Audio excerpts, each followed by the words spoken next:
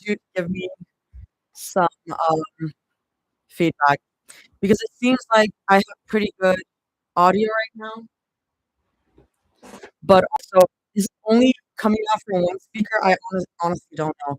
When I try to record in my DAW, it only shows mono, and I'm like, I don't know how to fix this. Just let me know how it sounds. Let me know if it's too quiet or anything. Uh, and do I have the yeah, I have the chapter right here. God. I've been so busy. I was honestly like I did a poll to do a stream either yesterday or, like, today, tonight, and today won, but I was just like, I'm so glad today won because I was so dead yesterday. I went to a My Chemical Romance concert, and I was just a corpse yesterday, so sounds good. It sounds like it's a mono. Oh, that's so annoying. Does anyone know how to fix that with, Focusrite, Scarlett? I honestly sigh. That's really frustrating. That's really frustrating. I genuinely don't know how I would fix that. I should Google that. Um, okay. Let's get through this because I do wanna eventually start using this microphone. Should I just look it up real quick? Um, how to go mono to stereo using Scarlett Solo.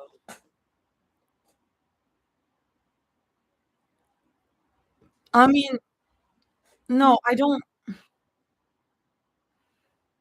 yeah, I can't no, I won't waste time doing this right now. It's fine. It's fine. It's gonna be in mono, and you know what? It's gonna be in mono, and that's gonna have to be the case. It's gonna have to come from one speaker slash one, ear earphone, headphone, and you know what? That's gonna have to be the case. And I will figure it out later. I just got a webcam, so eventually I'm trying to connect that to my computer so that I can also stream my TikTok through my computer and hope my computer doesn't die because I don't have a second monitor because I don't have the money or the space for that. Hi and bye. I got to Oh my god, yeah, go to sleep. It's late for you. It's late for you. Okay. This is chapter 30 of Gimme That Candy Floss, and it's called Milk and Milk. And you might be asking, Artie, do you have milk prepared? I do.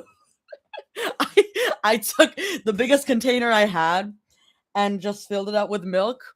And I'm gonna see if I can drink that whole thing at the end of this though. I'm not gonna be drinking during while reading because I don't want my mouth to be doing the sounds all over the place. Like I care about your ears too much. Milk and nothing else. The summary is 2 blue glasses of milk, 2 pink glasses of milk. Oh, I should have gotten my blue glass. Like I have blue cups. Shake 1 glass each for one awesome cocktail of pure elk. Wash down birria ramen mixed with buko pandan milk tea, pot stickers and margaritas, giant turkey legs, crushing self-esteem, and the foresight that everyone who loves you will give you choices that lead to the same path of blame and abandonment. Baymax macarons, dunked in tomatillo salsa, parfaits, yada yada with milk. Thank you. Jaime is so funny. Okay. Happy almost 1 year to this fic. Jesus Christ. I just noticed because AO3 showed me the first chapter post date while I was updating this, and it was August 2025. Good Lord. It was August 26th, I believe. And we're almost done. We're almost done the roller coaster. Yay. A little typo there, but it's fine. 2 more things. Yes, the Disneyland journey they took is 100% replicable in a day. 2 tried it for me, but there will obviously be some fictitious events. I wish those lines were that short. Well, yes. Click here if you want to see a map of the Disney journey. Yeah, I saw this before. I've seen this map. And I'm not planning on going to Disneyland anytime soon. So If you see a squiggly underline with some words, usually when another language is spoken, it's a translation. Okay, so we're gonna have some. I'm guessing we're having pet names still in different languages, which I love that. I love that. um, I love it especially when it's a language I can speak, but I also love it in general. That's just a really great bit with GTC. If you go back and reread GTC, it should hopefully work with every chapter as well. Everyone say thank you, Jay. Everyone say hi, Dane. Everyone say thank you, Jay, for putting those in. I'm guessing Jay and Celine. I honestly don't know who did that coding. Just say thank you, Jay and Celine. Anyway. Awesome. Okay. We're beginning. Jesus fucking Christ, monstrous fucking ugly. Why does its mouth look like that? Why is the tunnel like 5,000 miles long? Who the fuck funded this ride? Who let this stupid ass ride stay in business? How does she convince her father to take it down? Would a class action lawsuit suffice? Are you still thinking about the stupid whale? Rumi says, exasperated. Yes, I'm thinking about the stupid whale. Mira snaps. Her fist crunches around the water bottle in her hand. She takes another spiteful swig of it and hands it back to Zoe, who has enough decency to snicker only when she looks away. Whales. There's something about them she's always been haunted by. She still hasn't forgotten about that stupid, frayed, ragged, plastic fucking faded, matted, ugly looking whale she saw in that museum in New York a couple of years ago either. She has a sticky note on her mirror in Korea to remind her to call the lease owners back for it. I hope you're not talking about the blue whale in the Natural History Museum, Mira. That thing's glorious. Okay. Zoe puts her cheek on Mira's shoulder and melts by her side while she scrolls on her phone. Mira peers down at what she's looking at. Rumi's still giving her that I can't believe you look.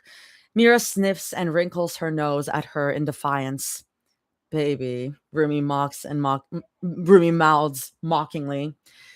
Mira opens her mouth. Zoe cuts her off by shoving her phone in her face. Peter Pan only has a 5-minute wait time, she says happily. And it's on the way to the castle. What do you guys think? Rumi whines. You said it was a 5-minute wait for a storybook too. Told you we should have skipped it. Mira grumbles under her breath. Oh, the horrors of waiting in line for 10 minutes longer, Zoe says with a light roll of the eyes. I'm so sorry you guys had to go through that. At least Zoe's apologetic, even if her tone is a little probably too busy scrolling through her phone. Mira looks back down at the phone, pulling her cap down to block out the now super blinding California sun, and asks, Are you sure that app's up to date? Zoe gives her side a light jab and whispers, Grumpy. Mira wants to retort, No, that's the stupid dwarf. Do I look as short as you? But Zoe adds musingly, Well, today was supposed to have the shortest lines of the week. Kind of wish I brought you two here on a weekend to watch you really go through the ritual of being at Disneyland. Quick spoiled kid fix, if you ask me. Worked on me back in the day. Zoe jabs a thumb at her chest in pride. Mira hums, and Zoe lifts her cheek away from her shoulder to look at her. Mira curiously asks, I thought you said you'd never been to Disney. Huh? Didn't I? Oh, Zoe blinks in surprise, but she doesn't look like she's about to bolt away with her hand still in the cookie jar, like she had whenever Mira had caught her wearing her jackets or hoodies. But Kang Mira of the Kang founding family would never be caught dead wearing a stupid baggy hoodie. The hoodie she'd been buying and spraying down with her perfume until she coughed her lungs out and started to resent the sickening pepper smell over the last few months had been for Zoe and Rumi. Only for them. But they don't have to know that because it's so much more fun watching them scramble for excuses or pretend like they weren't inhaling her clothes like a bong whenever she turned her back. If she one day gets severed from the company that her family built because she got caught walking out of Walmart with a few giant bags of hoodies. May it be known in the Korean history books that she bears no regrets for it. Zoe scratches her chin and looks away towards another nearby carousel like ride. Then she answers, a little meek, I've been to Disneyland before, like twice, I think. She shrugs. But they were field trips in elementary school, and it was so boring spending an entire morning just eating popcorn under the sun with sticky kids. They didn't let us go on any rides except one, so, like, what was the point, man? Are you implying you weren't a sticky kid too? Mira jokes. Hey, I had manners, Zoe says with an offended whine, and Mira laughs as Zoe assaults her with more light jabs to the side. Maybe not as many as you and Rumi with your fancy forks when I order Taco Bell or bring out bananas, but my father didn't raise a messy bitch. She pauses to consider that, then proudly corrects. Well, not messy physically. He said I could protect myself on the internet whenever I feel like it. Mira pecks the top of her head with a laugh. Zoe's hair smells a little sweaty and sun drenched from the day, but she would have closed her eyes and sniffed it anyway if it wasn't fucking, socially weird. Rumi asks so softly that Mira's footsteps slow and she strains herself to hear over the sound of excited chatter and distant, thrilled screams. Is this one better? Is what better? Zoe asks with a hum. This trip, Mira translates for her. She turns her head to look down at Zoe, and so does Rumi. Sometimes Zoe can look so small, especially when she's squished between them on a late afternoon in the tide of a theme park crowd. But Mira's never thought of her as anything less than the grandeur of a nebula. It's nice having a North Star and the sun in her life. Wah. Is this trip going? For once in her life, Mira can't find the words. She gestures vaguely with a hand to simulate indifference. Well, Rumi pipes up. She's an actress who's almost perfected the marks and blocking to convince Zoe of her composure, but the quick aversion of her gaze when Zoe looks over at her gives her away. Mira commends her for trying anyway. Zoe doesn't judge or tease them for it. She laughs under her breath, but she plants quick pecks on Mira's cheekbone, then the corner of Rumi's eye, then answers brightly, Yeah, obs. We could be spending the day at IKEA and I still would have liked it. Mira breathes out through her nose in amusement. IKEA? She teases slowly. Zoe slips her hand into Mira's and pinches one of Mira's fingertips once, then twice. IKEA or a gas station, I don't really give a fork, she says happily. At least one of them remembered the no swearing at the children's theme park rule. You're both here. I would have never even dreamed of it, but you guys gave it to me anyway. Then Zoe gives them both a tug, and they nearly stumble forward from the force. Zoe hadn't pulled them particularly hard either. Mira has a feeling it's because Rumi's wondering the same thing that she is. Whether Zoe would never have dreamed of hanging out with her Chebol best friend and the pop star from the 50-cent posters on her wall, or whether she'd never thought she'd be here as a friend adjacent rather than a mediator after they'd spent so long stuck in the mud. But after the rain comes the sun, turning the mud back into dew-soaked grass. Even sunsets are prettier after a morning storm. Okay, think fast, Zoe exclaims. Do we do Peter Pan? Ew, Mira says flatly. The ride, Zoe snaps back in a fest. Jesus Christ. Ew, again. Mira snickers when Rumi tries to swat her over the head. She grabs her cap before it falls all the way to the ground. She triples down with who would ride anything, let alone a man anyway. First of all, maybe not Peter Pan, but Peter Parker. Yeah, she knows game. Peter Parker, Zoe starts.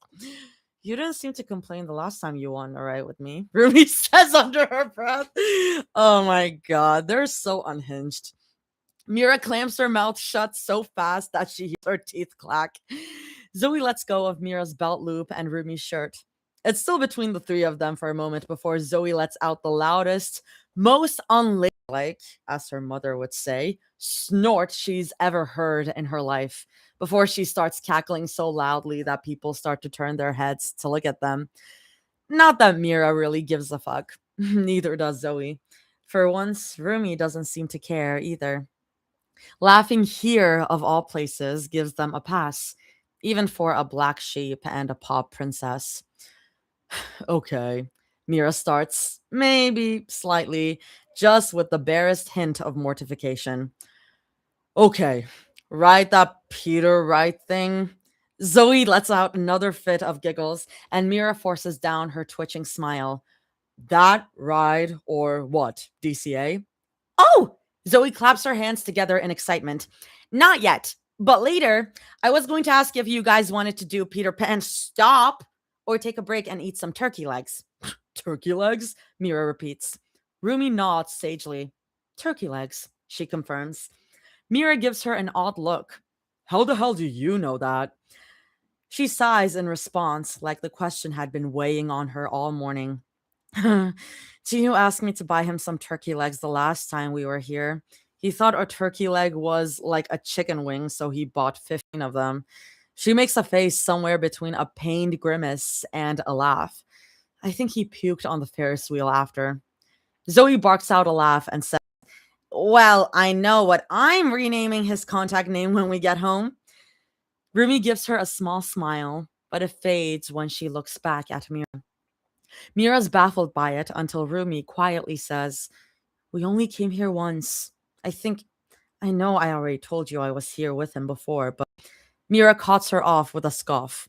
Not the kind of scoff that stifles a meeting room, like the ones preceding one of her father's tirades or brother's tantrums. Instead, it's reminiscent of a laugh late at night and pillows thrown at faces to shut someone up. How many how many did he deep throat before he gave up? Mira snickers. Zoe hits her arm with the back of her hand, but she's laughing too. Mira! But Rumi pauses to consider, then says, 2.5. Mira barks out something akin to a cackle. Zoe, to the best of her abilities, which isn't very much, tries to keep a straight face to let Jinu maintain some semblance of honor. Rumi can't help but grin at them. It's been a while since Mira's seen Pop Princess Rumi flash them a dorky dork smile rather than those god awful practice ones. A while, as in a couple of hours ago when Zoe ruffled her new hair. I managed with the other 12.5, though, Rumi reports happily. Zoe squeezes in close to her arm to avoid being clipped by a tall dude passing in the other direction. Mira's disappointed when she unsticks herself from her side. She doesn't mind some mild, maybe mild to moderate PDA. No one knows that Rumi's here, nor that her family's pariah daughter is either. There would be no problem if Zoe or, you know, clung onto her. If someone were to recognize her here, she'd at least want the recognition to be because they thought, ah, Choi Zoe's girlfriend, or whatever, something like that. Yeah, it doesn't have to be girlfriend, obviously, because they said they'd take it. You ate 12.5 turkey legs? Zoe asks in disbelief. You ate almost 13 full mayor turkey lurkeys? Rumi scrunches her brow. Who? Close, but he's not an owl, Mira drawls. Rumi elbows her in the side, and Mira tries to play off the ticklish spot with a snicker. It comes off slightly high pitched, though, and Rumi throws her a sideways glance with a knowing smirk in return. But I mean, as for eating. Wait.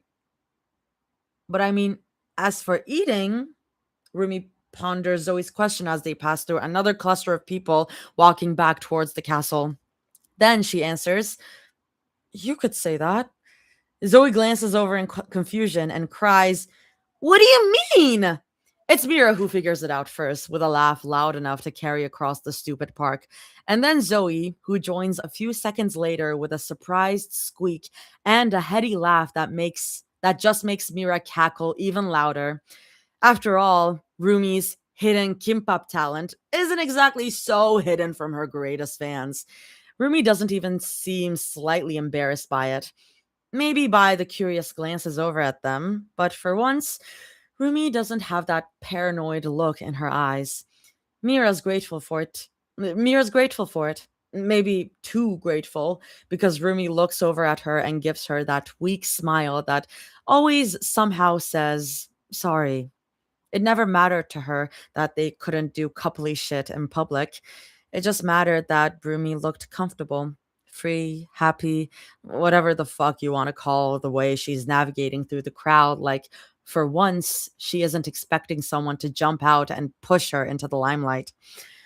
Zoe's enraptured by the menu options presented by the little food booth in front of them.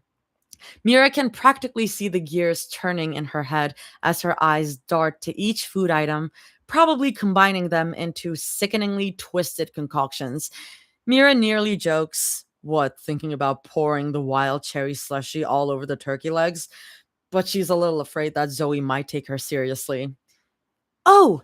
Zoe points over at the cheesy pretzels on the menu and pushes her hand against Rumi's shoulder to bounce over the heads of the taller people in front of them. How about we do 3 turkey legs, then 2 garlic cheesy brats for my 2 cheesy. Yo! Someone calls behind them. The voice of a man already has Mira's hackles pulling upwards. Zoe plucks Mira's hat off her to shove onto Rumi's head. Neither of them protest. She whips around faster than Rumi does, and her eyebrows raise at the boy in front of them. Short, plain, and definitely not worth any of their time. It's a little mean to say that about someone innocently smiling in Zoe's direction, but maybe that's exactly why Mira had thought it. From the way Rumi seizes her wrist, the way she always used to whenever she felt frustrated or weird in public and needed the quickest way to ground herself, Mira has a feeling that Rumi agrees. They've almost never been on each other's wavelength the way they are about Zoe. It might just be her and her hopeless daydreaming, as Father Dearest would say, but that's been changing recently. Maybe for the better, maybe not. Mira doesn't care. She promised the both of them that she would go with the flow of the waves, as calm and still or rocky and dangerous as they may be.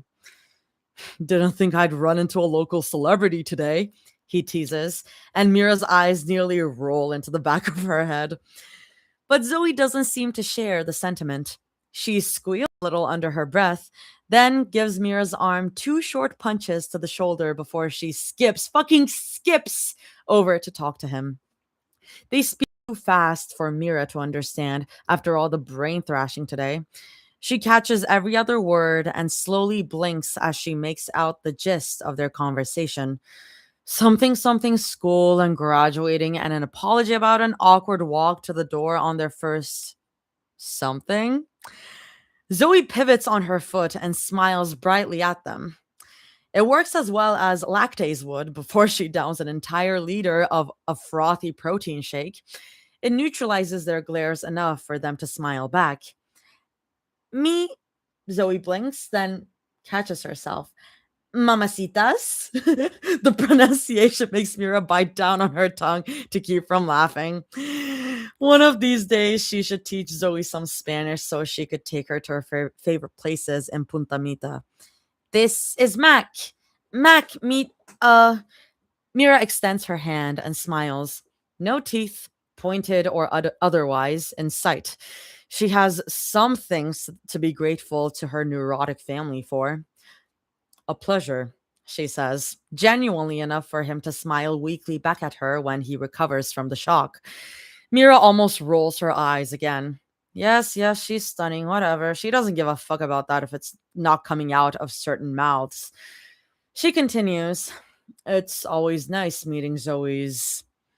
Another reason to thank her family sometimes, she supposes. Picking information about the verbal form comes easy. His eyes shift from Mira to Zoe a couple of times. His Adam's apple bobs as he drones. Zoe's friend, Zoe finishes brightly. Mira glances at Mac to confirm. He just smiles, lips turning up at the corners, and Mira quirks an inconspicuous eyebrow. Can you, can you guys grab the turkey legs while I catch up with an old buddy? Of course, Rumi says, her voice slightly lower and chin even lower. And the garlic cheesies? Mira snorts and Rumi shoots her a mild look. Zoe holds up two fingers. Two, if you please, she says happily, then rummages through her backpack and presents her pretty, glittery wallet. It's painfully thin. Put it on my tab, she declares, chest puffed in pride. That's cute, but Mira starts. All it takes is Zoe's big smile and scary wide eyes for Mira to snatch up the wallet and trudge forward in line. It's hard to balance three giant turkey legs and hot dogs between four hands, but they make do. There's a bench far enough away from Zoe and her friend to give them the privacy they need to yammer away, but not so far that they couldn't intervene if Zoe needed any kind of help. Not that Zoe looks like she needs it. In fact, she seems rather relaxed. A little tight in the shoulders, Mira notices, but she supposes that's normal when talking to an old friend or an old flame. Rumi pokes her in the cheek with a sharp fingernail. Mira bats her away with a wrinkled nose, but Rumi only laughs. Only two people alive on this planet can squish a conk's cheeks and get away with it. Stop glaring, Rumi gently chides. At least eat something so you have the energy to sock someone. She holds up one of the hot dogs, or brats, as Zoe would insist. I'm guessing like bratwurst. And Mira absentmindedly leans over to take a bite from Rumi's hand. Her eyes stay trained on the back of the guy's head. It would be so nice to push him down against the Matterhorn tracks and feel his skull rattle against the. Mira can feel Rumi stare against the side of her head. She swallows thickly, then asks, What? Rumi blinks twice. Nothing. It's never nothing with someone like Rumi. Mira just gives her a sidelong glance. Guys, I'm smoking my Rumi or a cocaine. I'm busy smoking my Rumi or a cocaine. I'm having so much fun. It's never nothing with someone like Rumi. Mira just gives her a sidelong glance. Then Rumi blurts out, her face flushed from the sunny afternoon. I I was just trying to hand you the food. Oh. Mira reaches for the bratwurst. Ruby turns away to look at a passing mascot. Mira huffs and tries to reach for it again. Surprised, Rumi's knee jerks and it bumps hard into Mira's. Mira hisses. There's not enough meat on that specific joint, unfortunately. Sorry, Rumi says quickly. You're fine, Mira replies, her voice weak. She rubs the side of her knee and grimaces. Rumi brings the bratwurst up to Mira's lips. Intentionally this time, Mira surmises, so she takes another bite, then pulls another face when she flexes her knee.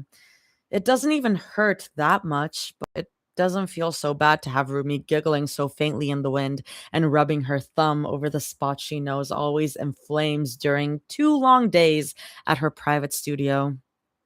It's a nice break to be sitting here holding giant turkey legs with her ex at Disneyland, chatting and watching the girl they're both casually dating separately. If a fortune teller had told her that 2 years ago, she probably would have thrown up from laughing.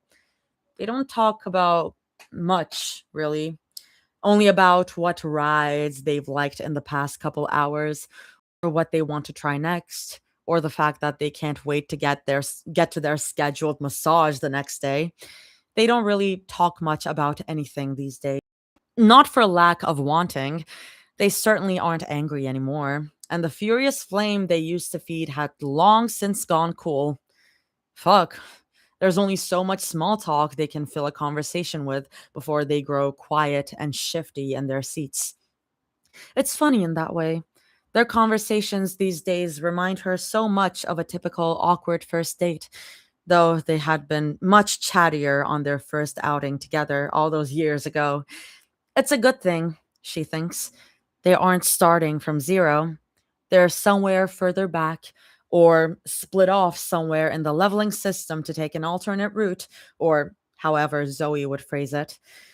Mira likes it like that. It makes her feel less like they'll end up in the same place 2 years from now. Things are different, and she gets to do things differently with Rumi and Zoe. That's the optimistic thought, anyway. She's not so full of herself anymore that she doesn't recognize that she's thoroughly spoiled in every facet of her life.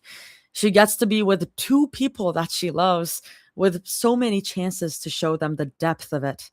There's always a chance she'll fuck things up again, or that things just don't work, but giving it her best shot is the best she can do. That much she already knows. And if it doesn't work, then c'est la vie, as Zoe has said before in her awful imitations when she speaks to her father's associates over the phone. Does it taste good? Ruminatorculus?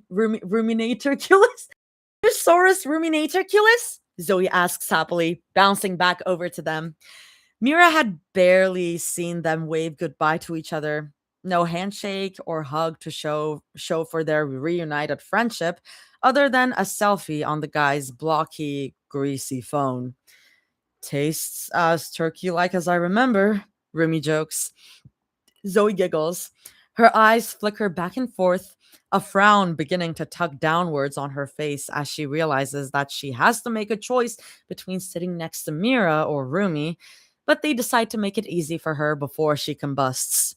They part in the middle, and Mira pats the empty space for Zoe to slot herself into. Zoe perks up, and she happily slips in between them. The space they've given her is just right, with their legs pressing just enough against each other to feel the warmth and presence. It's reflexive to part the way they did. They've always been happy to do it, at least in Mira's eyes. It's natural, she should say. Thankfully, Zoe does not slather her turkey leg in ice cream or soda or something equally egregious. She happily munches hers, wipes at Rumi's mouth when she gets sauce on her lip, laughs and kicks at Mira for making fun of her friend's haircut, and fills their squished bench with so much happy chatter that the park feels silent in comparison. If you wanted a pink blah hack to match yours that badly, Zoom, I could have just. First of all, it's blow high, Zoe rants, her hands, including the one clutching her half eaten turkey leg, moving animatedly with her passion. Second of all, it was a gift for you. Why would you try to pay for a gift for you? That doesn't make any sense. Oh, Mira already knows that. She just likes fucking with Zoe. And, well, yeah, fucking. Rumi finishes her sip from Zoe's water bottle, then guffaws. Zoe her laser cut gaze to her, and Rumi, who arguably answers under duress, says, well, last week when we went out for dinner and the bill came, you said, don't worry, Juggy, my treat. And Mira presses gleefully. Zoe tries to slap her hand over Mira's mouth. Mira gnaws on the edge of her palm, but Zoe just plugs her nose and makes her squirm. Masterful play. Rumi answers, a little sheepish. Then she slipped my card out of my pocket and paid for it. I still keep the receipt in my purse for, memories. Mira's convinced that they're going to kick out of the park sooner or later from how hard they're laughing. Well, at least she is. She hasn't laughed this much or this hard in one day since her brother shit himself during a global strategy meeting.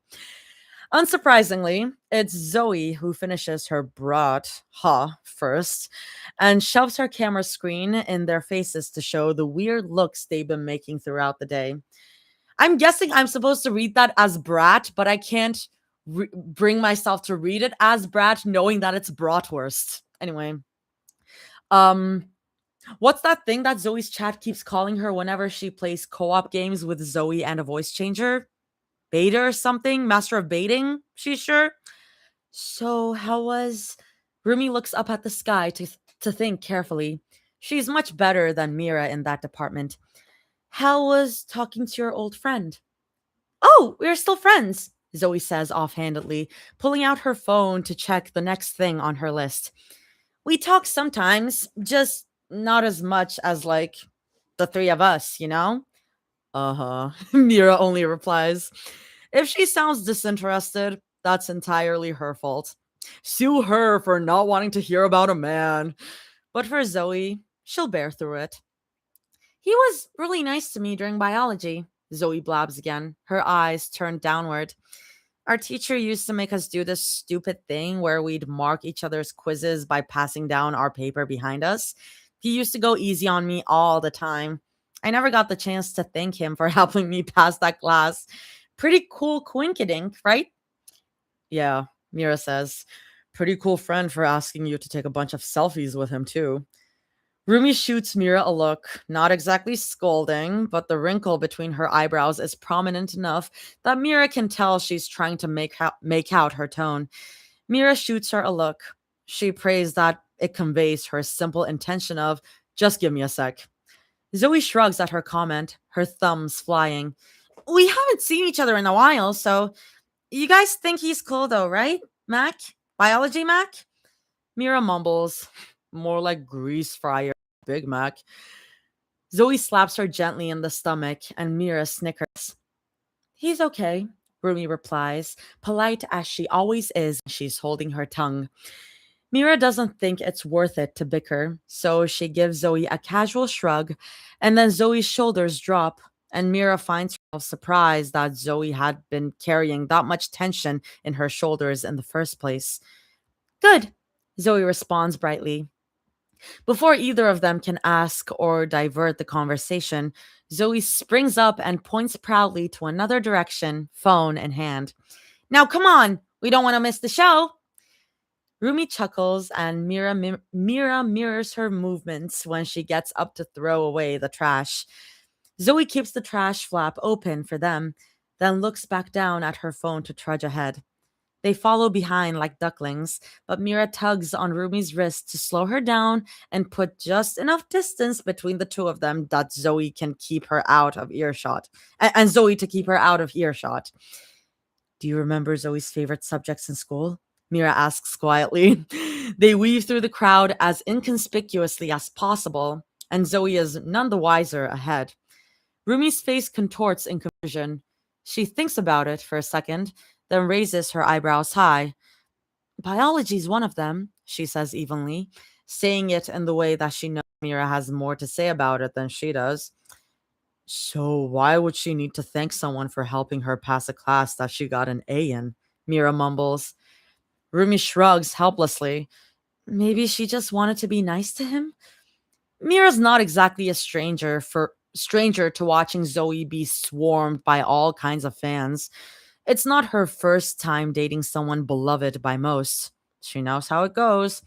She knows how often people go up to Rumi, and in the beginning, before Dispatch kept calling her the evil rebel child, to Mira too, and exclaim about how close they used to be and ask whether they were remembered. The only difference is that Rumi and Mira chuckle about it in the car. And then there's Zoe. Almost everything she knows about Zoe's friends and fun memories during after she left Korea up until right before her streaming career took off had been pieced together from other people's stories. Mira, of all people can twist perspectives even if they don't mean to. It's just hard trying to find out what had really been happening here. The frown on Rumi's face grows the longer she thinks about it. She opens her mouth, but Zoe runs back over to them and tugs them away with a giggle and a short whine. So Rumi gives her a look and reaches out to give Mira's hand a gentle squeeze.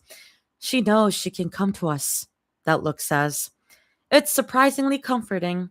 Not once during their relationship had Rumi looked so sure about something. It's nice knowing that old habits still can.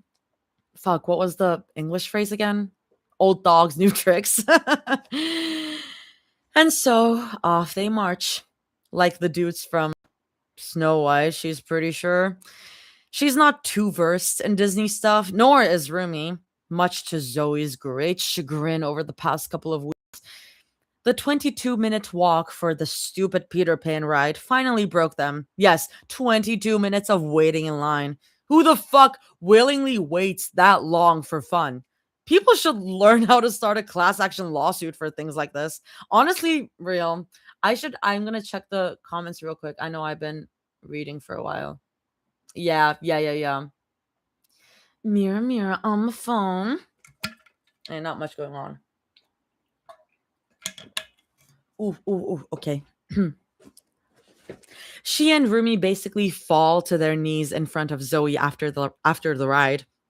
Dear God, she would have even sucked Zoe off in an alleyway to convince her to buy those stupid lighting lane passes.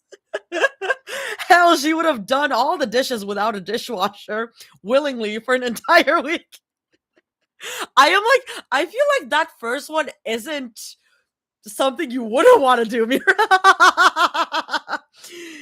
Do you really want me to buy the fast pass that badly? Zoe teases them.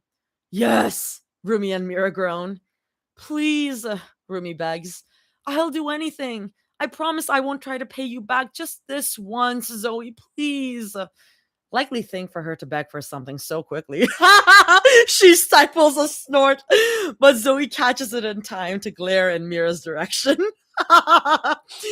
Mira concedes with a deflated, yeah, please, we'll let you pay for it this time.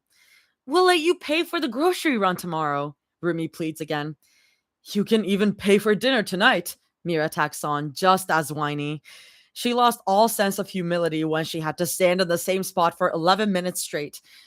You can pay for tonight's dinner and tomorrow's and whatever we buy at the store after we see the last show tonight. Deal? A teenager does a double take when Mira says that. She blinks wearily at them, eyes bloodshot from what Mira can only attribute to good old Californian cannabis, then looks back ahead and loudly declares her group needs to find some lemonade. Mira can't help but wonder if it's the sight of hair-chopped Rurumi, semi-famous streamer Choi Zoe, advertisement model Mira, or their entire conversation that had thrown the poor girl off. Zoe declares, Oh, you guys didn't need to be that whiny. I already paid for it. Mira blinks. Just now? No. Zoe holds up her phone with a proud, impish smile. I paid for them last night. My diva! My diva! Rumi openly gapes, then blinks, then slowly asks, So, this entire time we could have. Call me Master Shifu and the both of you, Poe. Zoe proudly remarks, whatever that means. Or, like, you know how the Aegon from the novellas had more sympathy for the common folk because of his nasty adventures with. Never mind, the Kung Fu Panda thing's more relatable. Kung what? Rumi asks in confusion. Anyway, quick stop at the theater? Zoe asks. Heard they're doing Beauty and the Beast soon. They almost missed that Royal Theater show thingy because Rumi wanted to find hidden Mickey near the moat railing. Big whoop. Mira could have bought out the theater for them to enjoy it if they had missed it, and maybe sued for damages for making the hidden Mickeys too hidden for her Rumi. Rumi. They risk being even later. They risk being even later by buying boysenberry apple freezes. Boysenberry, fancy. Mira subtly glares at the usher, who stares a little too hard at Zoe and Rumi with their drinks. Rumi has to wrangle her by leaning over to whisper in between her laughs.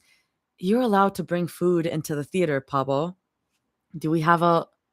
We don't have that translated. Gonna translate that real quick. We don't have that translated, unfortunately. Or if someone wants to tell me in the comments real quick.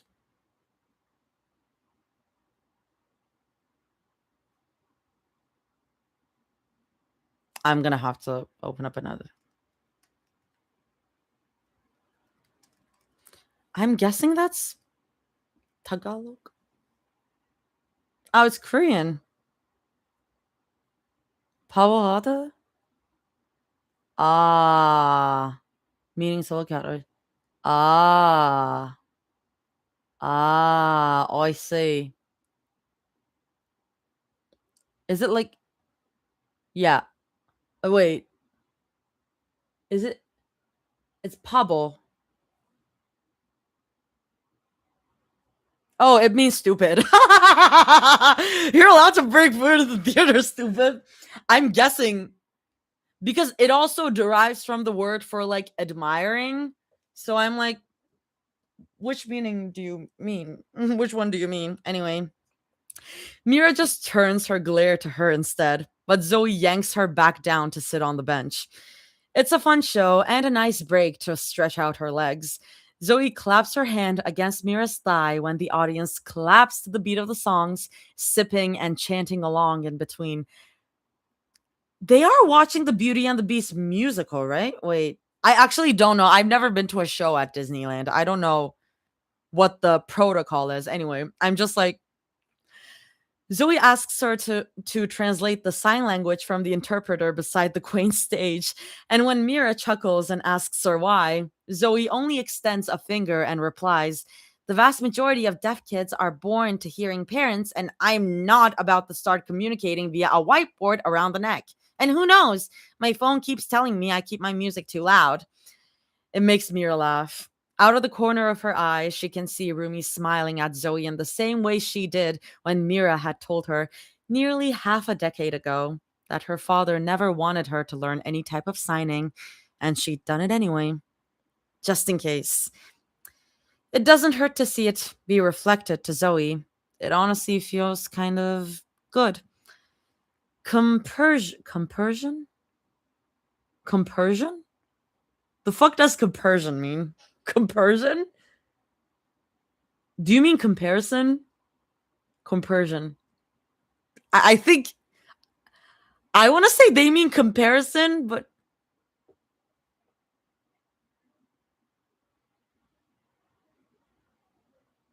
wait, I don't know what compersion means. What the fuck does compersion mean? I am like, oh god. It hasn't been an hour and I already have 2 words. Oh. Oh. It's a vicarious joy associated with seeing one's partner have a joyful, romantic, or sexual relationship with another person. Wow. There is a word for that? There is a word for that? That's crazy. The English language is crazy. What the hell? What the hell? Compersion? That's so wild. Okay. Compersion is such an easy thing to feel as a living, breathing person, but experiencing it here, wedged beside the girls on a tight, slightly uncomfortable bench in a tent full of achy adults and giggly children, feels like a gift. She's lucky to feel that way, even if sometimes the envy, the jealousy seeps through. That's such a good word. We need an arsenide dictionary. We need the arsenide dictionary. How much media is there with poly? Good word. It's so specific. Hey Tegan. Sorry. I know that you've been here. I'm just like, I've been reading this. Compersion. My mind is just blown. Oh my god, that's such an awesome word. Compersion. I don't know if I'm ever gonna get the chance to use that IRL, but that's pretty awesome. She doesn't mind dealing with that now and again. It's not easy being here. It's a lot easier than not being here at all, though. Zoe whips her head over to them with a big smile on her face and music. How do you guys feel about going to Tropical Hideaway after this? Mira clicks her tongue in thought. I'm fine with that. We can get the world famous pineapple Dole Whip, Zoe happily says. I got pineapple freeze before this from Taco Bell actually, so I'm kind of on theme. And then there's this place called Bengal Bar tea slush and boba and cream cheese cold foam, and I think it would taste really good with the lumpia that we buy from.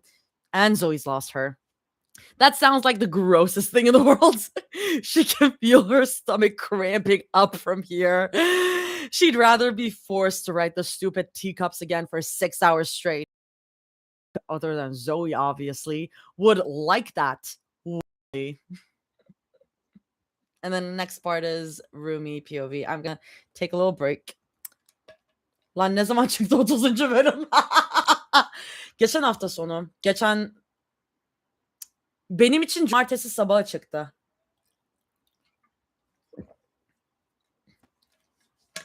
Merhaba Rüya. Sorry, I'm still thinking about compersion. That's oh my god. I'm like smiling bro.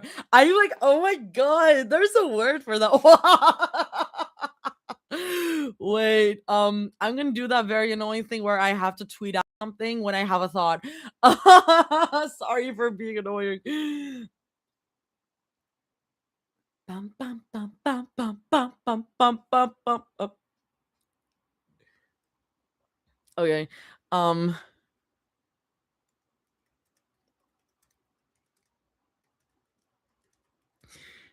introducing me. I am like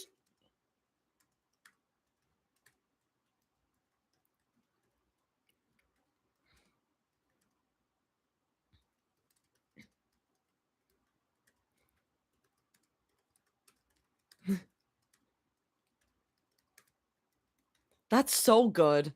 That's so good. I am like honestly, I guess it might be more common that but because like some people maybe like there are some freaks out there, you know? Shut up. Never apologize for sharing. Guys. Thanks, guys. I just have an incurable I have an incurable whatchamacallit incurable thing, this incurable thing of like needing to tweet out every thought that I have, and it's actually really bad. And you should. I mean, I have a private for that reason, but like I have a private account for that reason, but still, I wouldn't recommend it. Keep some things to yourself. Nothing's wrong with that. Take it from me. Artie, you should try turkey and ice cream together. And you know, knowing what I like, I might like it. Bir an önce kadar Room'nin Gwen Stacy olduğu bir E'yi buldum. Şeyin mi? Jay'in E'yusu mu? Oh my god. That was me when at the start of Twitter back in the day.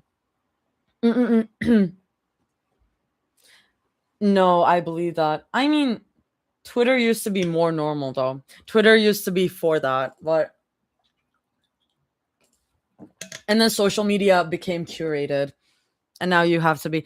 I mean, there is something beautiful to be able to like share what you want, but also keep some of your privacy, you know? Keep some of your privacy. Keep some things to yourself. That is like good. That is a good thing. Had an insight thought that slipped out. The cuck feel compersion, the cuck feeling. Exactly. But when you're into that, but when you're into that though, like when you're into being cucks. Yeah. I am like it's either that or it's in a polyamory context. And you know, both can be true in some cases. I'm just so obsessed with that word now. Like, oh my god, what an awesome fucking word! Like, I can't stop thinking about it.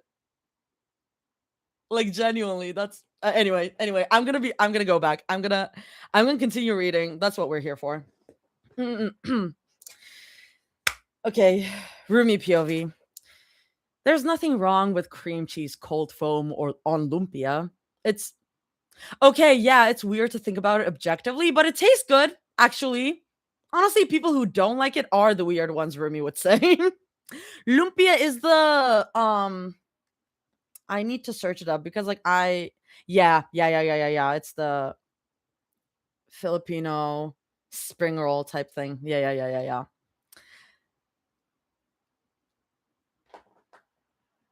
Cream cheese cold foam on lumpia. You know what? I can get used to that. I feel like I can fuck with that. I can actually yeah. Okay. Try living a little is something she wouldn't have caught herself thinking in the last year, decade, her entire lifetime probably. But it's not too late to start now. That's what all those self-help books and therapists keep telling her anyway, and her meds. We love character development and we love recovery. Write it down and tape it to your mirror. I'm gonna see. I low-key need to start doing that with the like new words I learn. Um keeps your brain sharp, you know? Uh Her meds are probably the biggest reason she doesn't scream as loud as Zoe does right next to her ear while they're holding on for dear life on the Indiana Jones ride, which thank God had them speed walking to the front of the line in less than 10 minutes. So many bugs on the walls of the ride. Ugh, sure, they're fake, but still. There's a reason why Mira was always in charge of the bugs in the penthouse. Not that there were that many to begin with, but one bug is one bug too many for her tastes. Good luck living in New York if you ever decide to. It makes her jittery inside, like ants swarming her skin and her belly button being poked around. She feels it. She still feels it now, but the ants on her arms feel muted, like pressing them into frostbitten skin. They hardly bother her when they finally leave the coaster, too. How was that? Zoe asks, hair frizzy and smile too wide for any of them to care. Rumi laughs and she presses a quick peck to Zoe's temple. I think it's in my top 3 so far today, she admits. And Zoe cheers. Rumi feels fingers in her hair, gently tugging, and quite too familiar for her to jump away. She almost leans in, really. Her eyes glance over to Mira just as Mira flicks her fingers away to the side. She looks up to see Rumi's questioning stare, and she calmly explains, "You had cobwebs in your hair. Or dust. Couldn't you tell with how shitty the lights are down here?" "I could have picked them out myself," Rumi just says. She doesn't know why she's trying to argue. It was a nice thing to do. And Mira shrugs. "You don't like it when your hair's messy." Zoe giggles and presses into her arm. The heartbeat that randomly jumps into her throat forces her to clear it. Zoe's fingers find purple bangs, still soft from whatever conditioner her hairstylist put in her hair, and set with the sea salt spray afterwards, and tug just as gently as Mira did on a strand. Rumi leans in, even if subtly, and nearly closes her eyes and purrs at the feeling. But then Zoe shakes her bangs around and Rumi jumps away. Zoe laughs just as loudly as Mira does. It makes her pout, but Zoe remedies it with a few quick squeezes of the hand and pouted lips to offer a kiss. Rumi scratches the side of her neck, chest still warm underneath her clothes with embarrassment, and gives Zoe a quick peck. Zoe squeaks in delight. Mira snorts in amusement. "Oh, baby, I'm sorry," Zoe says, half teasing and half sincere. It's better than what Rumi was hoping for. "I should have asked. I was just going to smooth your hair out, but you were giving me really mega giga cuteness aggression." "Can we not talk about it?" Rumi whines. "If it helps," Zoe coos, still holding tight to her arm. "You look cuter with the messy bangs." "You do," Mira adds. Rumi gives herself worse whiplash looking over at Mira and on the roller coaster. She stares in disbelief, but Mira just keeps her hands shoved in her pockets and asks, "What?" "It's true, like objectively. You have a rounder face, so layers look nicer." "Whatever she said," Zoe teases, and Mira puffs out a sigh and rolls her eyes. Zoe tries to unwrap herself from Rumi as they approach the exit, but Rumi walks closer into her side. She can pretend it's an accident with how many people are starting to walk past them, but from Zoe's soft giggles against her shoulder, it would be futile. "I forgot about the bugs, by the way. I'm sorry," Zoe admits, gentle and close to her neck. "I mean, I didn't know they'd be on that ride specifically, but I've seen every single Indiana Jones film from when I got really sick during my freshman year. And let me tell you, I'm not an entomophobe, but it's okay," Rumi assures her. She means it. For once in her life, Rumi doesn't feel that icky drip of molten ants all over her body. Maybe it's not the meds or the mountain of self-help book down. Self-help books downloaded onto her hefty e-reader tucked under the left side of her pillow.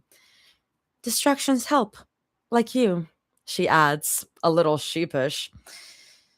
Oh, so I'm just a distraction now, Zoe jokes. Mira snorts behind them. Rumi throws a look over her shoulder to make her stop, but Mira just smirks. How much would it cost to bribe someone working here to strap someone down to a Matterhorn cart and make them do a loop on the tracks 10, 14 times? If I said you were the cutest distraction, if I say you were the cutest distraction, would that help? Rumi innocently asks. The only way to fight fire is with fire sometimes. Well, she never understood that, but it works when it comes to Zoe.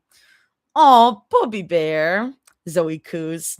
She squeezes Rumi's upper bicep, one of Zoe's favorite hobbies with the two of them, she has noticed, and continues. But nah, not really.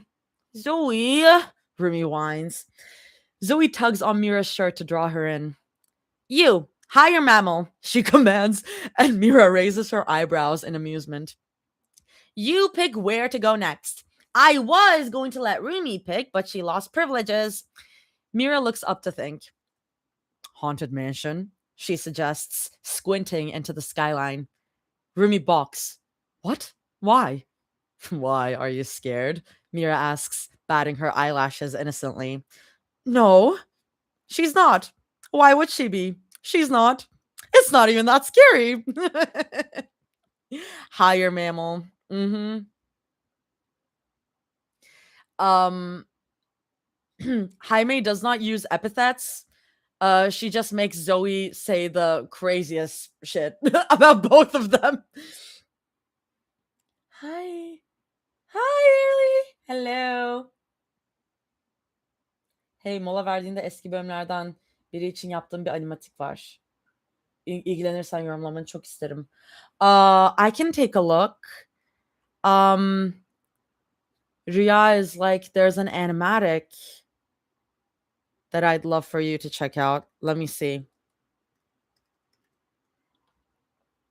That would be a nice break for me.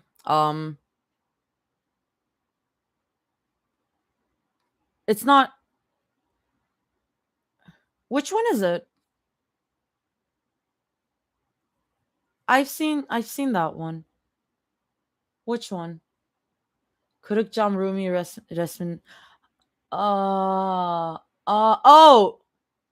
Blackbird mi? Mira is definitely a higher mammal. Okay, let me check this out real quick.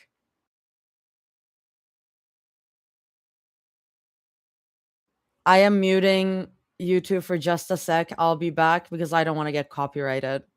I'll be here.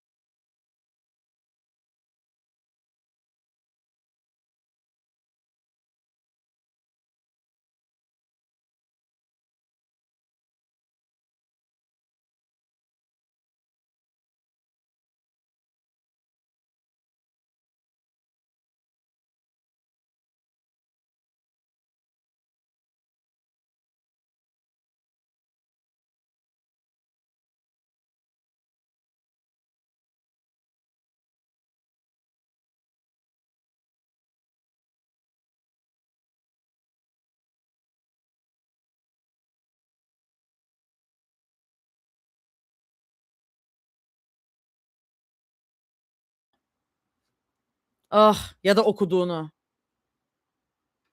Ugh. Jesus. That was good. Okay. Okay. I'm gonna take a sip and then we'll be back. God. If I have time after the stream, which like I probably won't have any. Um I need to do an audition for an audiobook. And I also need to record something GTC related, but I haven't had any time. And then I got sick and shit. Ugh. Anyway. Animasyon tasarımcısıyım fakat daha çok müzik. Nice, nice, nice. Okay. That's good though. That's good. Mm-hmm. Okay. We are back. This next part is Zoe POV. Oh god, I'm so excited to be able to stream on my computer so that I can share screen on TikTok as well. Oh, Rumi totally is, no matter how many times she denies it. Rumi is scared. Is Haunted Mansion scary? Not really. It honestly makes her want to fall asleep with how calming it is at times, even with the three of them squished together in the cart. Is Rumi the same person who used to insist on sleeping in Zoe's room just because she was in a cuddly mood directly after the three of them watched bottom tier fright horror movies like The Ring? Oh, yeah. Heck, Rumi was closing her eyes in the hallway queue. But Zoe totally gets it. Sometimes having an overactive imagination sucks. Mira can't relate because she loves to brag about how her mind is a white empty slate, which is low genuinely Hannibal behavior, but Zoe will risk the chance of being murdered to be with her. She can make fun of Rumi when they get home, but probably not right now, when Rumi keeps squeezing her eyes shut. We should go again, Mira says gleefully. Since we have the lightning pass and all that, we can probably come back again before we leave. Rumi shoots her another glare. Zoe has to press her lips together to keep from laughing. She can't help but double down on the teasing with, and we should probably split up. The car we were in together was so tight. We can probably do two people at the front, one at the back, like we did with Space. Who's sitting at the back? Rumi asks suspiciously. Zoe weighs her options. She can practically see the interface of every decision making video game across her vision right now. One will definitely be something that Rumi will remember, and the other is something that Mira might. While she weighs her decisions as carefully as she humanly can, Mira grows impatient enough to answer for her. Thought that was going to be you, Rumi. No! Rumi blanches at the idea, and Zoe giggles a little under her breath. She feels kind of bad for her, though. Why would you think it would be a good idea to split up if we don't have to? Mira shrugs. The smile on her face is faint, but Zoe knows that she is thoroughly enjoying herself. Fine, but we're putting Zoe in the middle instead. Why? Rumi whines. I don't like the middle. Zoe whines as well. What if I want to sit beside Zoe too? Mira challenges them. Can't have everything you want. I know I'm the only one with a sibling here, but you guys need to learn how to share. Me? The offense on Rumi's face is so apparent that Zoe nearly chokes on the water that Mira had passed to her. I need to learn? Learn how you think I Then the implication finally settles on Zoe too, and she around to face Mira. She nearly splashes the water on all three of them. And me? I gave you the grin on Mira's face makes Zoe want her in a chokehold. God, she's so good at that. Zoe blurts out, "Hey, how about we just put Mira in the back of the coaster next time?" Mira's smile slowly slides off, and Zoe holds back a grin of her own. For what? Well, you and your ass have your own postal code, so I thought, my ass is not big. Whatever you say, Zoe sings songs. She passes her ice cold water to Rumi, who hides her smirk behind it. Oh, Galaxy's Edge is nearby. I promised my dad I'd send a bunch of pigs with Darth Vader. Then something occurs to her, and she tilts her head. You guys have seen Star Wars at least, right? Like, even just the first one? Rumi and Mira share a look, and Zoe fears the worst. This will probably hurt her heart more than finding out that Rumi had no idea what kachao meant, or that Mira didn't know Ratatouille was a movie, not just a dish she had in France. Yeah, of course we did, Rumi says casually. Who hasn't seen Star Wars? Mira asks. That's what I'm saying. Zoe hooks them by the elbows to, once again, drag them across the park. On the way there, she tells them about how The Empire Strikes Back is the best Star Wars movie of all time. I mean, common opinion, but she's true. Um, she's certain they would agree because people who don't agree with her are haters and hate her and want her dead, and etc. and etc. Mira POV. The Empire Strikes Back was kind of meh. And you are incorrect. The Empire Strikes Back is the best one, like objectively. Like that is not even a hot take. That's like the coldest take you can have. What is wrong with you, Mira? Anyway. Spoiler almamak adına ben kaçar sana iyi yayınlar. Bye bye. Anyway. Honestly, like, disagree with that if you can, but I don't believe you. Don't care for Star Wars. That's fair. But if you're gonna care about Star Wars, The Empire Strikes Back is the best one. Like, oh my god, what is wrong with you? The Empire Strikes Back was kind of meh. Revenge of the Sith was better. Are you fucking serious? Are you serious? Revenge of the Sith? Listen, okay, if we're considering the prequels, I guess Revenge of the Sith is the best one of the prequels, but are you're gonna hold them to the same standard? You're fucking sicko.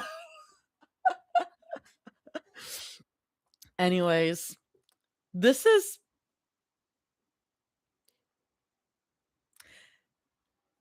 the fan fiction version of a fictional character. I need to calm down. What actually sucked the most was the stupid Rise of the Resistance ride that Zoe shoved them onto out of curiosity. The motion and graphics were subpar, and she came out of the ride with a slight headache between the brows.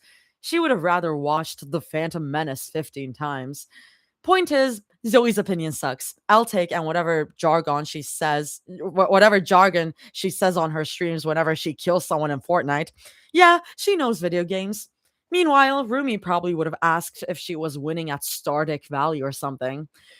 Mira's given the greatest opportunity to hold Zoe's camera and pictures of her with the clone troopers and Darth Vader. She practically cradles that thing in her hands, fingers death gripping both sides while she takes and barks out a shit ton of poses for Zoe and the troopers. Despite her work requiring her to be around cameras 50 feet away or 50 centimeters, Mira never really cared much beyond the basics. It's Rumi who chuckles close to her side and points at the dials and buttons on Zoe's camera to change the aperture and focus on Zoe's pretty smile. Maybe she should get a camera. She'd fill up a bunch of SD cards with candid shots of Zoe smiling mid-joke, she's sure, and of Rumi's cracked, dorky smile, the kind that appears when Zoe's jokes are too much to hide behind a quiet, practiced laugh. She can just buy 500 more, or make someone manufacture her one that can contain a petabyte. Or maybe she'll get one of those film cameras and load up an entire storage room with canisters of film and employ people to develop them for her.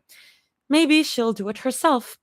Who wouldn't want to spend days locked away in a red room, fishing out pictures of people who smile back at her like that? God, she sounds kind of sad. No one's ever going to hear her say that if she can help it. Mira hands the camera back over with a lifted chin. Zoe sticks out her tongue and cycles through the pictures, humming in delight at each one while Rumi stacks her chin on Zoe's shoulder. Now Mira really wishes she had a camera of her own to capture them just like this. A phone camera can't do them any justice. Most cameras can't. Only the best for the best girl she'll ever know. Or like whatever. God, they've been making it so hard for her to act like she doesn't care about anything anymore. Leeches, the two of them, or a virus. Zoe pokes her head up to smile at them. Part of Mira loves California for its sun, so bright and warm against her skin whenever her hands and feet get too cold. Another part of her loves it for the way that same sun settles on Zoe's freckles every time her cheeks stretch with a smile. Do you mind if we go to the milk stand before we go to Frontierland? Zoe chirps. It takes a few moments for her mind to catch up.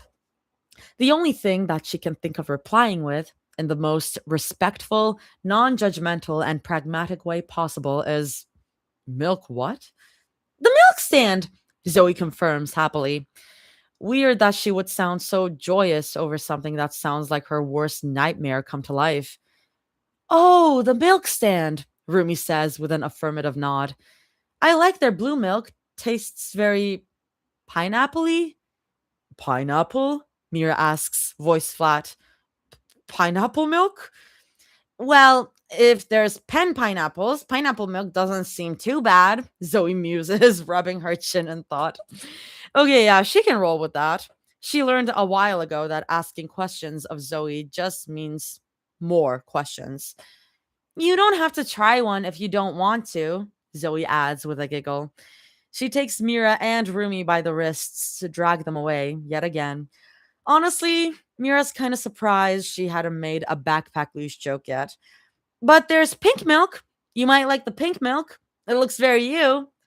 Not every pink is my shade of pink, Mira says, slightly offended. She didn't spend hours in that goddamn chair to make a distinct custom pink for herself just for Zoe POV. Mira can gloat about how long it took to import this papaya pink dye or that mango pink tone all she wants, but the pink in her hair is the same color as the pink being served to them in a plastic cup. Pink is pink. And Mira is Mira, just like how Rumi is Rumi, no matter how weird the two of them can be. There isn't a long line for the milk today. She's not exactly sure why when the look of it alone makes her drool. Oh lordy. They're handed 4 generous cups of milk, two of which Zoe commands Rumi to mix together, much to her confusion, until one cup becomes a nice shade of lilac, and she sprints over to find some soda to mix it with. Mixing blue milk with Pepsi has been her lifelong dream since last month.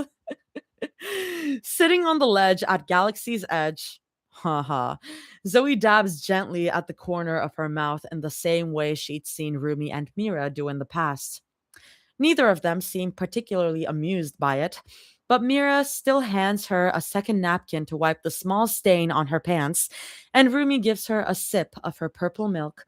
Her milk tastes obnoxiously good for what it is. You haven't touched your pink milk, Zoe points out. She almost giggles when Mira's glare deepens at the milk.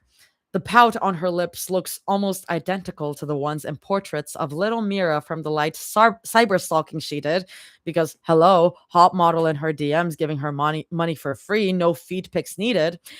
It makes her wonder if the pout runs in her family, just like lactose intolerance or their deep voices, or if Mira was just born that way. It's the same way she wonders about Rumi and her thoughtfulness, the way she counted the bricks on the wall at Toontown and her hunchback of Notre Soul, she likes to call it, when she's too lazy to sit up straight in the morning. She's happy about it either way. She wouldn't change a single thing about them. They probably think the same thing about her. She wouldn't either, to be fair. Not too much, anyway. Just a few things that would make loving her feel less like work. Now, I'm going to need you to stop, Zoe. I'm going to need you to take that back. I'm going to need you to not think that. I'm going to need you to rewire your brain a little. I'm going to need you to change your perspective. I'm going to need you to look at yourself a little differently, okay? Mm-hmm. Oh, my girl. Rumi nudges the side of Mira's knee, her purple milk up to her lips for another leisurely sip. Zoe almost wants to ask why she isn't putting her pinky up. Then Rumi casually asks, "How come you took the milk if you weren't even going to try it?" "Because they were handing it to me," Mira hisses. Zoe jokes, "As if you're the type to let that stop you from saying no." "Yeah, because that's your job," Mira replies with a roll of her eyes. Zoe begins to whine, but Mira cuts her off with, "And I took it because I knew it would make you happy." "What a sap," Rumi teases. "Fuck you," is Mira's quick but blunted reply. Zoe snorts at it. "Never say you couldn't," Zoe says. And Rumi and Mira whip their heads over to her so fast that she nearly cackles just as loudly as Mira always does. "You're not even going to give it a sip? Not a little?" "I'd rather eat Pop Tarts," Mira says, flat as ever. "Not that ass, that." "What's wrong with Pop Tarts?" Zoe whines. I need Zoe's mind to, like, stop doing that. Anyway, "I like it when you heat them up during movie nights," Rumi tries to remedy, finger raised. Somehow she looks more like a nerd than Mira does with her glasses. "If you actually want to know," Mira says with a mildly irritated, rich sounding sigh, "it's because I sniffed it. I didn't like how it smelled, so that means I won't like it." "You're such a baby. Zoe nags. I mean, Rumi shrugs helplessly when Zoe narrows her eyes at her. "I'm kind of the same way." "You guys suck," Zoe whines, but she picks up Mira's glass, plastic cup of milk and takes a big whiff of it. It smells good. It smells like heaven, actually. It kind of reminds her of Mira, too. The same way that the purple milk's bold tones reminded her of Rumi. The pink one is sweet, with the gentlest floral note underneath. It's not nearly as good as Mira's neck when she cuddles up to her at night, but this is a worthy contender for her nose. It probably tastes just as sweet as Mira, too. So succulent and gentle with kids and sweet and oh, you. She can't keep a poker face even if she tries. Her face contorts in the same way that the dude from SpongeBob did when he took a whiff of SpongeBob's stinky breath, and Mira and Rumi burst out laughing when they catch it. She can't even kick them for it. "This shit's nasty," Zoe cries, putting the drink back down to rinse her mouth with the superior drink, blue milk with Pepsi. Blue pep milk? Pilu? She can workshop it with Derpy when she gets home and puts him in the cute little beanie that she got from a store in Tomorrowland. "I don't get it," Zoe whines, picking up Rumi's half finished milk to examine at every angle. "How come this tastes good, but the wait, sorry, name taken. Pink milk tastes like straight cough syrup?" Rumi just gives her a weak smile. "Science?" Mira twists open the cap to her normal water bottle and comments before taking a sip.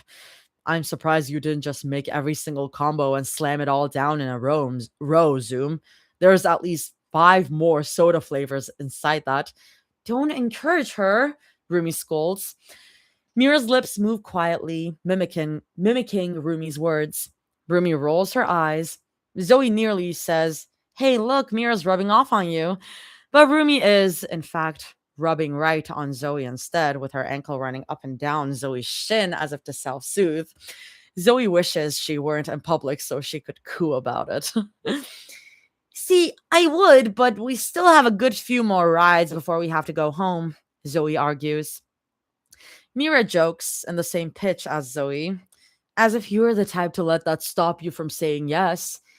"Meanie," Zoe says with a snicker. "I can be responsible if I want to be.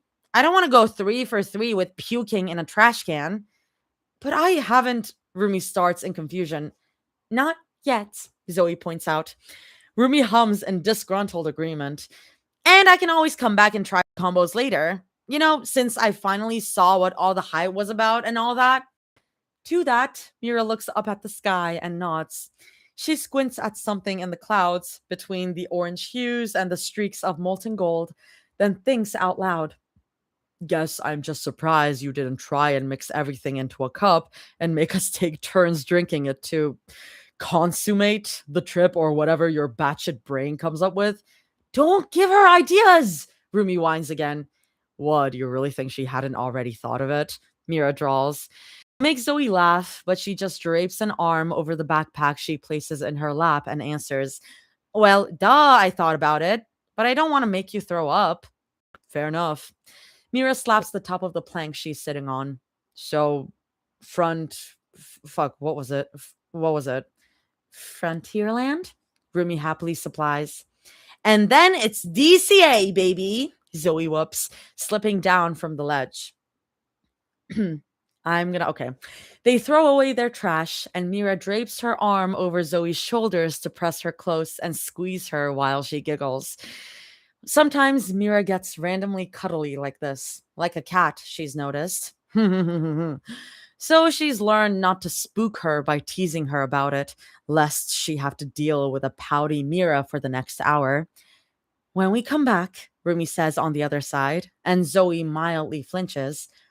What milk are you getting again? Zoe forces out a laugh. Half of it is genuine, at least. What? Well, you said you want to make lightsabers the next time you're here. Sorry, that was me. Well, you said you want to make lightsabers the next time you're here. Mira reminds her, and for some reason, you really like it when people hand out free things. She snickers at the confusion in Mira's voice. The slight concern, too, as if free things have never occurred to either of them as something to gravitate towards. Give me a second, let me plug my computer. I'm at 2%. I'm at 2%! And my computer isn't gonna die.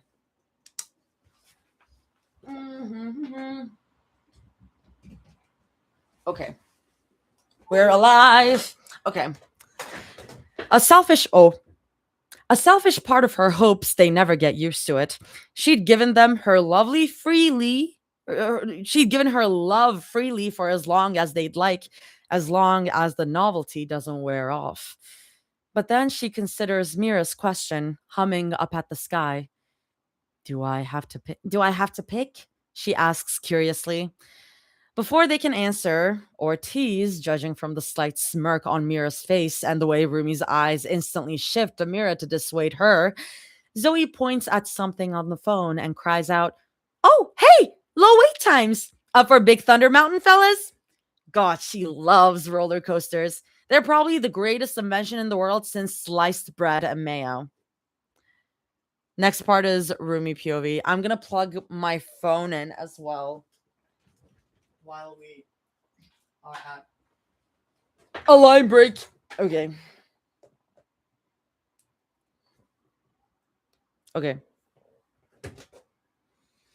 My fav combo is root beer and Dr. Pepper. Isn't Dr. Pepper root beer already?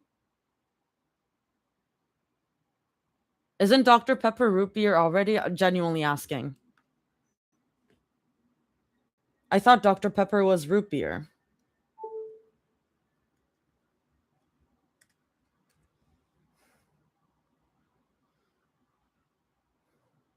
Artie, who told you that? As a Texan, I am slightly offended. Listen. Then what is it? Then what is Dr. Pepper?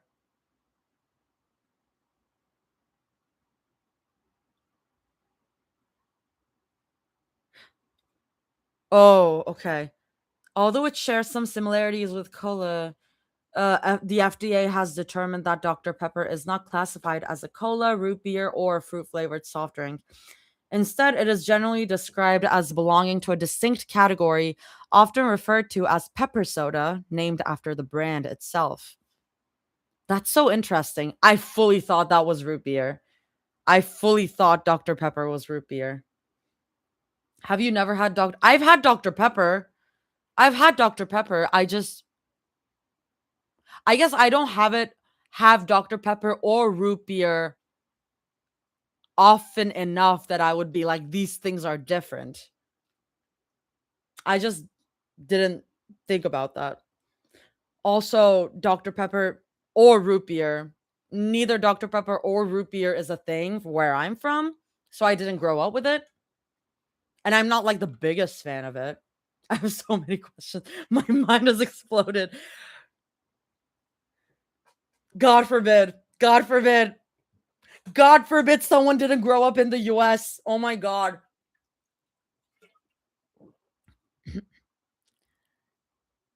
I huh.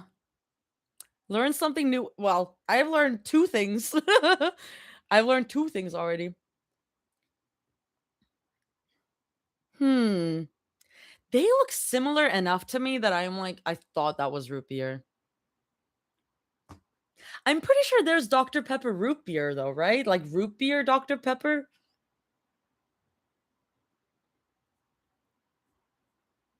I don't know, girl. I don't know. I guess yeah, A&W is more. I don't know. Anyway, I don't think so. Okay, guys. Okay, guys. Thank you. Okay, thank you. Thank you for your input. Girl, you've been in NY for like 80 years. I don't want to hear it. But I'm not a soft drink drinker. My parents were health freaks. Like, I can't even tell, like, I can't tell like Pepsi and Cola apart if that also blows your mind. I'm just not big into like soft drinks like that. Root beer is sassafras. Wait, what does root beer taste like? I've never had. See, it's not weird to not have it, or was. But fun fact: the blackberry Dr Pepper sucks. Don't. Oh my god! All the oomps are gathering in the comments in the chat. Um. Okay. Wait, Tegan is also weighing in. Root beer is the best. There is a conspiracy theory that Dr Pepper is cola and root beer mixed together. See, I might believe that. I might believe that. Anyways, God forbid. God forbid someone didn't know. God forbid. Sorry, to those who are just joining, I'll never shut up about this. I learned about the word compersion and I'm still thinking about it. Like compersion is such an awesome word. Look it up. Compersion. It's spelled exactly how it sounds like. Compersion. It's so good. I read it and I was like, do they mean comparison? Is this a typo? Nope, it's not a typo. It's just a word I've never heard before because it's a very specific word and I can't even believe it exists. It's so awesome. Look it up. Compersion. It doesn't end with an S-I-A-N. It's an S-I-O-N ending. Compersion. It's so awesome. It's like when you're into being cucked. Like that is what it is. That is what it is, but it also I don't know. I'm pretty sure it can be in a non-freaky way. Like romantic or sexual. It's like if you see your friends who are dating, if you see your friends who are dating and that makes you happy, that's also compersion. Like that's not weird. Basically, if cuck was a feeling. Is this how you feel about me, Chris? Listen, but genuinely, yes. Genuinely, that's a good example because like I don't feel um like I don't feel anything like weird about like I love third wheeling, you guys. It's basically third wheeling, but like as a noun. It's like the feeling of third wheeling, but when you actually enjoy it. But there's also a freaky way to it, you know? Also, I like you and Chris especially make me happy because like somehow I was involved with you two meetings, so it like especially makes me happy to see you guys like finding each other and everything. But like I don't know, isn't it such an awesome word? Positive third wheeling in a good way. Exactly, exactly. Is this how we feel about polytrix? I mean, I guess you can say you feel this way with like fictional couples. Honestly, yes. Low key, guys, I am integrating this to my daily vocabulary. This is so good. It's so good. I'm just gonna be like, I am filled with compersion right now. Like, I'm so obsessed. Okay, I'll go back.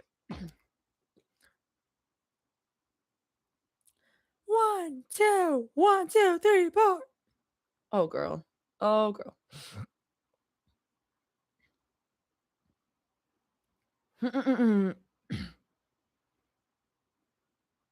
Oh, okay.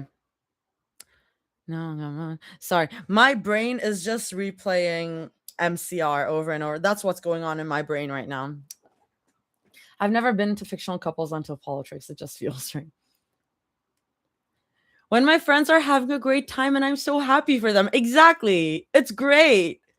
Like what an awesome word. You can either be like super nice and like you can even take it you can either take it in a very innocent direction, like, oh my god, look at my friends like dating each other and like being so in love, or you can take it the cuck way. Like, it's awesome. It's so cool. Kind of opposite that evil feeling of pleasure I get when I write angst and tell people it's coming. Well, yes. The concert was awesome. It was so awesome. It was banger, and I will be posting TikToks about it until I run out of clips because I have a lot of stuff and I my storage is already full. I need to put them out somewhere. Anyway, the next part is Rumi POV. Roller coasters are kind of like if she were a king in the 1st century BC and had to give a thumbs up or thumbs down to a gladiator named Coaster, she probably would have just held her hand flat and shrugged, then probably apologized to all of her booing citizens wherever they would have committed mutiny and overthrown her rule. And yeah, that's a very Rumi thing to say. Yeah, she's pretty sure she dreamt something like that at some point. No rest for her, even with her eyes closed. That's so real. That is, I keep saying that I'm a Rumi and I keep getting proven right, even in fanfics. Rumi makes a mental note to bring Bobby to Frontierland one day.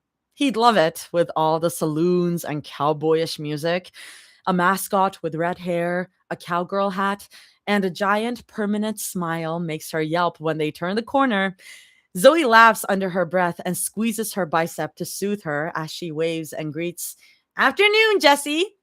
Rumi will never understand the appeal of taking pictures with freakish cartoon characters. This Jessie person might haunt her in her dreams tonight.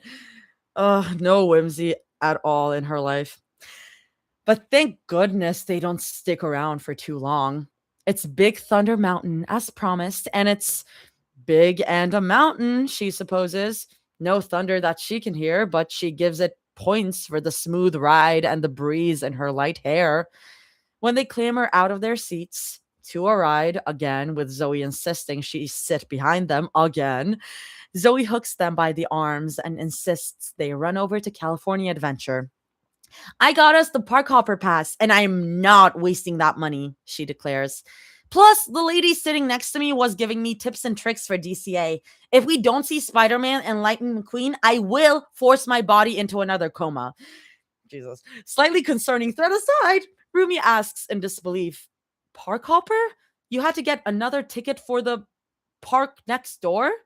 She just makes Bobby handle all of her tickets. She always just assumed that it was one, maybe for $10 per person. Girl, I need Rumi to shut up forever. I need this rich bitches to shut up forever. Anyway, Zoe waves her hand in dismissal and says, "Oh, don't worry. It didn't cost that much. Kinda." "What I want to know," Mira declares, her cold hand slipping underneath Rumi's shirt, "is how you heard the person next to you on that stupid ride." I screamed like twice in Rumi's ear, and she couldn't understand jack shit. Rumi feels Mira pluck her phone out from her back pocket.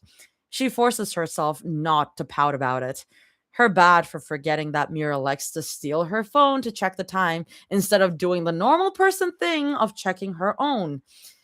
"Maybe she's just going deaf," Zoe says lightly. "Hey," Rumi complains.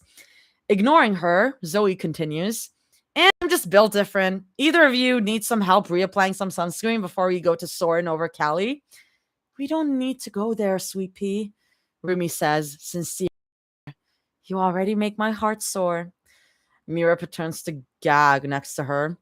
Rumi elbows her hard between the ribs. And Mira lets out a snort. It's all worth it, though. Zoe coos and snuggles up her arm to gush. Aw, babe, you're so cute. Rumi throws a smirk over her shoulder at Mira before Zoe tucks her harder towards the park exit. Mira rolls her eyes so hard that Rumi almost blurts out, "Careful, you don't want them to pop out and roll into the crowd." Starting a catfight would have gotten them booted before going to Park 2, though, and she had a mission to fill her fun phone, separate from her work phone, naturally, with as many pictures of Zoe as possible. Isn't there a setting where her lock screen and wallpaper can rotate through a bunch of different pictures of Zoe? She should look into that later. And then we can hit up Hollywood Land before we go to Avengers Campus, Zoe happily says. Or Grizzly River Run. Pretty sure you get hella wet. Mira coughs into her fist, earning a nasty glare from Zoe, though the corners of her mouth are visibly twitching. But the POV videos make it look fun, she finishes. I don't mind stopping by Hollywood Land, Rumi replies. There was Monster Inc. stuff the last time I was there. You like Monsters Inc? Mira asks in disbelief. So? Rumi shoots back defensive. You just said you didn't know who Mr. Incredible was, Zoe points out. And? So you know Jake and Sully, Mira starts. Mimi, Mike and Sullivan. Mike and Sullivan, Zoe whispers to her. I mean, you can call him Sully. Mira waves her off. You know those two, but nothing about any other Disney, Pixar, whatever movie? I've seen Cinderella, Rumi defends. That gets another snort out of Mira. Yeah, okay. What's wrong with that? Boo is the cutest protagonist in the world. No amount of movies thrown into her lap to study would change her mind. She's so silly. Quick, write that down.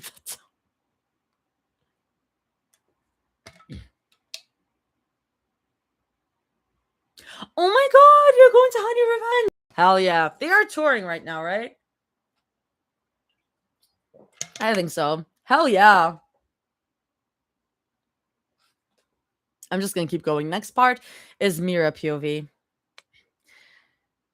Jaime always the one to do the word of the week. The greatest cartoon character of all time is Elastigirl. Not Elastigirl, who's a DC character Zoe happily tells her about on the way, and any other opinion is null and void, or Mr. Incredible. But on principle, Mira cannot place a man above anyone else. Something about a movie based around a family and parents and having it not end up in a dumpster fire had always fascinated her, even as a kid. It's probably the greatest movie of all time. Listen, that is something Mira would say. Mira and her horrible family. God, The Incredibles is so good. I need to watch the second one just for shits and giggles, but like, I know it's bad. But man, The Incredibles. The jazz music that blares around Buena Vista Street puts her in a good mood. It's Zoe that she spins around as they walk along the paths, and Zoe who laughs so loud Mira bets she could dance to the beat of each hiccup in her chest. And soaring over California makes her a little dizzy, but some of Zoe's water and Rumi's back rubs afterwards help. Not that she'd say so. Avengers Campus is quaint for her taste, but it's saved by the constant laughter against her shoulders and all the superheroes that they take pictures with for Zoe's eventual scrapbook. She takes a picture with some fat soldier in red armor at Zoe's goading, and Mira wonders if it's a good thing or not that she's not too well versed in her heroes. It's hard to miss Spider-Man, though. The fucker strikes up an easy conversation with Zoe, and it's like watching two nerds connect via cable.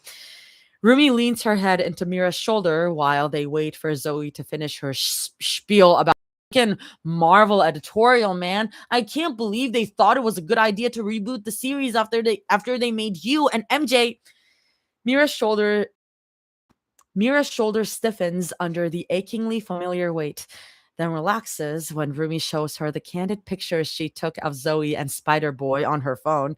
Big smiles and blurry hands from moving them around so much. Zoe takes them to some Spider-Man ride afterwards. Well, ride is stretching it. It's a video game, if anything. Zoe doesn't seem to care though. She laughs in delight as she moves her arms like the superhero over and over at the screen, shouting, "Wow, this is just like the PS4 game but cooler!" Whatever that means. "You don't mind waiting in line for a little longer, do you?" Zoe asks them, looking up from her phone and batting her eyelashes. That's usually not a good sign. "Why?" Mira asks slowly. "Do those fast passes expire midday?" "Well, no." Zoe grins, sheepish. She slows down their walk and curves to the right to let someone with a baby stroller pass them. "It's just that Radiator Springs Racers has a really long wait time right now."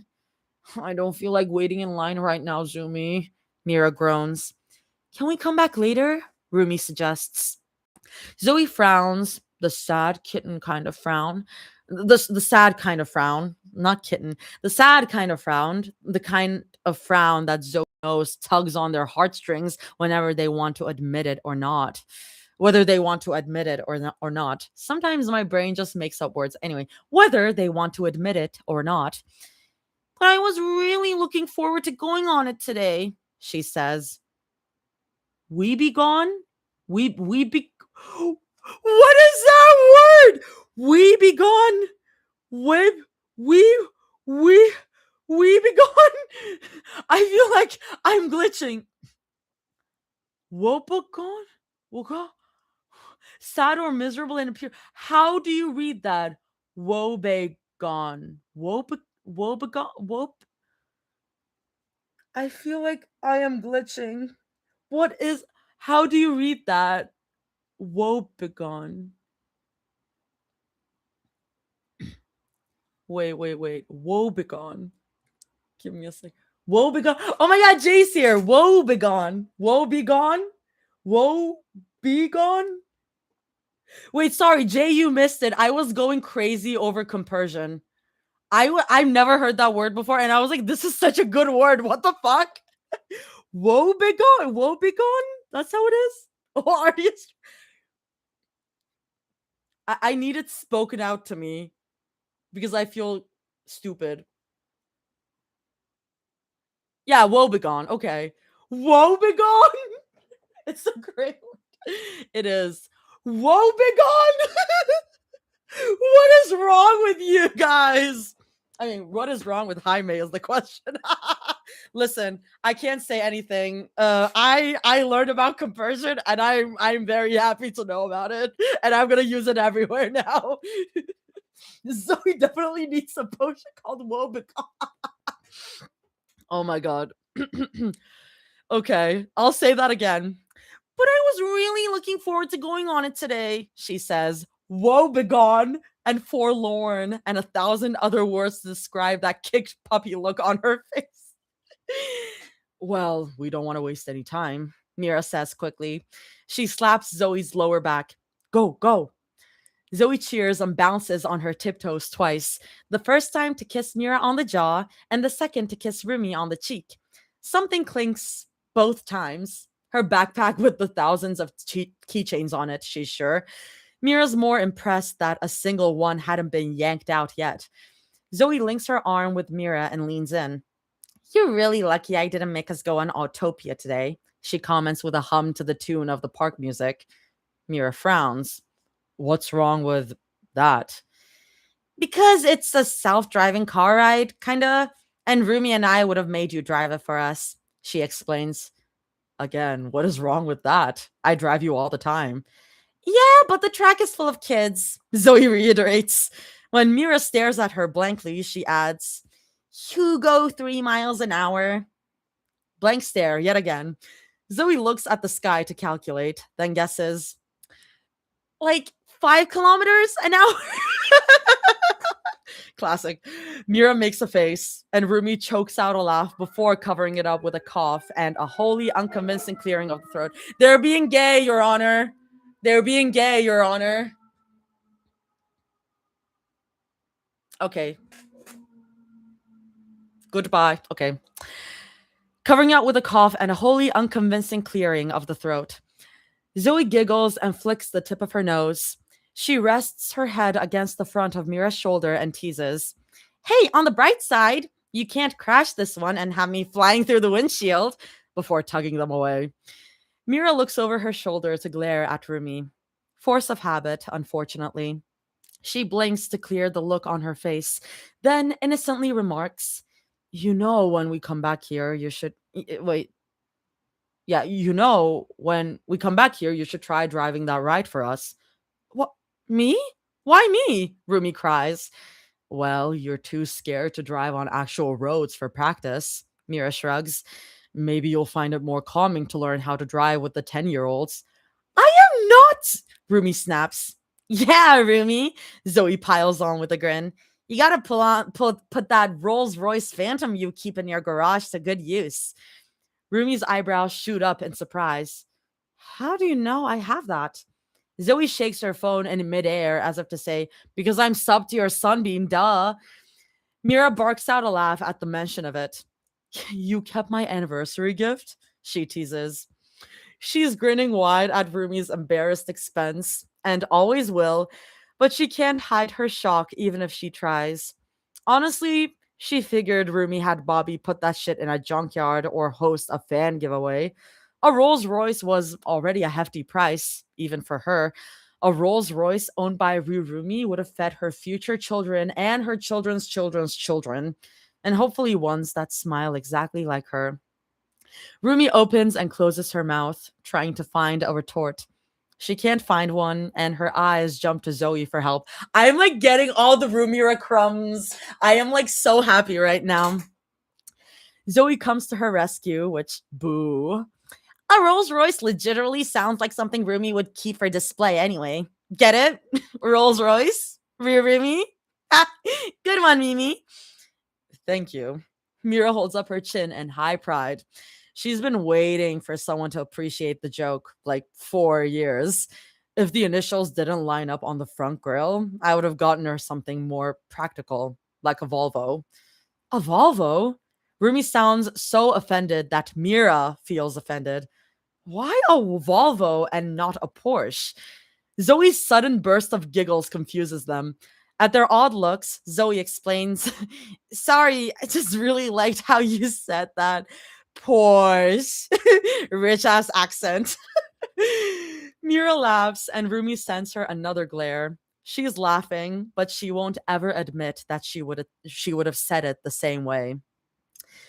If you wanted a Porsche, I would have gotten you one, she drawls, glancing behind Rumi's glare to glare glancing behind Rumi's head to glare at a man who was eyeing Rumi's ass up and down.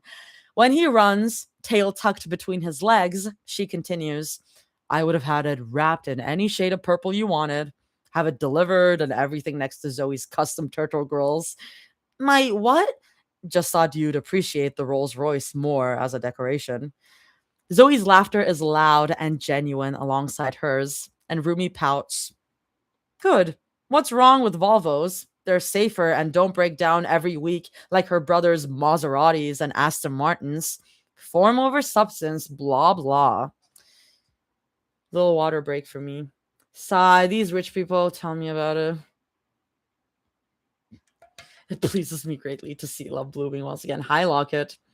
Haha, Amir's so fun. He's such a comedian.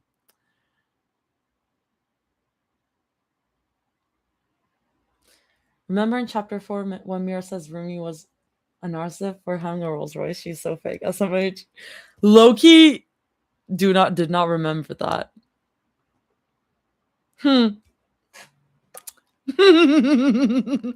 Some bullshit Mira would say, honestly. Oh, thank you, Mom. And also, hi, Celine. I did not remember that. That is. Listen, this fanfic is too long. Hi. Girl, yeah. Okay, next part is Zoe POV. Because a good car should look good, because otherwise, what's the point of spending over $500,000 on it? No one can tell her that a Corvette doesn't look cooler than a Toyota Corolla. God, if only one wouldn't cost her 6 kidneys and her heart. Well, 2 of her hearts. Or a motorcycle. Ooh. Or maybe she's just too poor with her skateboard and the cheap green Santa Fe that her dad used to drive her to school in. That's fine.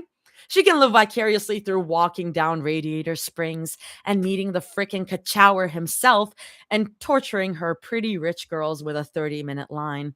Mira has to bend over a couple of times to crack her lower back, and Zoe bites down hard on the tip of her tongue to keep from saying the 26 jokes off the top of her head around the innocent kids in line with them. Poor Rumi has to hold onto her hat for dear life when they shoot down the track. Mira too rolls out of the car afterwards, gasping for air because she forgot to breathe before their race had started. Zoe, on the other hand, can't wait to get on another ride for the thrill. But first, refuel time. She takes them all the way to see Baymax. I believe a healthcare companion may be suitable for you, he says in his robot voice when I forgot what he sounds like. It's like, I believe a healthcare companion may be suitable. I can't make that voice. Anyway, he says in his robot voice when Rumi comes up to take a picture and brings them to the bakery and food stalls in the area to make all sorts of shit to prepare for the last leg they have. Buko pandan milk tea mixed in her birria ramen. And you know what? That sounds good. That sounds good. I'm saying it. That sounds good. That Loki sounds good. Clam chowder bread bowls, pot stickers, and margaritas. No, girl, I'm gonna have to say no to that. That's gonna have to be a no. Pot stickers and margaritas. Baymax macarons dunked in tomatillo salsa. She can't get enough of it. She's such a freak. Too bad Rumi and Mira are too full to eat more than a few bites with her. At least Rumi isn't wincing and covering her eyes anymore. Maybe she's finally starting to warm up to the idea of spicing things up in the kitchen. Next part is Rumi POV. She has fluoxetine boost. Oh, I don't know what flox. Oh God, I've never had to read these words out loud. Fluoxetine boost. No, I'm glitching. This is why when you do an audiobook, you get to read it first and like take note of the words that you don't know how to read. Fluoxetine, buspirone, and ERP. Buspirone? Bus and ERP to thank for not marching back home when Mira and Zoe started giggling and squeezing cream cheese frosting and macaron crumbs all over their pollo asado. God, she would never let that abomination touch any of her meticulously washed plates in the kitchen. Why would anyone encourage that? Mira POV. She would. Rumi POV. Okay, well, would anyone encourage those kinds of creative dishes and eat them at the same time? Mira POV. Fine. She wouldn't eat it. Rumi POV. Exactly. Zoe POV. But it's the thought that counts, she likes to think. Kind of like when gym teachers would yell at you to run faster during gym class, but would sit down and laugh with the pretty coach instead of jogging along with the rest of the team. She doesn't push them, though. They'll be enlightened by her brilliant ideas to try foods that the world hasn't seen yet sometime soon, if they're willing to open their eyes to it. Maybe they just need an edible or two to get there. Besides, they're more than happy to make it up to her by going into a gift shop and getting mouse ears to take pictures in front of the Mickey Ferris wheel. She also wishes that they weren't too shy to agree to wear the broke shirt with the Mickey Mouse cutout for the O, with her matching spoiled shirt, same O, haha. Get it? Because they can also make her. Anyway, that she had in her cart forever. Maybe one day. Zoe! Oh, Mira POV. Over her dead fucking body. Zoe POV. Or maybe not. Not because she doesn't want to, but because we'll go again someday. Feels like a curse in her household. She definitely would have been able to convince them otherwise, though. Rumi POV. Sometimes Rumi remembers the shirts that Zoe wanted to wear on this trip, and she still shivers.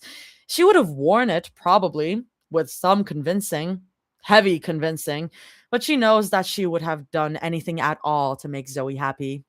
Even wearing a stupid matching shirt in front of a crowd gathering for the early night at a magical theme park. Mira POV. Ugh, yeah. Case in point, walking over to some place called Adorable Snowman Frosted Treats because Zoe had wanted to and because she really wanted a parfait. Or buying Rumi a second parfait too when she notices Rumi staring at Zoe's glass when it arrives. She plays it off by ordering it for herself, much to Rumi's chagrin, before taking a few bites, declaring that it's not to her liking. God, it was. And pawning it off on Rumi, who coughs into her fist and lectures Mira about her wastefulness with food. As if she's one to talk, Rumi almost wanted to take a private helicopter to touch down on Disney ground. When she vocalizes the hypocrisy, Rumi punches her arm and spoons out the first bite for Zoe. Boom, played off. In another world, she would have been the world's greatest playboy billionaire. Zoe POV. And this part is like actually like a big section, so I'm gonna take a little break. They're so cute. They are so adorable. Yeah. And I need Zoe to get out of her mind and get some therapy. Zoe, get some therapy. My God. Oh, Jaime is having a lot of fun with the POV changes. Hey, Lauren.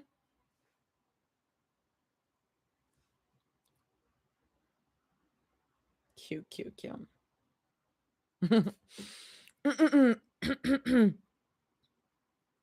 My throat. My throat hurt.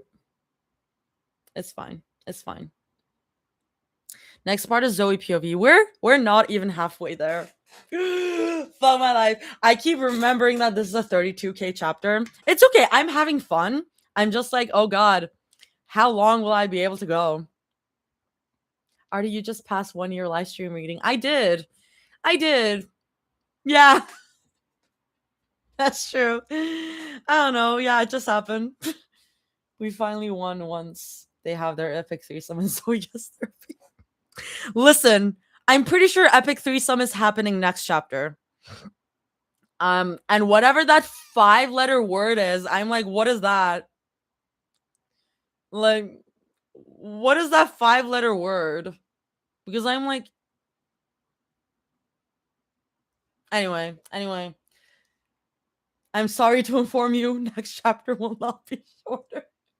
I thought next chapter was broken into 2 chapters because Jaime wrote too much again. That's what I thought was happening. I can split it.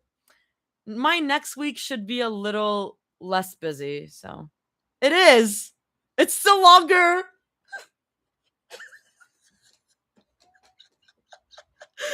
Oh, fuck my life. Oh God. Thank you for your service, guys. I'm scared. Thank you for your service, Jay and Celine. My God. So wait, is the total chapter count 35 now or 36? If the next chapter is also being, I'm guessing 36, right? Even if it hasn't been updated. That's what I think. God. My prediction might not come to be, but that's fine. That is fine. Okay, Zoe POV. The only smooth criminal in the world is MJ, and not the comic kind, because that was the most obvious flirting tactic she's ever seen in her life, happening right in front of her parfait. She's like, in front of my parfait. Between her coughs, Zoe calls her a loser, but her tactics are so smooth that Mira doesn't even notice. But off the pier they go, and the giant coaster with the red tubes is the first to catch all of their eyes. Too bad all the delightful concoctions Zoe made in the last 6-ish hours are starting to disagree with her. It's Mira who notices first and tugs Rumi back before she walks too far ahead. And it's Rumi who scrunches her brow and asks, Zoe, are you okay? Zoe waves off their silly little worries. She can feel her stomach gurgling, and definitely not in the good way, but she insists, It's cool. My feet are just starting to feel the day. Aren't yours? Mira thins her lips and she glances away from them towards the screaming coaster and the crowd that walks in and out, but she gently guides them away from the sidewalk to talk. It's loud in the area. What place hasn't been? But Mira manages to shout loudly enough over the noise to ask, Are you sure? You look like you're gonna shit yourself. Mortified, Zoe cries, No, I'm not. Rumi forces down her smile when Zoe turns her gaze towards her. Mira just crosses her arms and raises her eyebrows. Just a little nauseous, I guess, Zoe finally admits. They don't need to hear any more after that. Mira scans the crowd under her cap and finds a baby blue gazebo on the other side. Rumi fishes around in her bag for food and water, but comes up empty handed with a frown as Zoe sits. Behind them, blaring music competes with the screams of kids, adults, and everyone in between. Maybe even the elderly, if they can handle all the humps and loops that make Zoe have to crane her neck back and forth to survey. Wistfulness settles in her stomach alongside the churning acid. She wants to go on it so bad, but she can already imagine throwing up all over herself and her seatmates. On any other day, Zoe still probably would have gone, albeit with a brown paper bag. On a day like this, though, with Mira and Rumi, Lord, she'd rather they catch her with her SpongeBob undies on, which will probably happen eventually. She watches the looks on Mira and Rumi's faces as carefully as she can. Raised eyebrows and eyes that track the red carts that loop and turn around the pier can only mean one thing, in her very professional adrenaline junkie opinion. Do you guys want to go on it? She asks. Their eyes snap over. What? No, Rumi says quickly. We can go another time. It's getting late anyway. I don't mind taking a break. Me neither, Mira declares. I should have read that. I was like, what? No, like, just no, yeah. Me neither, Mira declares, sitting down right next to Zoe. Zoe nearly kicks her off the bench. We're not going to leave you here when you're feeling sick, Zoom. Oh, you're so sweet, Zoe croons. She pinches Mira's elbow and Mira jerks away with a whine. But I'm not dying. I'm as healthy as a motherfu— A mom with her kids side-eyes her. Fudgin' loving horse. I just need a quickie. Mira slowly raises her eyebrows. She lowers her voice and asks, like, right here? Or Rumi reaches over Zoe and pulls Mira's cap over her eyes. Mira yelps in surprise, and Zoe guffaws in tandem with the loud screams of joy, question mark, behind them. Quick break, you dog, Zoe scolds. Get in the chopper. I'm pretty sure these lenses can catch you from here, so we don't have to pay like $100 for a picture from the gift shop. Rumi shakes her head. It wouldn't be a good picture without you in it. Coasters aren't fun if you aren't there for me to scare, Mira lazily adds. Zoe huffs. She won't confirm nor deny the number of times she fell for Mira's, oh God, I think I just heard a screw fall out from under us. You can do that to Rumi, Zoe suggests. Hey, Rumi whines. Sorry, I lost where I was for a second. Hey, Rumi whines. Good point, Mira says, and Rumi whips her head around to look at her in disbelief. Zoe's still obsessed with how fluidly her hair moves when she turns her head. Lord, it would be so nice to run her fingers through it later tonight, or grip it when... Go! Go, Zoe whines. The longer you guys stay here, the longer we'll wait and the less rides we go on. Mira argues. That's not a bad trade-off to make sure you're comfortable and safe, Rumi starts to add. If we don't have time to go to silly symphony swings, I will be sad. I might cry.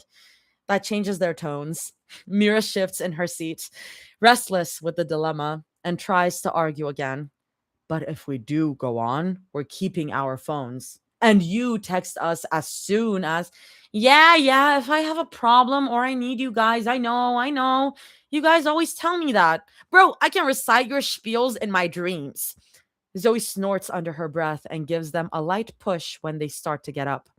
I'll be here, taking pictures and everything. I'll probs run over to a shop for a drink because that line looks crazy long. But I'll be back for your glamour shots, swear. Rumi groans and whines. We have to wait in line again? It'll be the last time tonight, Gongchunim. That's Zoe. It'll be the last time tonight, Gongchunim. Zoe teases. The nickname drives Rumi to squeak and Mira to hide her laugh behind a poor cough. Go, go, Power Rangers! They're reluctant and slow to leave, but they do eventually. Rumi keeps looking back to watch her closely before they disappear behind a pillar, and Mira uses her God-given powers as a tall woman to hold her arm out straight in the air with a phone to remind her to use it. Zoe huffs once for each shenanigan. Then it's back to speed walk to then it's back to walk to San Francisco for her, because she hadn't been able to stop thinking about the cheesecake and strawberry soju cocktail with the delectable milk in it from the Aunt Cafe. Maybe consuming more dairy products isn't the best move for someone with a stomachache, but meh, Zoe from the future can deal with that. With the sun dipping so low beneath the horizon, the demand for dinner and desserts is already starting to pile up. The cafe barely has any tables left for her to wait around at, but Zoe happily waits outside by the door. She does some calf raises while she waits, grimacing to herself when she feels the muscles stretch so delightfully and sorrowfully. Despite the low visibility of the day waving goodbye, Zoe thinks she's seen a lot more here, just waiting outside of a small food place than in the past 8, 10, however many hours they spent here. Time flies when they're having fun and all that. It helps that Zoe can slow down now with them gone. It's sweet. No, really. How many couples she sees milling around the place? Couples with Mickey ears, couples with matching outfits, couples with selfie sticks, couples with kids, and others who seem so nervous and tense as they hold hands down the pathways. It makes her wistful. It's always pairs that she sees. A pair on their first day, a duo holding plushies and chasing after one another, a team of two laughing loudly at something on their phones, a duet played by the nearby buskers, and matching sets of two for necklaces, lockets, lockets in italics, lockets, friendship bracelets, and caps at the gift shop she stops by after she slams down her cocktail.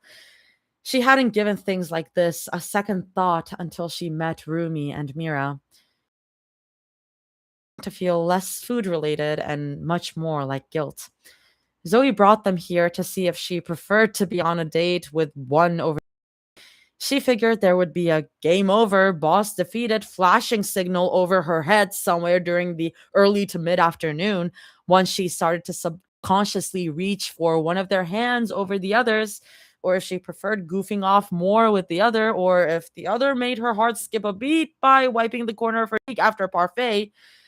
She likes the way she laughs so loudly with Mira as they twirl around to the swing of the jazz band, just as much as she likes the puddles splashing hard in her chest when Rumi puts her hand on her lower back to guide her away from a dense crowd. She knows she stays up later with Mira when they sleep together, just as she knows that hammering out guitar chords with Rumi feels just as warm and rewarding. Zoe stares hard at the woody dolls in front of her, her foot tapping quickly against the ground. It's a bad habit of hers to bite her fingernails, but she can't stop even if she tried. Sorry, do you mind? It takes half a second for her to realize that someone wasn't asking her for another picture, like the last 4 instances, surprisingly, but in the best way. Zoe startles and she takes a step back and blabbers, Oh, I'm so sorry.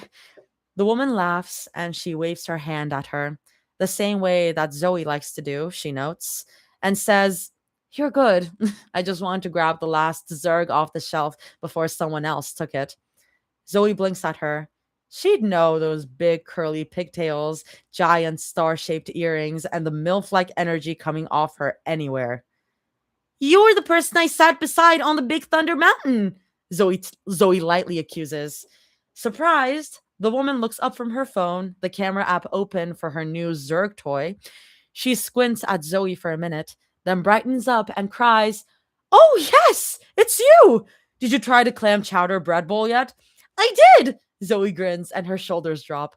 "I tried it with the tacos you told me to dip it in. Wasn't it so good?" The woman gushes. Wait a damn minute. Wait a damn minute. Wait a damn minute. Could it be? Wait a damn minute. Wait a damn minute. Okay, I'll keep reading. Okay. Wasn't it so good? The woman gushes. Super good. How and how about the milk tea dipped with the birria ramen? Zoe guesses at the same time as she does. They both squeal. "You really need to give me all your notes next time. I want to try everything." The woman laughs, loud and happy. Zoe hasn't heard someone laugh that loudly with her in a long time. As much as she loves her girls, they laugh like every breath in has a stack of cash behind it. That's gonna end up being Kimmy, and I'm gonna be like, I knew it. I'm guessing at least. "Lucky for you," she says to Zoe, her crow's feet wrinkling more at the corners with her smile. "One of my partners is a cast member, so not to brag, but I basically live here." She leans in to whisper, "I know all the trade secrets." "That's so cool!" The implication of one of her partners only registers a half second after she blurts it out. Zoe clears her throat and tries again, albeit voice cracky. "Are you getting the Zerg toy for them?" The woman barks out a laugh. The like Zoe had said the darndest thing. "Oh god, no. She gets too much off this stuff. She gets too much of this stuff, apparently. Can't be the Tinkerbell without some freebies from the there, you know?" She shakes her head and locks her phone. Zerg perfectly squished under her elbow. "It's my husband I'm getting it for. Fifth year anniversary is coming up, so I'm making him a Toy Story bouquet. Swear to God, his Woody stares at me in the dark. Next to his Woody 1995 original, obviously." Zoe snorts and slaps her hand over her mouth. Sorry, I had sorry, I had too many of the spiced vampire face. Oh god, they're the same person. "Sorry, I had too many of the spiced rum parfaits today," the woman says with a giggle. "Before or after you told me you went on Matterhorn 6 times today?" Zoe jokes. "Trick question." She holds up a finger and winks. "Both. Went 6 times, drank, and went 6 times again." Zoe looks up at her. Zoe looks her up and down to spot any sign of inebriation or warning signs, but she just laughs and assures Zoe, "I was a teen idol back." Yeah, that's Kimmy. Okay. "I was a teen idol back in the day, and then I left the group, so became a solo idol, and now I'm here. You gotta find the adrenaline somewhere sometimes." She squints at the toys and mumbles under her breath as an "Don't miss the stage names. My name's already 2 syllables. Why market me with more 2 syllable names because it's easy?" Zoe huffs out an amused laugh through her nose. So she is not recognizing her. She is not recognizing her, which is causing me to go, that's strange. That's suspicious. That's weird. Okay. Zoe huffs out an amused laugh through her nose. A part of her wants to ask more about the idolhood and the thing with her partners. But if she's learned anything from Mira and Rumi, it's that privacy always matters to people like them, even if they've been excommunicated. So she settles on joking. At least you don't get called bok choy by haters. The woman barks out another laugh and gives her a sympathetic squeeze on the forearm. Then she reaches out, picks out another toy from the shelf, and considers them side by side. What do you think? What looks better in an anniversary gift basket? Zerg or Slinky Dog? Zoe opens her mouth, but she waves herself off and says, what am I thinking? Both it is. What am I thinking? Both it is. I got paid yesterday. It makes Zoe laugh. When she grows up, she wants to be just like human Korean Pinkie Pie. Wah, so cute. Anyway, it was really nice seeing you again, Choya, she says brightly, holding out her elbow for an elbow bump like they did coming off the coaster. Zoe obliges, and she adds, feel free to pop down here on any weekday. I'll probably be hanging around if you need some wisdom. I'll keep it in mind, Zoe replies genuinely. It would be nice to have someone who wouldn't show up in the eat the rich hashtag tell her what to do at a theme. You were staring really hard at that Woody over there, she says, pointing at the toys directly in front of Zoe. Or the Buzz. You really can't tell if you forgot your glasses at home at my age. Do you want one? I can buy it with these bad boys. She taps the Zerg and Slinky Dog together with a grin. Zoe rapidly blinks in response. What the fuck is it with random people offering her money recently? Did she save Sejong the giant in a past life and now everyone's remembering? Oh, no, it's fine. Zoe blurts out when she starts to reach for the toy. I was just staring off into space. Well, you'll need a partner to keep you company, no? She teases, pointing at the Buzz Lightyear. I won't pressure you, but just saying, if you have a hard time deciding between Woody or Buzz, you can always get both. Is it weird having both on your shelf sometimes? Yeah, but if it makes you happy, why not? Zoe can't tell if she's talking about toys anymore or sex toys. If she were the one giving someone this pep talk, she herself probably wouldn't know. It's a coin flip either way. And either way, it's pretty straightforward advice. Still, Zoe admits, I'm good without putting them on myself, I won't lie. It makes her new friend laugh, but she plucks out an alien pen for Zoe anyway. Zoe blurts out, it's okay, I need two more for the people I went with. But she just plucks out two more, waggles the three pens at Zoe's face before placing them in her palm, then remarks, whatever you do, make sure you give yourself the best pen first. Then give out your other nice pens. It'll make everyone happier in the long run. Next thing Zoe knows, she's going to say, me this. Just trust me, she says when she spots Zoe's odd look. You're young. You'll understand when you start applying steroid cream to your feet like me. I'm 23. She at Zoe. I can't tell if you're agreeing or disagreeing with me, but either way, we're getting you those pens, Choya. They match your socks.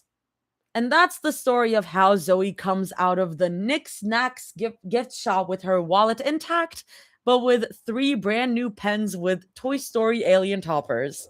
Theme park money glitch IRL. Watch Phantasmic before you leave the park, she calls out to Zoe as they wave goodbye. You and your girls won't regret it. Zoe tries not to turn back around and ask her what your girls means. It could mean nothing, or it can mean everything. Either way, she's not too keen on finding out. She knows herself well enough that either one could send her into an even worse spiral. Thanks, Zoe calls back, slowly bringing her hand back down when she realizes that she, very unfortunately, did not remember what the woman's name was. God, she's terrible with names. Worse than Rumi with her straw dude Barney sometimes. Hisar, she calls back.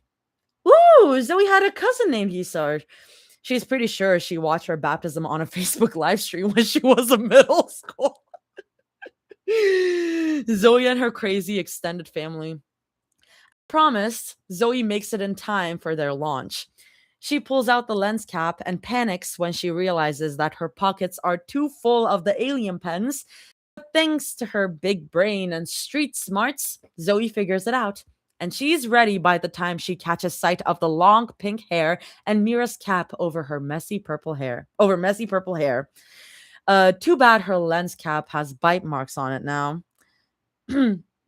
Okay. She jumps and waves at them from where she's standing, and she catches Mira squinting in her direction before their cart throws them violently forward. Zoe cackles to herself when she checks the photos on her camera.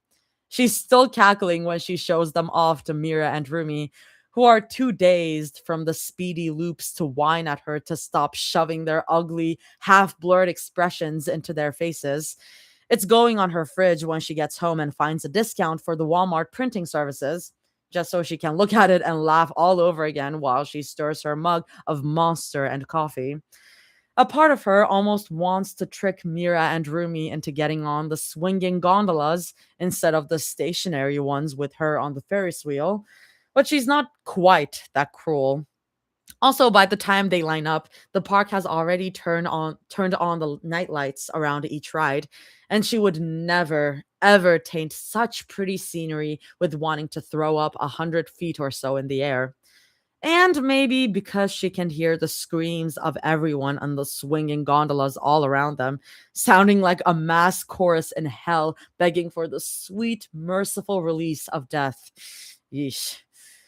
Zoe presses her camera close against the cage to take pictures of the skyline and the water reflecting around them. She knew it would be pretty at night.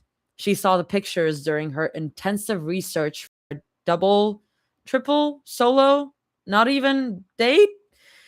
She just didn't expect it to look this pretty with the glow of reds, blues, greens, and everything in between on the faces of the girls that she loves.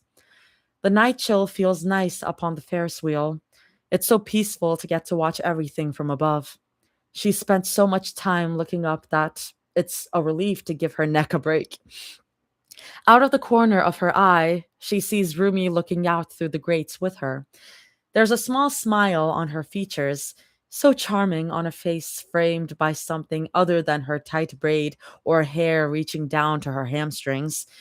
She's just as pretty as the girl sitting next to her, arms tightly crossed over her chest while she looks in the other direction, pretending she doesn't notice Zoe whipping her lens over now and again to take pictures of her. But Zoe knows that she knows because Mira is almost never as poker faced as she thinks she is. The quirk of her scarred eyebrow, so imperfectly pretty, always gives her away. Zoe sees Ruby reach for something in her pocket, a quick sip of the hand, the same way Zoe always finds comfort fidgeting with the necklace against her throat. But then Rumi's face pales and she sits up straighter. A few pats on both of her pockets yield nothing. She looks around their gondola in a panic, but freezes when she catches Zoe's confused stare. Rumi smiles at her. For such a successful actress, Rumi really can't fake a smile to save her life next to Rumi really can't fake a smile to save her life next to a guillotine. At least Rumi's self-aware enough to realize it too. She chuckles again and says, left my wallet? It's not any better. Zoe squints to get a better look at the sweaty sheen on Rumi's forehead. There's a part of her that wants to press for more deets. She did, after all, run a One Direction gossip account when she was 13, but she hesitates. It would be the smart thing to ask her to cut the bullshit, but what would that do? They promised her that they would be honest about the things that mattered. If this was more than Rumi losing her lucky condom or something equally embarrassing, she trusts them enough to tell her. Fool her once, shame on her. Fool her twice, and shame on them, her, both. She can rewrite sayings if she wants to. The Ferris wheel feels like the longest ride they've been on so far. She can't tell if it's from the agony of watching Rumi pretend she wasn't actively shitting herself in her seat, or because it's one of the only rides they've been on that forces her to just watch. Yeah, it's a small world, made them sit there and look at all the funny animatronics, but it was stimulating and kept her mind from wandering. There's only so many reflections on the water that she can stare at without getting restless. It's still a fun ride, don't get her wrong. She meant what she said to them about wanting to be anywhere as long as it was by their sides. It's just a little hard trying not to think about the things that she's been keeping down for months. Her favorite vice is pretending that she still has time not to be responsible for things, that she doesn't have to worry about college next year. She missed early applications for a reason. That she most likely isn't graduating this year, so she doesn't have to think about what to do when her diploma arrives. And that being in love doesn't mean she has to be responsible for cultivating it, that things like this will grow without her. Just like walking away from her house in Minecraft means her auto sugarcane farm will keep collecting in the hoppers. Why does she have to be the one to say something? Why can't people just make decisions for her sometimes? Jesus Christ. I stop holding up a mirror to me. It's not fun. I'm not having fun. Zoe feels her stomach plunge along with the gondola as it cycles back down to the ground. Her stomach still hurts as they get off the ride, with Mira graciously holding her hand out to the both of them to help them off, and Rumi giggling into Zoe's ear to make fun of her with her. It makes her feel incredibly queasy to know that she is spoiled. Responsible girls like she claims to be wouldn't be whining about things like this. People who are half as humble as she thinks she is would never, ever let it get this far. It would be hard to hide the whirlpool in her head from them without giving herself some time to mask it. So she turns to them with the biggest smile she can muster and chirps, "I'm gonna get a drink. Want anything?" "Water," they both request. The expensive, stupid, upcharged water. Zoe's kind of expensive as it is. At least it'll give her an excuse to stand in front of the drink fridge and pretend she's debating what to drink to sell her soul to. It'll give her time. She comes back after 2 minutes, the ice cold water making her hands feel like clubs. Zoe slowly Zoe slows when she hears their voices, hushed but hissy. For a split second, she's afraid that they're back to square one, with them yelling at each other over stupid mistakes and grabbing Zoe by the arm to make her choose so they know whether or not she's going to be a waste of time, or if she's going to make the right decision, which I know you will, won't you? You're my smart girl, Zoe. I know you'd never choose your father over staying with people who actually love. Whale! Hey, I know you're upset, Mira says, sounding patiently annoyed. But you can't get mad that you lost it, then call me a. Not you, Rumi hisses. The whale. It was the only ride we wobbled on, and I forgot to check afterwards because, you know. I know what? You know! Mira snorts in disbelief. Too busy ogling our girl. One of the water bottles falls from the elbow. The sound of its splatter makes Mira and Rumi look up, deer in the headlights style. Whoops! Zoe for a chuckle. She rolls the water bottle back to herself with her shoe and crouches down to pick it up.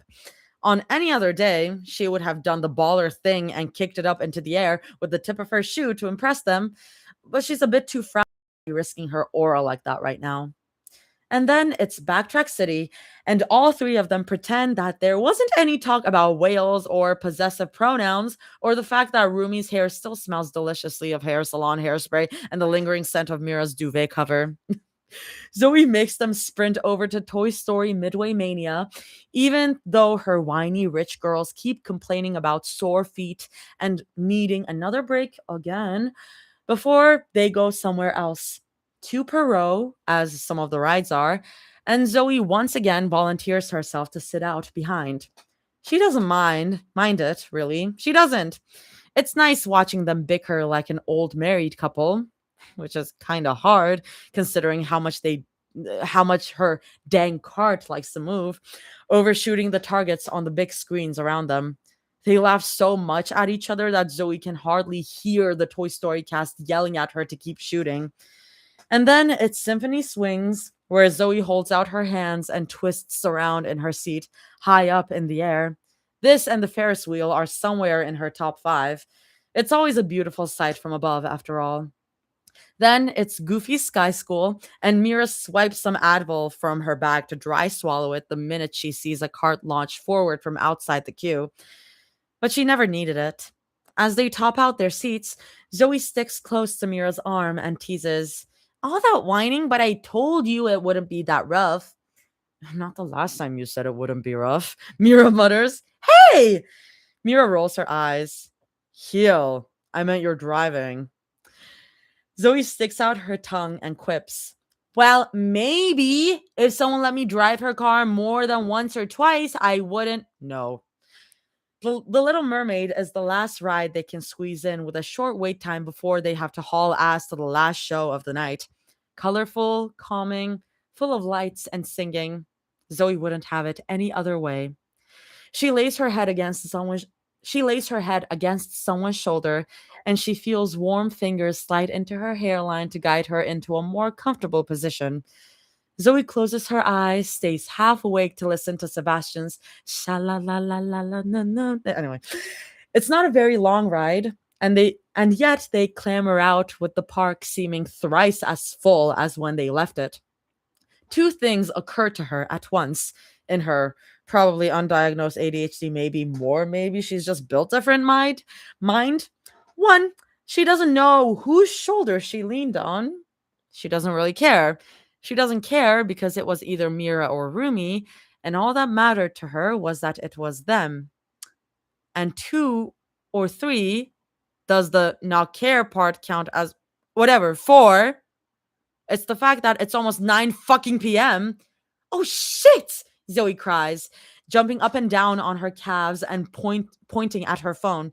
Word of colors, World of Colors in 10 minutes. Gotcha, gotcha, gotcha. So, Mira asks, too nonchalant for something like this. "Didn't you buy reserved seats?" Rumi adds. Uh, yeah, she answers, slightly disgruntled at their very extreme lack of urgency. They'll get there when the show ends at this pace. A snail could outrun their asses. "Then they won't start until we get there," Mira says, the look on her face supplying the silent duh at the end of her sentence. "So we can take our time," Rumi continues with a shrug. Zoe's so aghast, baffled, affrighted, etc., at their complete seriousness that she stops in her tracks. Rumi and Mira nearly bump into her back. She pivots sharply to look at them. They look at her wide-eyed, with surprise, until they scrunch their brows in concern and look behind them in case the face she is making is for someone else. But then Zoe blinks, shakes her head, quickly says, "You know what? Never mind," and continues tugging them along. Patience is a virtue and all that. There's a reason why she makes Mira shop at Walmart with her and tells Rumi to look for her AirPods before she buys a new pair. "First time I'm sitting here," Rumi comments lightly, just as Mira helps them shuffle closer to the front. "More like standing," Mira jokes. Zoe giggles at the looks on their faces when they both realize in real time that, unfortunately for their royal tushes, they'll need to start standing. She hopes that guilty smile she throws at them can be seen through the near darkness of the young night. It's less than half an hour of standing, so she hopes that they won't crucify her too much for it. But then again, they're the same ones who have been whining about wanting to bribe the cast members in 15-minute lines all day. Zoe elbows Rumi gently. "First time seeing World of Color near the front like this, you mean?" she asks proudly, holding her chin high like Mira would. "Not to brag, but I was spamming the shit out of my phone to make sure we got up here." Rumi blinks at her, then blinks again, then raises her eyebrows.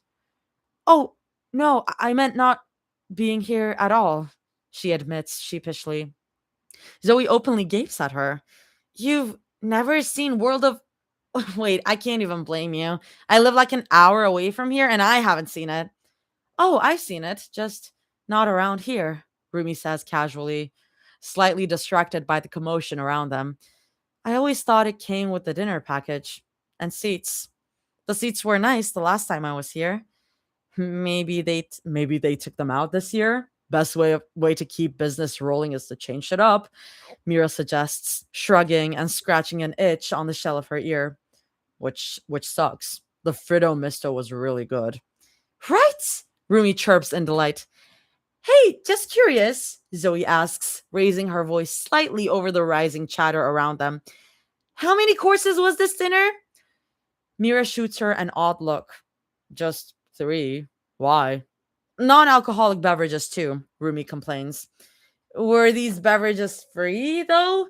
Zoe asks again. Rumi and Mira shoot each other a look, then shrug at the same time. Zoe nods somberly. Thought so. But there's not too much time to dwell on rich girls and their issues with free soda or standing for a 20-minute show. The lights start to fade away and the blathering around them hushes in one fell swoop, a cold breath to a candle. She feels it. Oh, she feels it a second before she sees it. Or at least, oh God, I'm sorry. Or at least before it registers in her mind that the fine mist she can feel against her cheeks has burst into colors from the dozens of geysers in the water. A curtain of water creates the illusion of animated characters, with neon streams dancing along the sides to music that she can feel rattling against her teeth. Zoe is captivated by it all. The water animation, her goosebumps, the way Mira's squinting even through her glasses, and the unsubtle way that Rumi bobs her head to the music thumping from a nearby speaker. Standing on her sore feet is the last thing on her mind. Why think about what could hurt tomorrow when she could live here today? At the end of the show, when the crowd around them starts to disperse to enjoy the last few hours of the park, Zoe pulls them over to the side. She grips them both by the shoulders and looks them solemnly in the eyes. Rumi? She starts, Rumi's shoulders tensing under her nails. Do you remember when you played Eurydice in that stage play a while back when you were like 17? It was 2 times, Rumi groans. It was just promotion. Do you remember it or not? Yes. Okay, well, I need you to pretend that I'm Orpheus because I'm not going to turn around and wait for you both, Zoe barks. She whips her head back and forth to look them both in the eye. Rumi, I'm going to hold your hand really tight and you're going to hold Mira's. Why does she have to? Mira whines. Shh, Zoe says quickly, and Mira pouts but obeys. There's no time to lose. Hand train, everyone holds tight, no one looks back. Yeah, good, capiche? Now I need to know which version of Eurydice does she play. It would be very funny if it was Hades Town. I mean, I feel like that makes most sense for Rumi.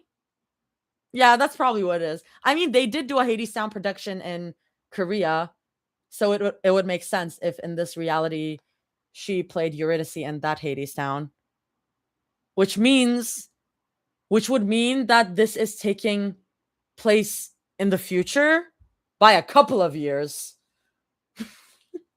I won't think too hard about it. I'll just think of it as Hades Town Eurydice. Okay. Why? Mira starts again, baffled. Just say yes, ma'am, Zoe snaps. Rumi slowly answers, yes, ma'am. And Mira rolls her eyes but obliges. A syllable, of course. Yes, Mother Gothel. Zoe stores her joke in the back of her mind to do something about later. Later, when she doesn't need to grab Rumi by the wrist and scream, okay, go, go, now, now. There are no continuity errors in Bossing Say. Listen, that's fine. That's fine. If you're talking about what I was just talking about. Okay. Or maybe I didn't clock the continuity error. Maybe you clocked it. I'm just reading. I don't know. Neither of them understand her valiant efforts until they make it all the way back to Disneyland and in front of the castle, where a giant crowd awaits them just in time for the very beginning of triumphant trumpets. Har har. We have to stand again, Rumi laments. It's the second to last show we have to stand for. Don't worry, Zoe says offhandedly, praying that they can hear her over the whistling and cheering. Oh, thank fuck. Mira huffs under her breath. Then she whips her head to Zoe. Wait, the park closes soon. What do you mean, second? The crash of cymbals, even louder trumpets, the crash of cymbals and even louder trumpets cut her off, and Zoe cheers just as loudly with the crowd when the castle lights up even more. It's far brighter and louder here, and somehow twice as hot. She can feel people pressing against her to get better pictures of the castle's projections, and she feels her left ear ring from some dude's wolf whistle nearby. It doesn't change the fact that it's a damn good show, and the thought of, damn, why didn't I force my dad to take me here sooner, finds its way back into her mind for the umpteenth time. There are bright, bright lights everywhere in her peripheral vision. The lighting is too good to look away from, and the thunderous music stops her from, well, thinking about anything but watching these movies at home with her dad and semi-burnt popcorn that tastes nothing like the expensive cinema combos that they splurge on once a year. And more memorably, all the time she watched them at home by herself. Too close to home. Okay. Alone with a too burnt bowl of popcorn in her lap because all to know how long to keep the microwave on, laughing and rewinding movies because she had nothing else to do and no one else to be with. Her dad too busy at work making enough money for your birthday trip to Disney, and her mom too busy with another family to call. Too many classmates at school too busy to hang out with second tier friends like her. Friendly, but not friends. Too young and too old for her cousins to bond with or cold call about the Lion King too. Too much, too little, too Zoe. She can feel the tears prick at the corners of her eyes. She feels like she's 10 years old again, alone in a big house that her dad bought in hopes of making her feel spoiled and proud for choosing him. What's the point of having a big house if she never had anyone to be there with her? How can people tut and leer at her for being spoiled when she would have lived with someone who loves her for the rest of her life? But she does what she does best, and Zoe whoops and cheers for the rest of the sea around her, clapping madly for the prince to slay the dragon and nothing more. Fantasies have always been a safe place to hide from the stupid things in life. She feels cold fingers wrap around her wrist as soon as she sits by her side. A thumb smooths over the inside of her wrist against the tendon that protrudes when she shapes her hand into a loose fist. Cold is what she needs when she has to stay focused and keep her mind from wandering. And warmth, like the arms that snake around her midsection from behind and the chest that pulls her back. She melts into the embrace just as much as she fiddles and insists on threading cold fingers through her sweaty ones. The castle turns brilliant shades of gold, and the fireworks begin to multiply along with the goosebumps on her skin. Has it really been half an hour of standing here? It felt more like 5 minutes. Time flies when she's with the people she loves.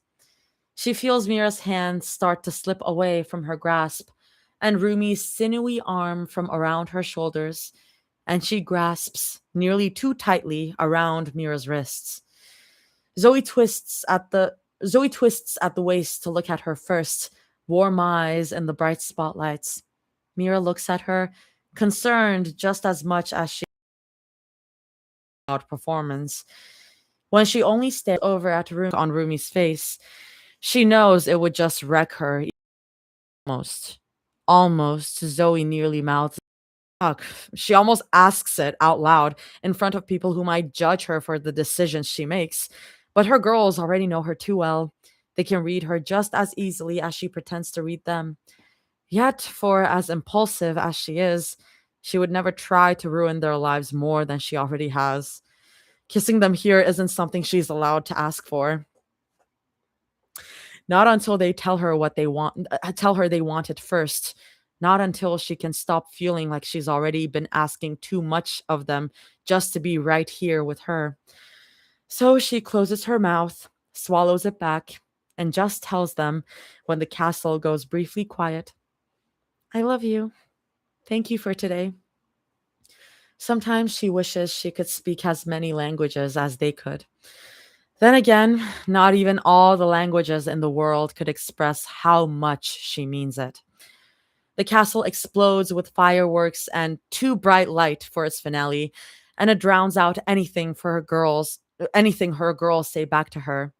But then Mira gives her fingers a good squeeze, and Rumi's hand slides down to her back, and she thinks they at least get the gist of it, and she knows what they mean now, too. What they mean now, too. Main Street isn't too far from where they are, so they start to limp away with the crowd.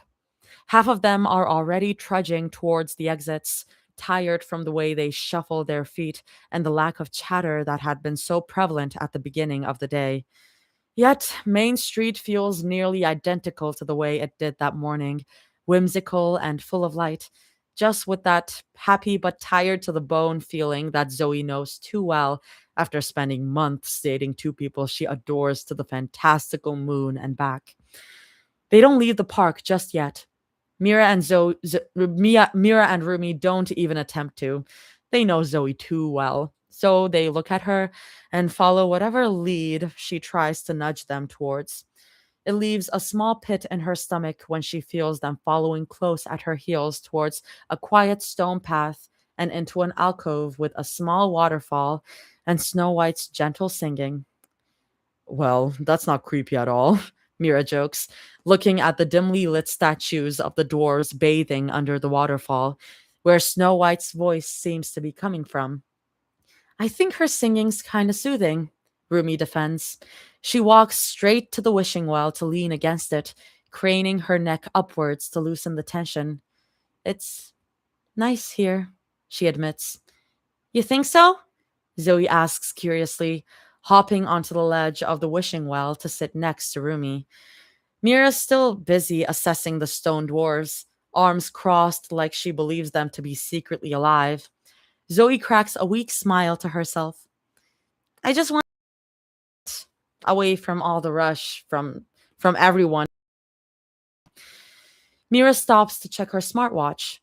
The park closes at 10, right? 11, Rumi corrects. The gentle breeze blows through her bangs, and Zoe taps her fingers against her lap to stop herself from reaching out to feel them again. She annoyed Mira with her eyebrow scar. She doesn't want to make Rumi whiny with her touchiness too. Over the summer, it closes around midnight. Crazy to me that you know what time this place closes, but not what ours is, Zoe says, still mildly offended. I'm sorry, Mahal, Rumi whines.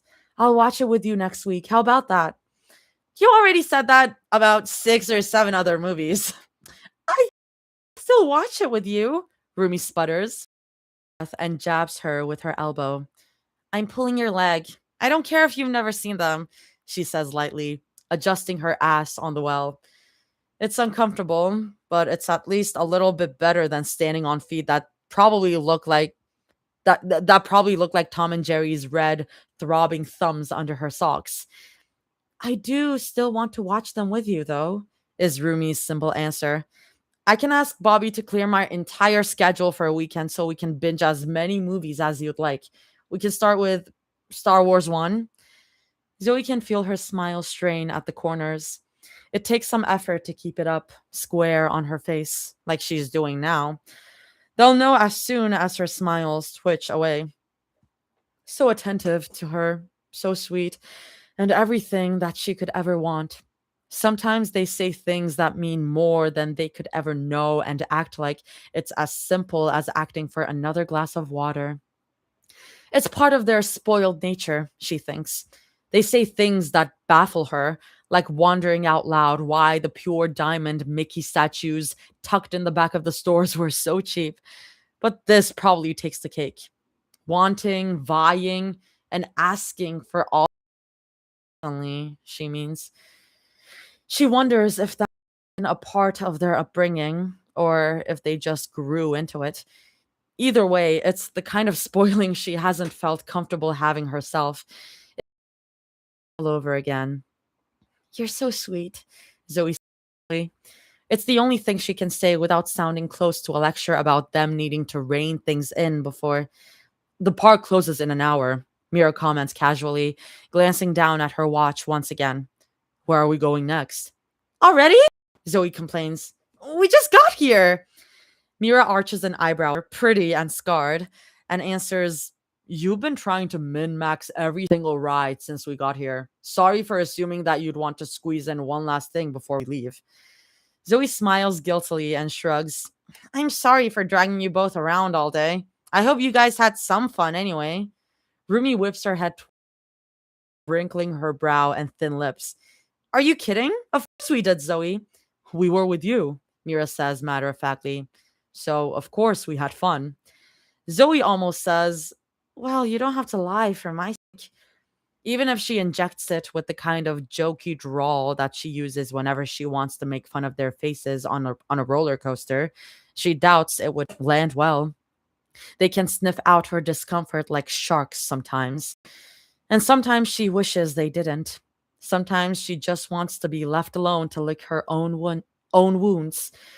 She swallows back her pride, replies, I mean, I was planning to watch Phantasmic before we leave, but that's at 10:30 and we have She raises her eyebrows at Mira to confirm for her. She doesn't want to pull out her phone and risk losing it down the wishing well yet again. 20-ish minutes, Mira declares. Rumi nods along. We could probably squeeze in one more visit to Radiation Springs. Radiator, Wangcha, Mira corrects, and Rumi shoots her a mild glare. At least Zoe thinks it's a glare. It's hard to tell when they're only illuminated by the waterfall and the blush on Rumi's cheeks. Whatever, Rumi mutters. She turns to look at Zoe to see what she's thinking. The scrunch that Zoe can feel on her forehead probably makes it look as though she's thinking hard about visiting Radiation Springs, but it's honestly the last thing on her mind. Rumi tests the waters by asking, What do you think, baby? If you guys want to go, Zoe starts carefully. I don't mind going either. Mira shakes her head and folds her arms again, her eyes never leaving Zoe's from the black railing across from her. Despite the distance between them, Zoe knows that it would only take one or two long strides before Mira was up in her face. It makes her feel slightly claustrophobic. But she also knows they would never hurt her, pressure her for that matter.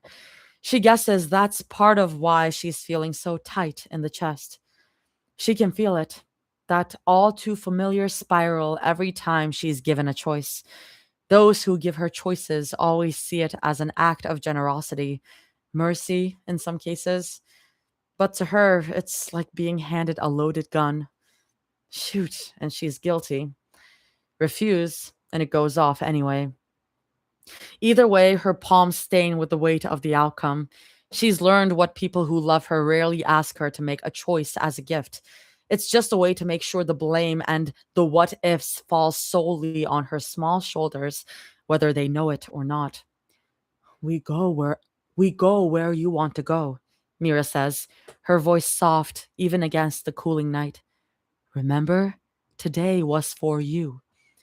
No, today was to see which of us fit better together, Zoe thinks bitterly. Liberate your mind. Maybe that's why she's so wound up tonight. All that effort and waiting and tensing, and there was nothing to show for it. No gunshot to the chest or another car crash at an intersection. At the end of the day, they're waiting for her to make up her mind, and Zoe wishes they could see how cruel they're being by giving her that kind of freedom. So Zoe exhales through her nose to mask the shakiness in it. She asks softly, just loud enough to carry over the sound of the gentle waterfall, Should we just talk? Something in her voice gives her away. She's terribly good at hiding behind a mask after all these years behind a camera and pretending that she wasn't that hungry during spontaneous nights out with Rumi and Mira, but not enough to cover the wobble in her question. Never enough for that. What do you want to talk about, Sweet Pea? Rumi asks, voice as gentle as a person trying to coax a frightened animal out of an asphalt corner. We can circle back to your rankings of the Disney classics, Mira jokes, tapping a finger against her crossed arm. Bambi being that low is bullshit. On any other day, Zoe would have laughed and rambled her ear off on the intricacies of the other classics and about how Bambi's father was a great addition and blah, blah, blah. She's far too tired for that tonight. Maybe another day. Maybe she can tell Rumi during one of their jam sessions or tell Mira in her car, with the two of them driving down the streets with back seats full of impulse purchases instead of camera flashes. I think you know exactly what I want to talk about, Zoe says softly. Finally, okay. Her nail digs into the rough, crude pattern circles. It'll grind her fingernail down to the skin, but she doesn't mind. Well, more like what I think you want to talk about, both of you. Mira's mouth parts slowly in surprise, and she looks over at Rumi. Zoe doesn't have to look beside her to know that Rumi looks just as baffled, surprised, relieved. She honestly doesn't know exactly what they're feeling, but it feels like the first hit of a hailstorm, leaving her unsure of what or when something may shatter. It's Rumi who answers first, which is half surprising. We don't have to talk about that right now if you don't want to. We can wait until we get home. Home as in at midnight tonight? Or tomorrow? Next week? Never? Until Zoe misses an arbitrary deadline? And giving her the choice to do or have things only if she wants? They really do love spoiling her. She's just always been the wrong person to spoil, wasted on someone too indecisive to really want. So Zoe shakes her head. We have time, she says, her voice level. And no one's here but us. So why put it off? We haven't been putting it off, Mira jumps in to say. The irony almost makes Zoe snort. We've just been waiting for me, Zoe guesses. What's the thingy again? It takes two to tango, but blah, blah, blah. In this case, three, but I don't know how that would work. She laughs under her breath, forced and quiet. Her joke already puts a pit in her stomach. You two could have said something to me. You didn't have to tell me what to do, but you could have at least told me what you wanted to. It would have pressured you, Rumi says softly. Zoe shakes her head. I'm a girl. Sometimes pressure is a good thing. Deadlines for assignments are the only reason I get anything done. Mira's frown is so prominent that Zoe can see Mira's facing away from the colorful waterfall. You can't draw a comparison between relationships and homework, Zumi. But it made sense to you, didn't it? She chirps. She feels her fingernail begin to move up and down rather than in large circles, quicker to feel the coarse rock against it. Besides, it's not like I'm asking you guys to tell me everything.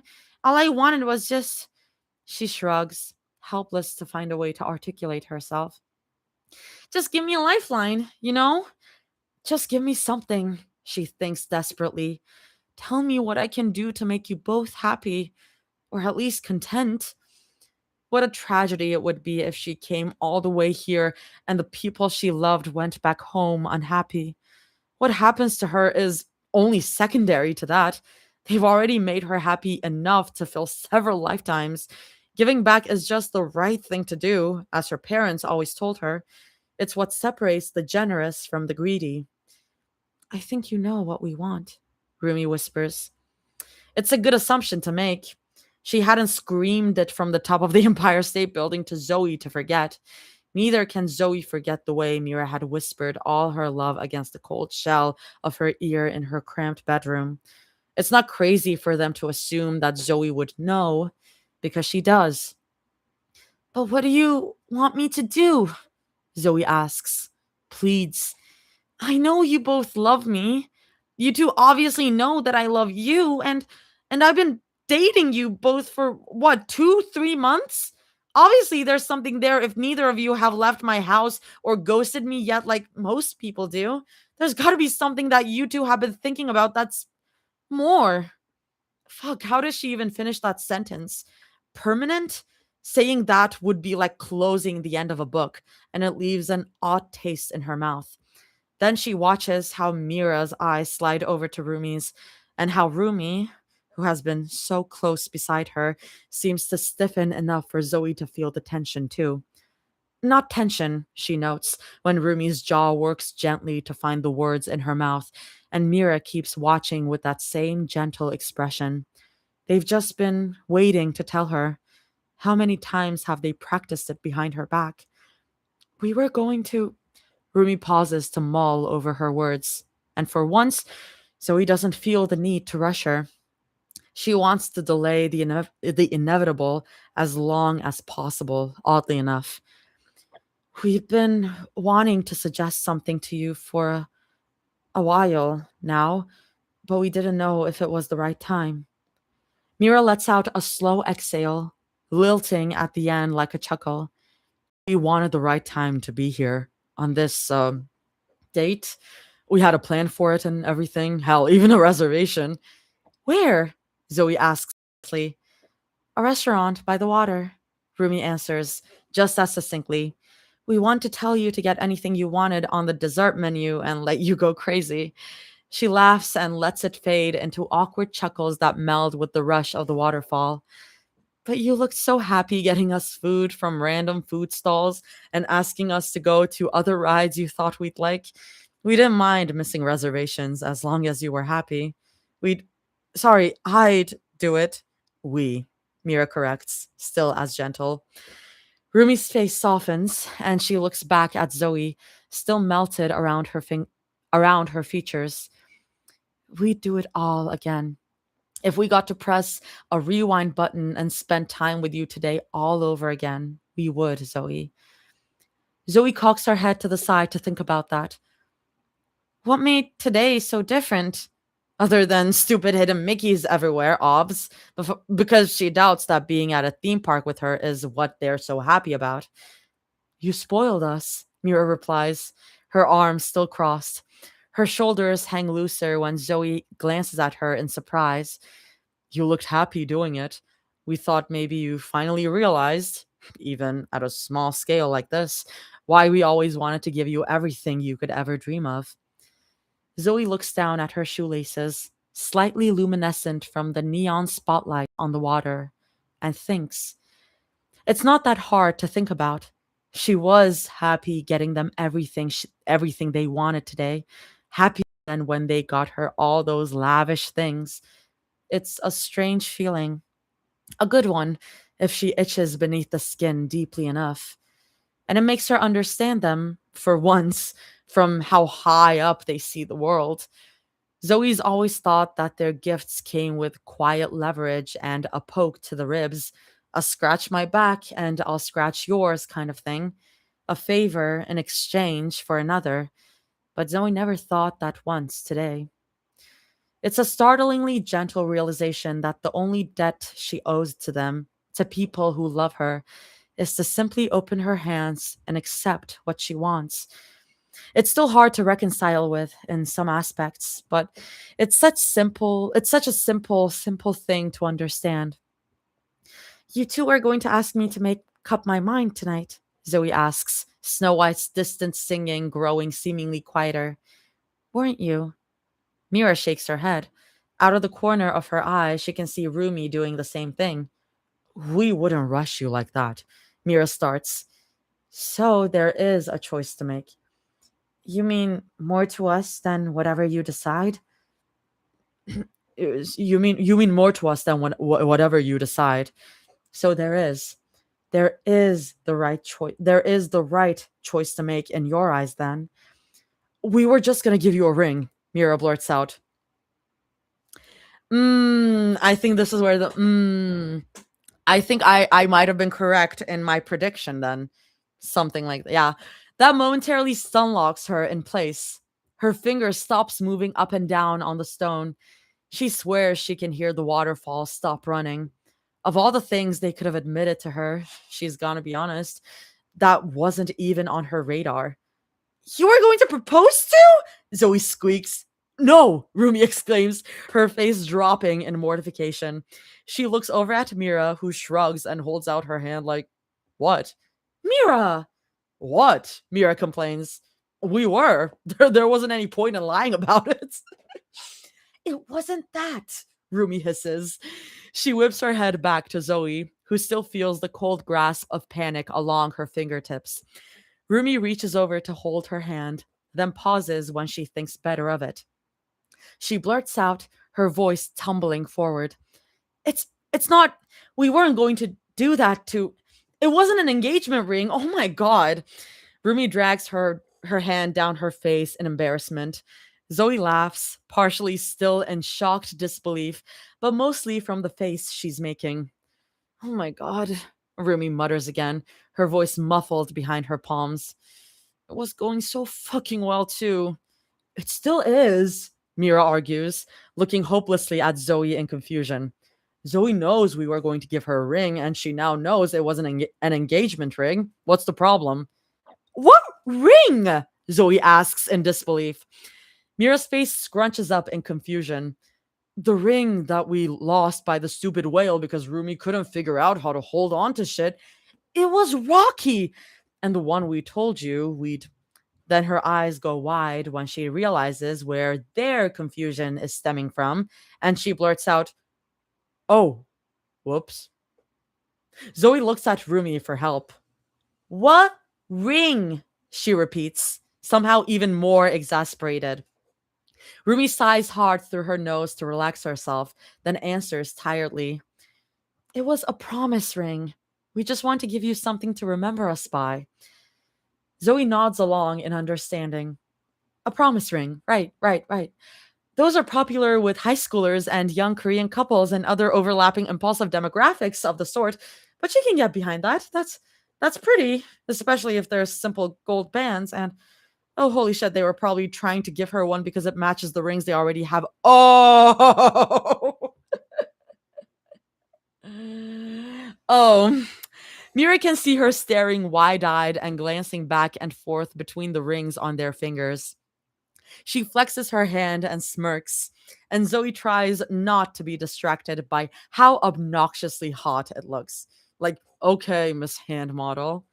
They've been wearing them for so long that Zoe practically omitted the rings from her mind whenever she looked at them or held their hands, just like people omit their nose from their vision. To her, they were just stylish rings that they both liked and kind of matched. Did it register in her mind that they were matching rings? Well, yeah, just not fucking promise rings. Promise for what? Zoe asks out loud, still looking back and forth between them. She's getting sort of dizzy. She clears her throat and tries again. Promise ring for what? People get promise rings to promise something, so what is it with you two? And her voice briefly catches, for better or worse. Me? Mira and Rumi look at each other again. It's hard to read what they're trying to tell each other. For one thing, Zoe still can't stop thinking about the fact that they had been trying to give her something to match. What's next? Matching couple tats? So we theorized about that. I do have possible spots for where the tattoo on Zoe would be. So like, yeah. Nah, that's too far even for her. Unless it's sharks, then maybe. We made a promise a while back to each other. Mira starts carefully, her eyes set on Zoe's features. When we were at our worst. The commotion near the castle, which they're close enough to have to crane their necks to look at in its entirety, is starting to pick up again. People either filing out or watching the last show of the night, if she had to guess. The back of her mind mourns the fact that they might miss the show if they keep the small snowball rolling like this, but she needs it. Zoe looks to Rumi for an extended explanation, but Rumi just looks back at her, thin-lipped but with a small, encouraging smile. Zoe figures it wouldn't make sense to goad them on. Whatever promises they made each other are their own.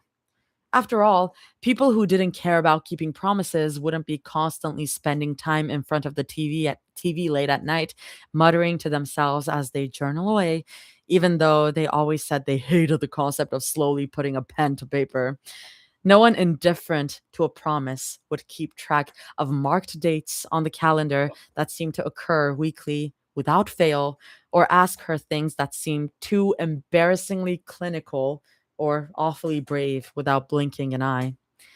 There are the smallest promises, too, the kind they probably would never have thought of as anything more than old habits or reflexes. Yet Zoe can't imagine looking at Rumi meticulously cleaning a pair of way too expensive glasses left on the coffee table and saying nothing of it. Or hearing Mira's offhanded remark, "Yes, I checked the oven and the lights before we left. Look, I even took a pic." Or watching how they thrust anything and everything Zoe could ever want into her arms, gifts, stories, an ear to listen, anything, and seeing it as anything less than care and devotion born from people who want to try and love right. No one who wants to break a promise to someone they would no one who wants to break no one who wants to break a promise to someone they love would work half as hard as they do. But she kind of always just assumed that it was a closed promise between two knots on a string, not three. Three would mean that they could be tangled up forever even if they tried to pull away. Why would they want that? After they give Zoe a minute to reflect on it, Rumi quietly tells her, "We're going back to Korea soon." Zoe sluggishly turns her head to eye her, her teeth clenched tight together. She'd expected one of them to tell her that. She just didn't expect how hard the punch would land in her stomach. She hadn't been bracing for it. That was her fault. "How soon?" is her only question. "Next week, probably," Mira tells her, a gentle breeze making her crossed arms tense up some more. Or maybe Mira's just tensing for something else. Her reaction, maybe? "A little bit earlier, if you want us to." "Tomorrow, if that's what you need," is what Zoe hears between the lines. Rumi wipes her palms on her jeans as she speaks. "There's too many things we left behind in Korea, so we thought that we could finally give you some time to get things done at home without us bothering you." "You never bother me," Zoe wants to say, but her mouth feels stitched together. "I wish you stayed here forever. How could you two ever be a burden if all you've ever done was give me the longest daydream?" "But we'll keep texting you," Mira supplies, a little too optimistic for Zoe's ears. "And call you as many times as you'd like. And come back here too if you..." Her voice fades, and Zoe thinks, aha, she has a feeling as to what they want. It's just harder to discern whether it's a mutual wish or if they're about to give her the ultimatum. "And when we come back to Korea," Rumi says, her voice quiet but strong with a resoluteness that Zoe feels oddly proud of, "we were thinking of making things official between the two of us. Maybe not right away, but soon," Mira finishes. Her eyes don't leave Rumi's. "We never set a date because we're terrible at that, but..." She breathes out with a small chuckle. "Soon, yeah." It feels like a jab straight to the throat. Zoe hadn't been bracing for that one either. It's painful and makes it hard to breathe. And Zoe doesn't know how she manages to choke out, "Official? Like, Mira says, glancing away to look at something over Zoe's shoulder. From the odd wobble at the corner of her jaw, Zoe wonders if it's because she's embarrassed. Just official or whatever. Like, not casual dating anymore to test the waters because we already did that. Rumi huffs, fond and amused. "She means putting a label on it and being exclusive." "God, you make us sound like kids," Mira mutters. "You're the one who didn't want to say it," Rumi challenges, half teasing. "Yeah, because you make it sound so..." Mira moves her hand through the air in a desperate attempt to find the right word, and somehow she settles on a proud, "fucking technical." Rumi barks out a small laugh, and Zoe surprises herself by joining her. It doesn't stop her chest from staying tight, though. They notice. They always notice these things eventually. Blood in the water. Rumi's smile fades when she notices the look on Zoe's face. She blurts out, still gentle, and when I said exclusive, it's why we wanted to bring it up to you before we left California. Are you asking me for permission? Zoe asks. She's offended, upset, disoriented, and baffled somehow all at once. Mira shakes her head vehemently. We wouldn't give someone else permission over our relationship. It wouldn't be fair to give it to you either, she says fiercely. And Zoe lets out a small, breathy laugh in relief. Just, we wanted to tell you because you're our friend and we. Mira closes her eyes. She lulls her head up to the sky. Then, after a long moment, she mutters, fuck. Rumi looks down at the floor. Guys, just come out and say it. Like, oh my god. Don't fucking dance around it. You're making it sound so bad. I'm gonna have like a little sip of water because I've been reading with no breaks.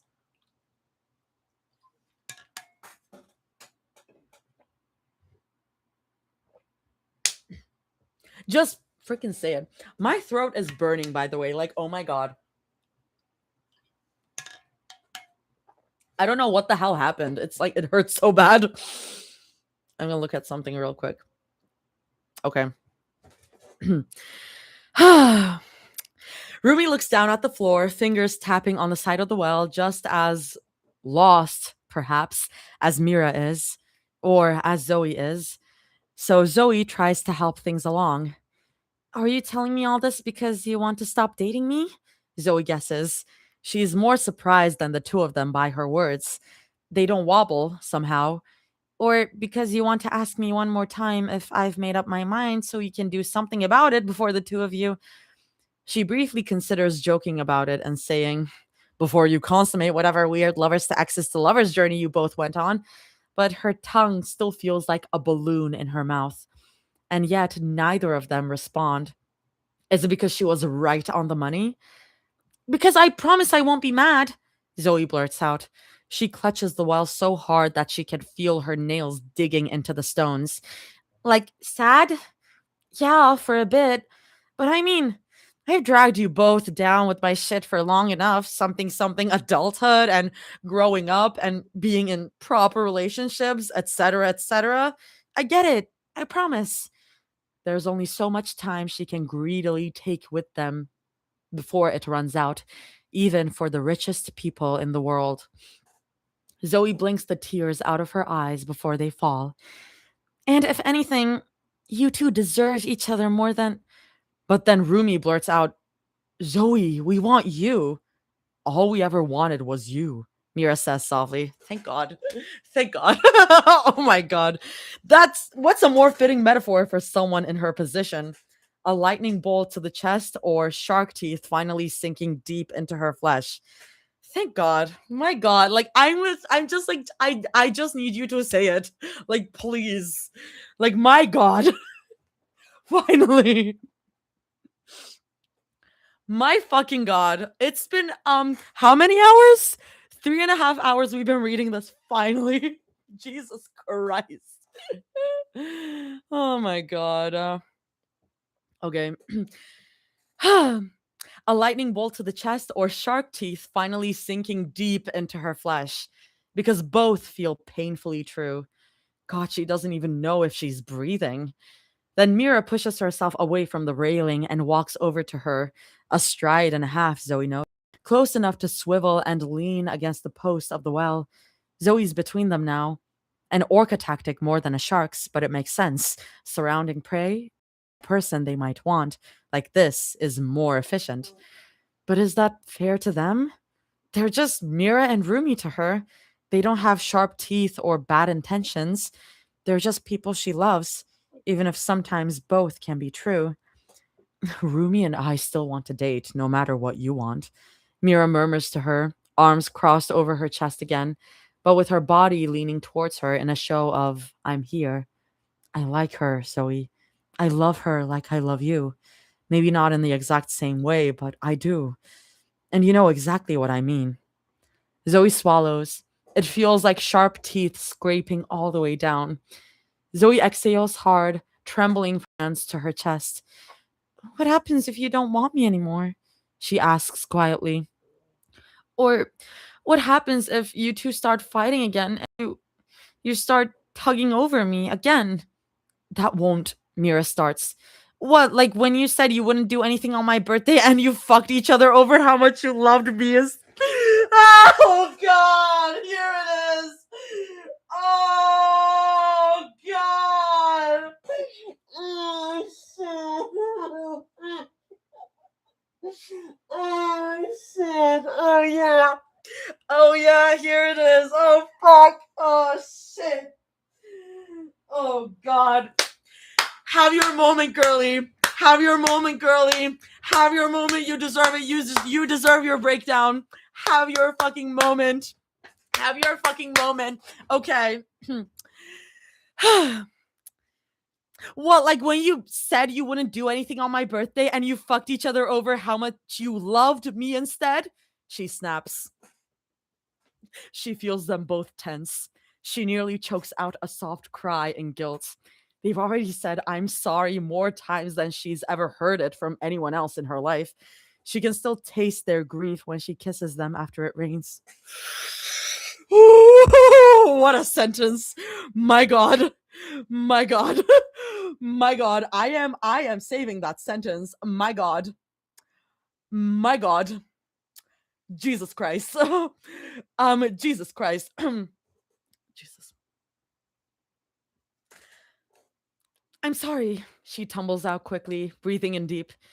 That was forever ago. I know you. No, Mira cuts her off. She shakes her head and blinks, but she doesn't pull away from Zoe like she thought she would. No, you're right. You have every right to be mad. And you can say no, Rumi says, her voice sweet and patient. You can say no while you're with us. No questions asked. We know, Zoe. Her voice cracks. God, we did so much to you. We're the last people who should be asking you for anything, but we do because. She shrugs, helpless but not ashamed. The implication doesn't go unnoticed. Spoiled, they want to say.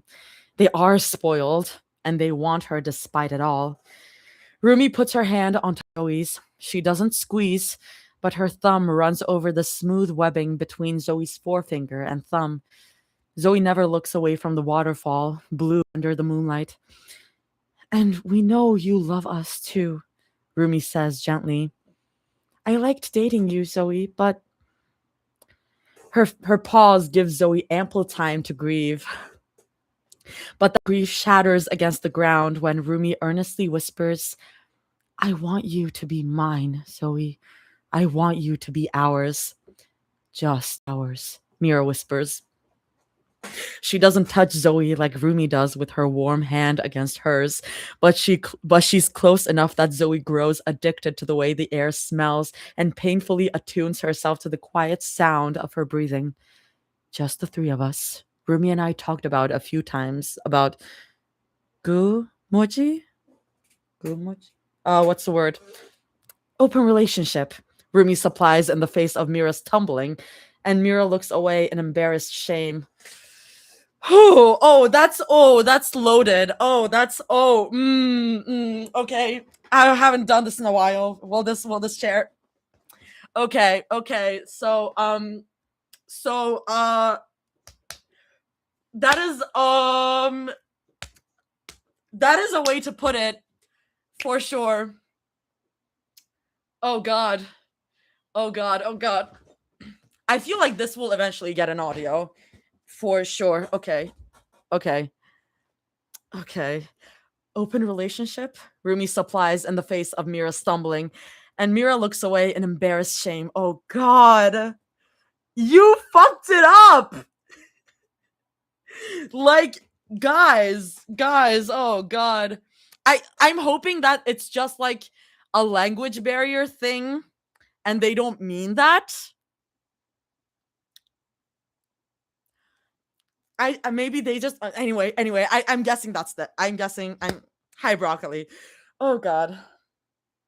Rumi supplies in the face of Mira stumbling, and Mira looks away in embarrassed shame.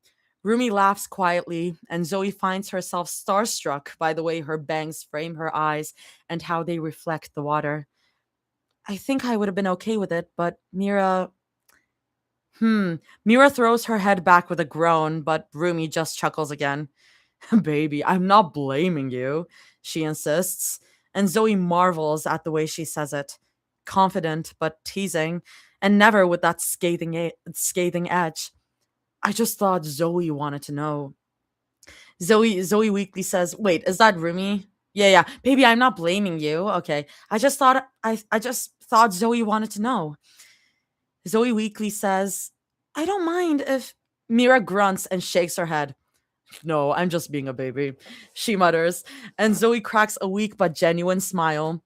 Rumi wouldn't mind if I or we saw other people too, as long as we came home to her or and whatever the fuck. But she shrugs, feigning disregard, and Zoe's smile widens. Hardline for me, I guess. I just want you to.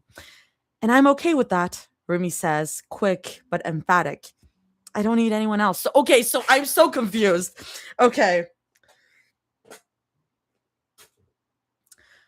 Rumi wants an open relation.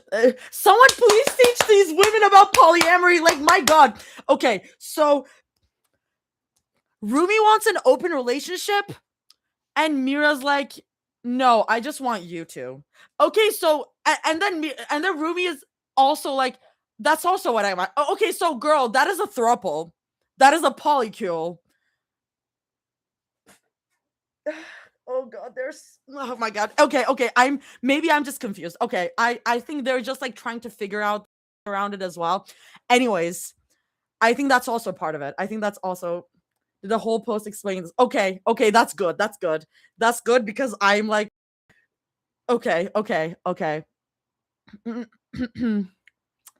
I'm okay with that, Rumi says, quick but emphatic. I don't need anyone else. Mira raises her chin to look at her. I know, she says. Okay, wait. I think I would have been okay with it, but Mira, baby, I'm not blaming you, she insists. And Zoe marvels at the way she says it, confident but teasing, and never with that scathing edge. I just thought, I don't mind if. No, I'm just being a baby. Rumi wouldn't mind if I or we saw other people too, as long as he. Rumi doesn't want an open relationship. She just doesn't think she deserves an exclusive claim. That makes more sense. That makes more sense. That makes more sense. So again, I think it's a language thing. I think then it isn't a language thing. Okay, don't. I'm gonna check out the post afterwards because I right now what I'm getting is that it is a language thing, that they don't have language around this yet. They need the Arsenide dictionary. Okay. Mira raises her chin at her. I know, she says casually. Zoe still exhales in amusement. She wonders how many times they had that conversation, how many times they tangled their legs together under the sheets and talked until their eyelids got heavy, muttering reassurances and communicating over and over the same way they do with her. She doesn't find herself scorched in the chest with jealousy. It's more like quiet joy. So you're asking me to be your third? Zoe surmises. The sharp look they give her almost knock her back in surprise. Not a third, Mira says, still sharp. You are not a third. You are a part of this. It'll be kind of like this, Rumi adds gently. But the scrunch between her eyebrows gives away her displeasure with the way Zoe had said it, or maybe with the way Zoe had tried to view herself. You go on your road trips with Mira. You open your card packs with me in your bed. Sometimes we do them together or not at all. Whatever you want, Zoe, just we don't want a third. Mira repeats. Thank you, Mira. Okay, thank you, Mira. Thank you. Because I feel like Zoe needs to hear that. Okay. Mira repeats, her eyes locked on Zoe's with a deep fire. Her face softens by a fraction when she continues. We just want you, Zumi. And if you want fuck it, I don't know, just Rumi, that's fine. I promise it is. You and Rumi can date as long as you know I'm with Rumi too, and I can. She shrugs noncommittally. Keep being your best friend. Zoe takes a deep, shaky breath. So you are lying, Mira? So like you are lying to yourself and to Zoe. Okay. Zoe takes a deep, shaky breath. I ate your pussy next to my unfinished Lego set before, and I even gave you the chance to shave, and you think I don't want you? Ruby snorts and looks away, slapping the heel of her palm over her mouth, and Mira opens and closes her. It was just an example, Mira says weakly. It makes Zoe laugh, and for the first time in the last, 30 minutes? Well, all week if they want to get technical with it. She feels more like herself again, even if her chest still feels tight. So, real quick, vibe check. What are you two really asking me? Zoe, I'm sorry that I'm laughing. I'm just like, oh, this is so funny. What are you two really asking me? Zoe asks. She knows, obviously. But it's good to make sure she didn't miss anything in between. And you know what, Zoe? I don't blame you for that because I also would have been confused in this situation because they said so many words. Rumi and Mira share a short look. The waterfall, the people walking, and the chatter from outside make it nearly impossible to hear each other when they're speaking so softly. But Mira still says, her voice soft but loud enough to carry over the noise, "Come back with us. There's so much more of this, of us. We haven't shown someone like you yet. For someone who makes it official," Zoe hears. For someone like her. A lottery won just for having the privilege of loving them both. "Come back to Korea with us," Rumi murmurs in her ear. A shiver runs down from her neck and through her body. Even for a short while. We want to show you what else we can give you." "Please," Mira says quietly. "Even just for a week." Rumi squeezes her hand, a vice like she's expecting Zoe to snatch her hand back and leave. Mira presses closer to her shoulder, her eyes intense as she watches every twitch on Zoe's face. They are spoiled, through and through. They're not the kind of people who would let go of what they want just like that. For once, Zoe's selfishly grateful that they're spoiled. She hadn't ever felt this wanted in her life. "조야, 우리 사람이 도와줘, 도와줘. 우리 사람이 도와줘." Mira whispers to her. Zoe be ours. 그리고 우리도 세 사람이 되어도 안 되고 말해줘. Rumi murmurs. "And tell me that it's okay for the three of us, please." Oh. Zoe almost never has a problem saying yes. My prediction was correct. I predicted it was a girlfriend proposal, and I was correct.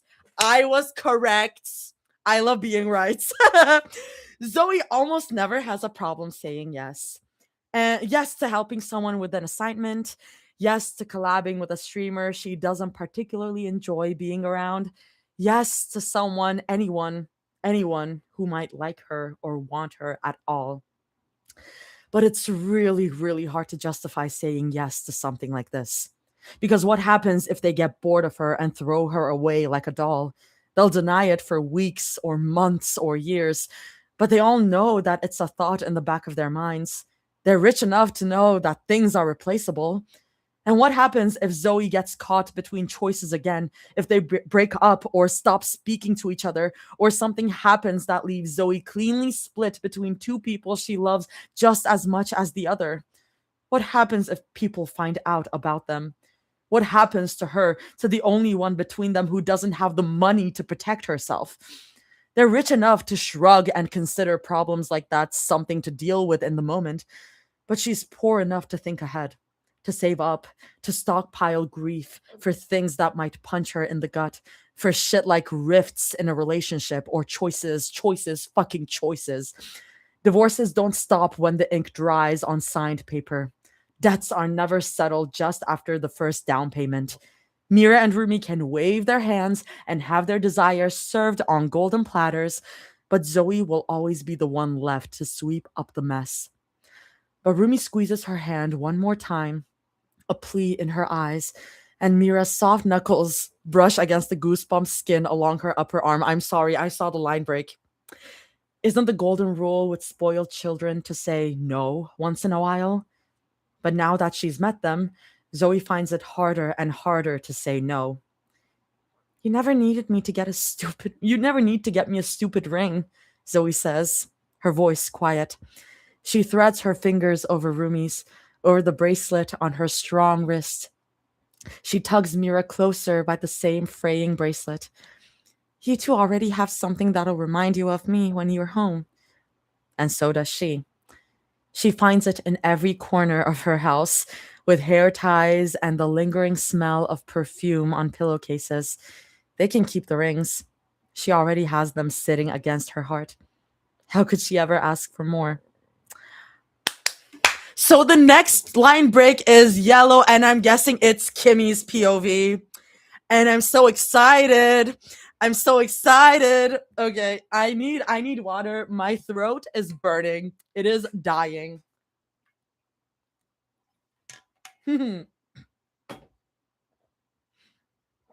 Bye, Lily. Zoe isn't replaceable. They just need to get that in her fucking head. Yeah, Zoe, quit your job, join the relationship, but not yet relationship, but not yet polycule. But it is polycule. They just don't have the word for it. Nah, Zoe is so real for that because these girls talk in circles. I'm like, if I was Zoe, I'm like, I need you to be blunt with me. Like, please. Oh my fucking god. MCR probably didn't help, but also my voice wasn't feeling like this yesterday after I saw the concert. I don't know. They're also incredibly bad at talking. God, aren't they? God, aren't they?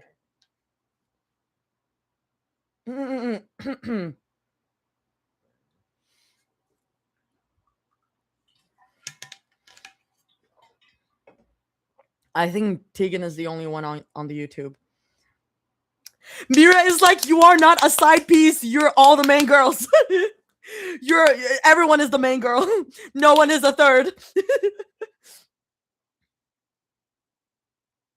Mira always wanted people to know the jokes she makes and wanted people to find her funny. I see myself in that and I don't like it.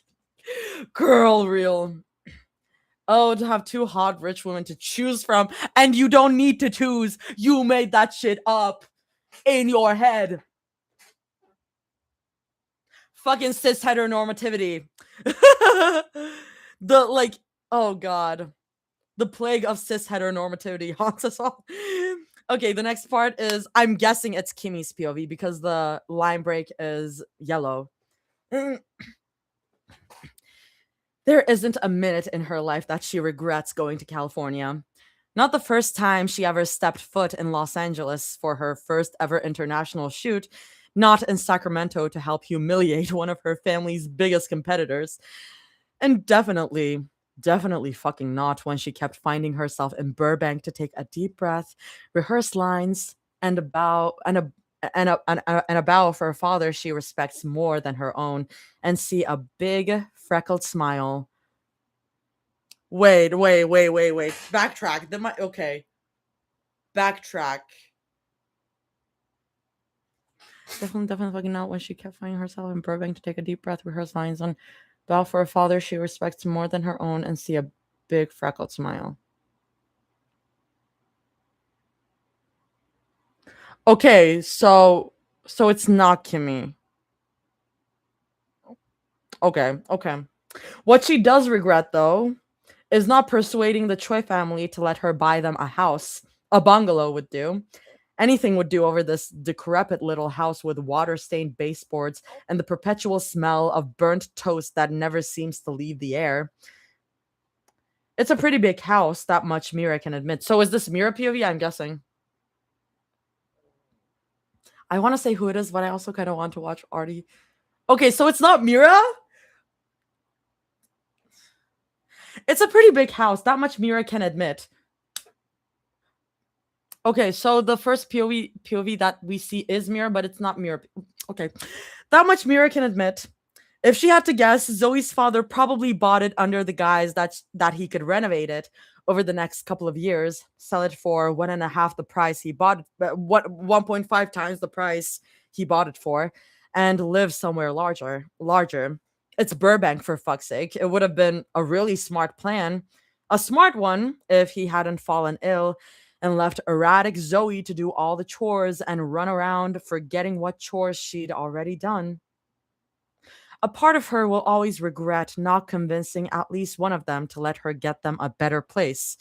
She can do it so easily too. A curt phone call or an email would do it, and a nice residence or two with their names on it would be waiting. Such a simple problems, but just one quick wave of the hand like a fairy or two. But Mira isn't blind to pride. Okay, so it is Mira. It is Mira. It just was a yellow line break and it got me so confused. But Mira isn't blind to pride. She's not immune to it either.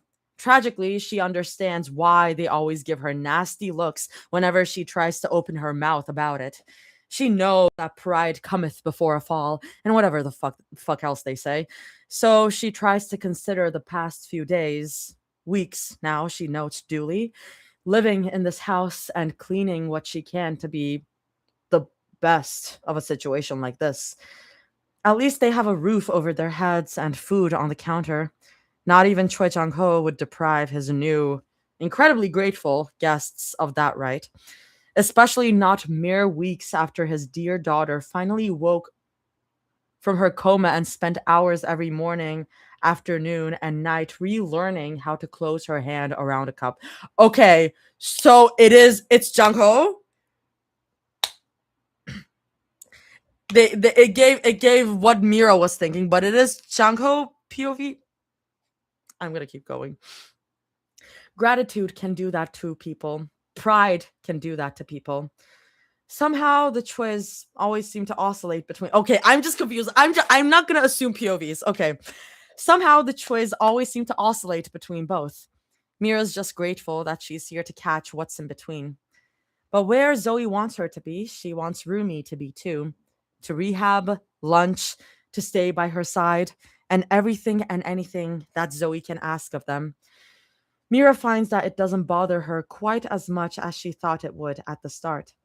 The short sessions this last month have helped, she thinks. Not by much, but it's something. Mira opens the creaky closet door and frowns at her phone.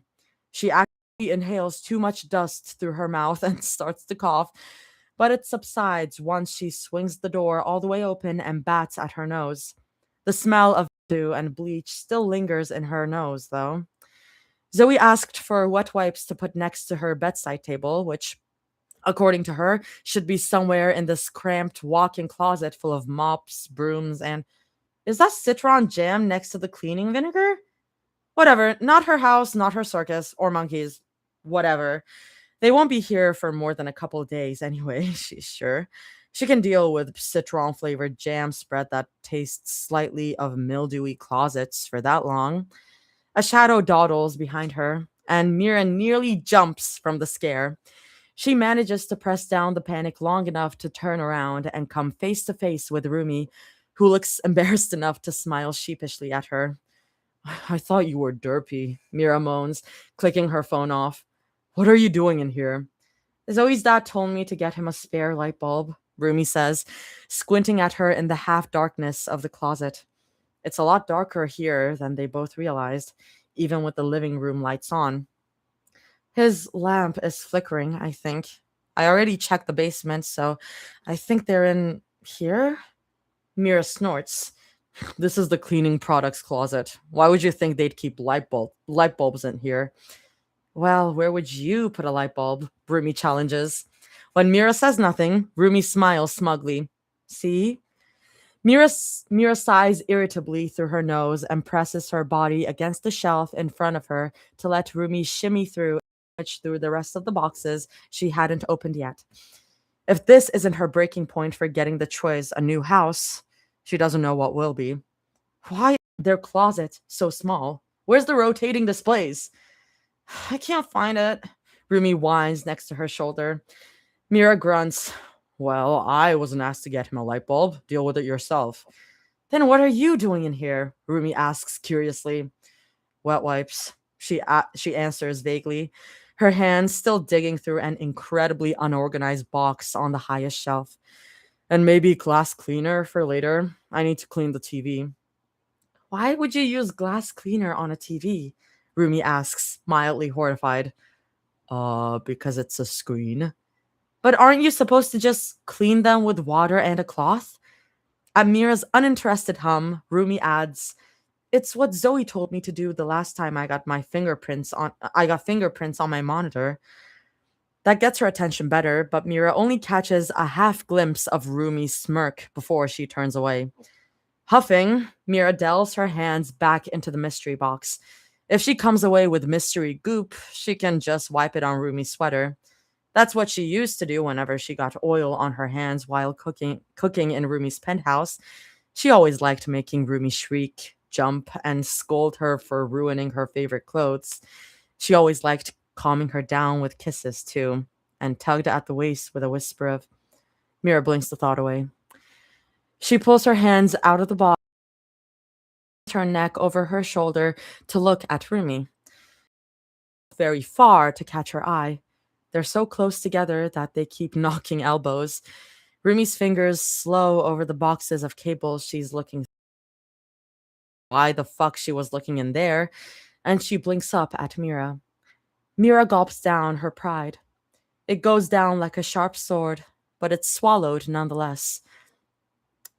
Can I ask you something? Her voice sounds thick with something foreign to both of them. She can hardly place it herself. And yet, Rumi's hands stop where they are, and she turns at the hip to give Mira more of her attention. Subconsciously, Mira's body mirrors hers. They've been apart for so long, and they're still drawn to each other's gravity as much as they are to Zoe's orbit. Yeah, Rumi finally says. Nothing in her voice gives away how she feels, and Mira thins her lips in disappointment. Yeah, sure, what's up? There's no need for a preamble between them. Why the hell do you keep leaving me and Zoe alone? Rumi's jaw works as she searches for an answer. You know exactly what I mean, Mira replies, her voice corked with mild frustration. She hadn't been simmering on it long enough to be angry, but their therapist told her that was a good thing. Whenever you see me and Zoe hanging out in the kitchen or her room, you always walk out after saying hi. Why? Rumi tilts her head at her in confusion. Isn't that something you'd want? Want what? She asks impatiently. Rumi waves her hands, trying to find the right word. She'd been doing that a lot more recently, with learning how to express herself and everything. Mira pivots on one foot and crosses her arms to stop herself from mocking her with the same motions. Having alone time with her? Mira snaps. Why do you never stop assuming what I... She stops herself before her voice rises. She takes a few grounding breaths, quick but efficient. Slight shame of snapping like that calms her down even more. Bursts of rage have been something she's been working on. Unfortunately, the breathing exercises actually work. Unfortunate because she'll need to see her coach's smug face next week for it. Mira gently slaps the top of the shelf. Mira gently slaps the top of the shelf she's resting her elbow on and balls her hand into a fist a couple of times. It's a little dusty, but it's clear that they used the closet enough not to let the dust settle like it did on Zoe's mini green goblin waffle maker. Zoe's my friend, and I love her, Mira says quietly. So are you. I don't... Her voice catches, and Rumi looks up at her in surprise. The scrunch between Rumi's eyebrows makes her look even smaller, and she looks the exact same way.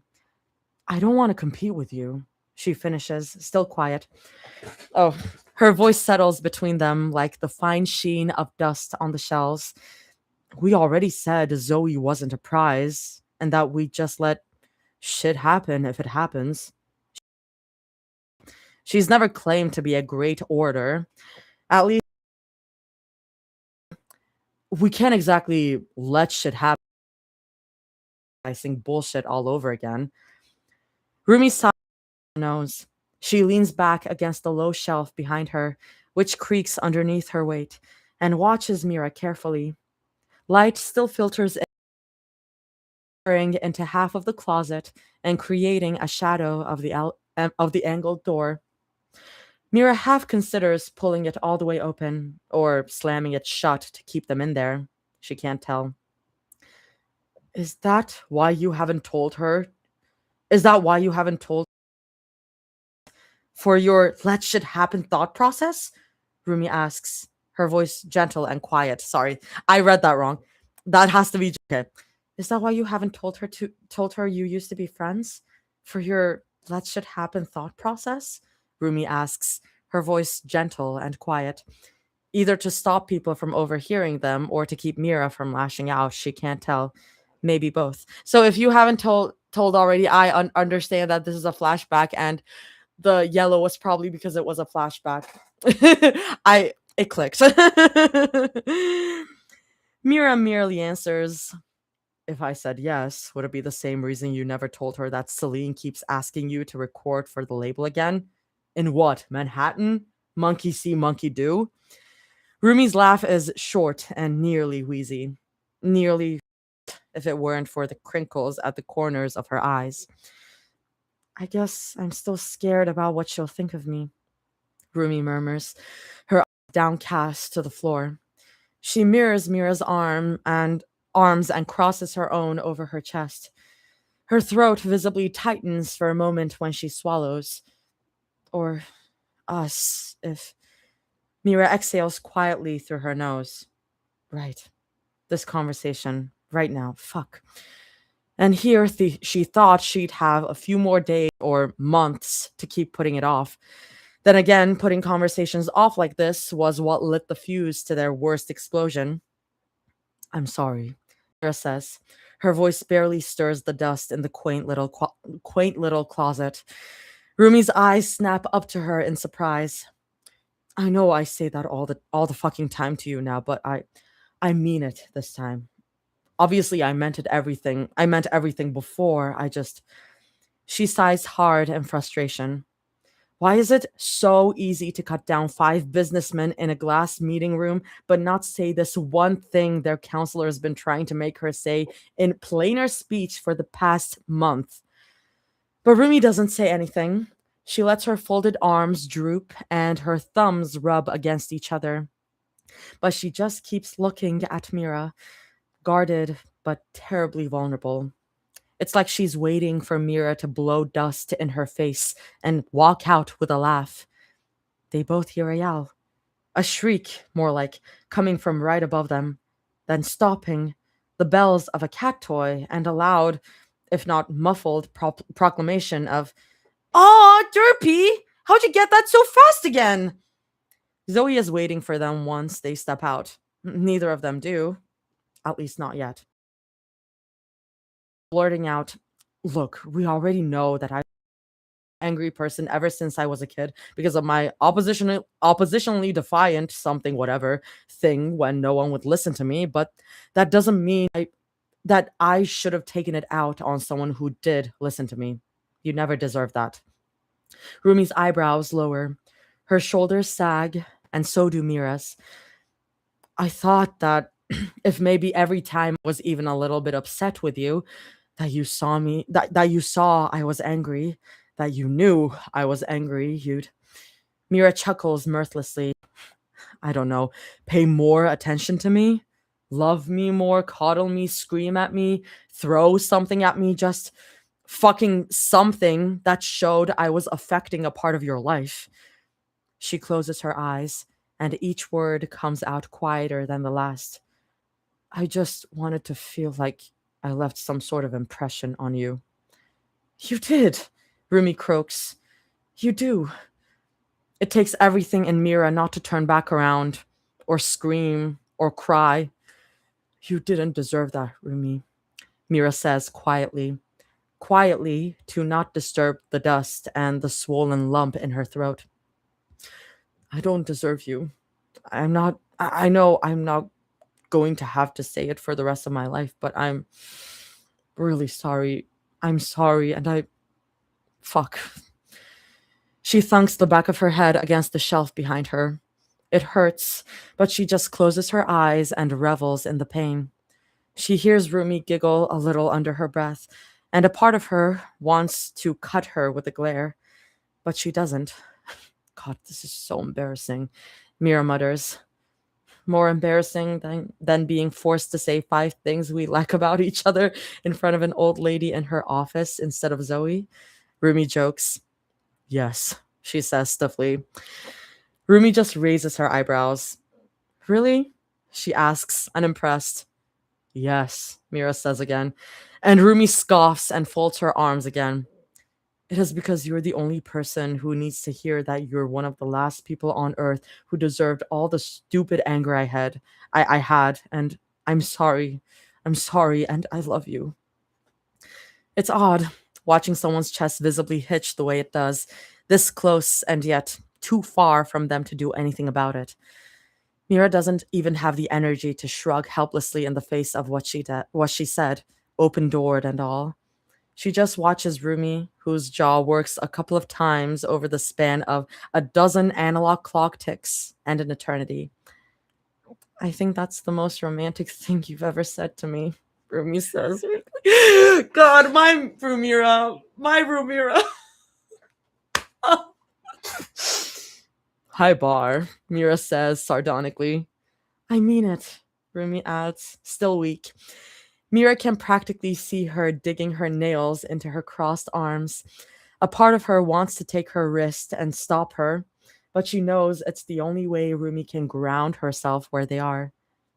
So, what now? The blaseness of it makes Mira bark out a short, weak laugh. What? Rumi whines, her shoulders hunched in defense. I'm serious. I know, sorry, Mira says with a laugh. And in a way, that's really not fucking sorry. Well, what do you want to do now? Their counselor did tell them to take it at their own pace, though.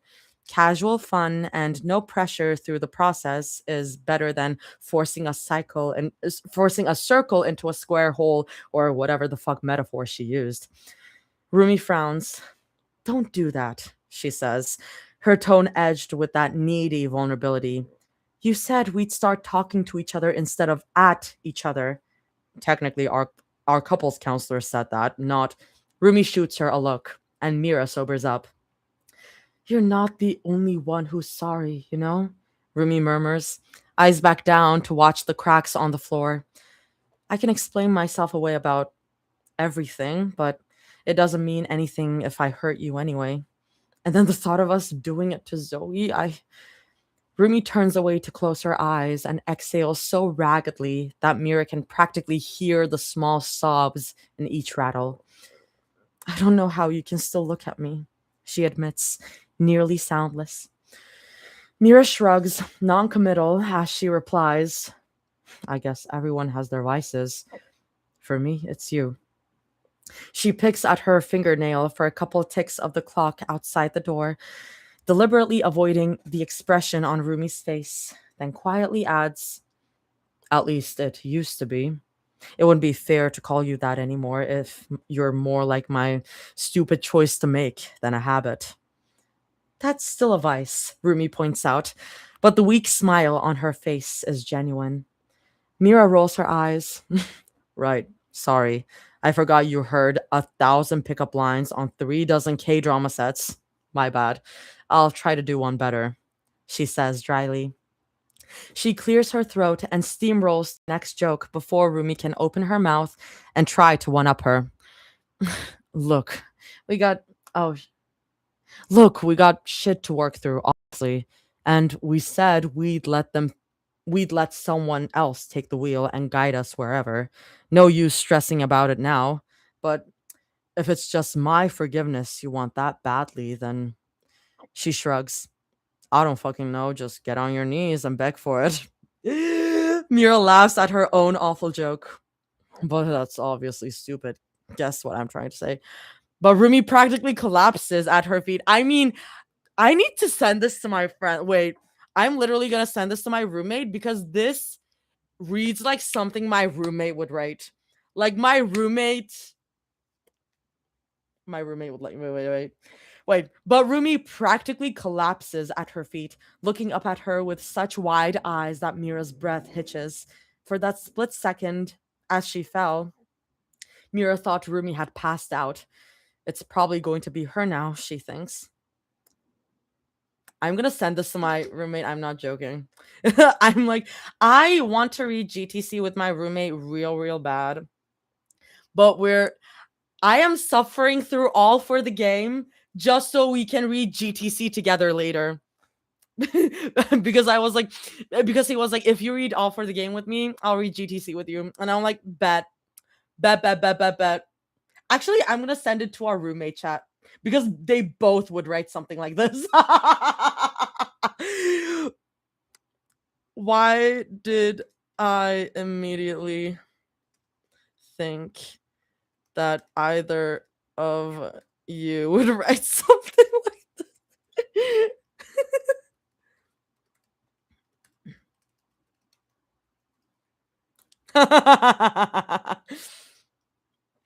I am so excited to read my roommate's haiku fic. Rumi cannot escape the dog allegations. Bark like you wanted, IG. Okay. Mira thought Rumi had passed out. It's probably going to be her now, she thinks. Especially with the way Rumi's clutching at her shirt, like a spirit in hell begging to come up with her. I am also so excited for Catholic shame AU. Catholic guilt AU. Get up, Mira says hoarsely. She forces out a laugh. Jesus, Rue, no, seriously, get up. Her mouth tastes a little sour. Rumi, I was kidding. I'm not, Rumi says, the words clinging to the back of her throat, nearly raw. Her grip on Mira's shirt is loose enough that Mira can easily bat her away, but it's still nearly white-knuckled. Tell me what you want me to do. Tell me to stay here with you and I will. Jesus. I love them so bad. Oh god, I love Ruby or Eggs. I love it so much. I will never get over it. Okay. Mira lets out another laugh, a sincere one, if not oh wait, they responded, I think. LMFAO, love a bitch that's on her knees. Love a bitch that's on their knees. Exactly. If you were church, I'd get on my knees, confess my love. I know where to be. Okay. Okay. Mira lets out another laugh, a sincere one, if not a little hysterical, even with how quiet and choked it comes out. I just want you to get off the dirty fucking floor, Mira says, exasperated, nudging Rumi's chin upwards with a curled finger. And tell me what that pretty brain of yours is thinking other than I'm sorry. Guys, this is so hot. I'm sorry. For a split second, a part of her hallucinates Rumi leaning into the hand that she pulls away. Wait, I need to send this whole part to them, Loki. Then Rumi staggers to her feet. It's a Herculean effort, but Mira cups her elbows and pulls her gently upwards until she can feel Rumi's warmth pressing against her cold hands. It feels much tighter in the closet like this somehow. I love you, Rumi says, her words so wobbly that Mira nearly thinks them incomprehensible, but she's held her enough times in the night that she's learned how to decipher them. I love you, Mira. I do. God, I do so much. I'm trying so hard to learn how to love you in the right way again and get to know you all over again if I have to, but Mira feels her walls go up again. Butts have never been dealt into her hands with anything other than pride and ego down the drain. Rumi's eyes flicker back and forth between hers. Sorry. Oh god.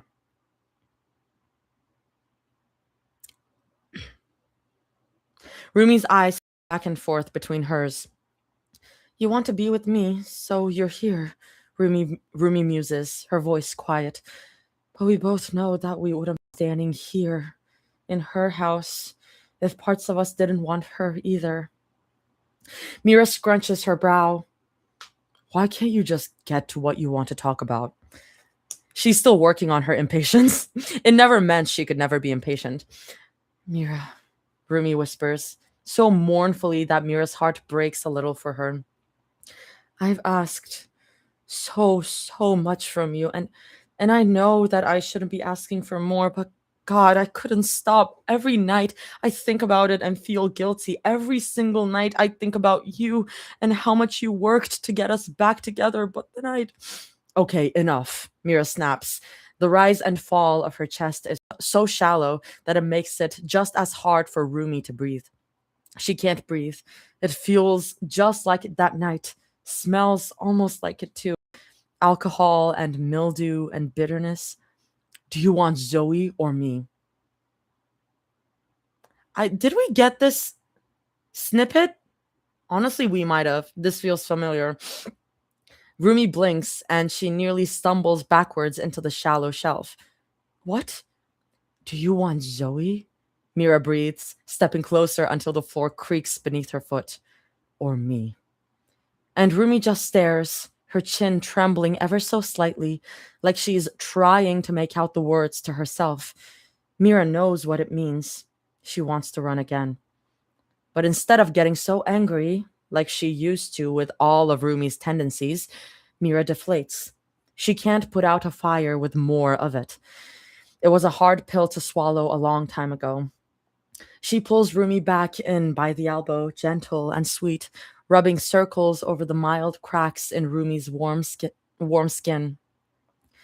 Do you remember what our therapist asked us during our intake appointment? She asks quietly. She asked us a lot, Rumi points out, her voice still wet with the mildest semblance of grief. Mira puffs out a breath in frustrated amusement.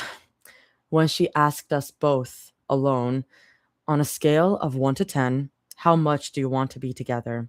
And told us not to tell each other. A simple assessment for professionals' ears only.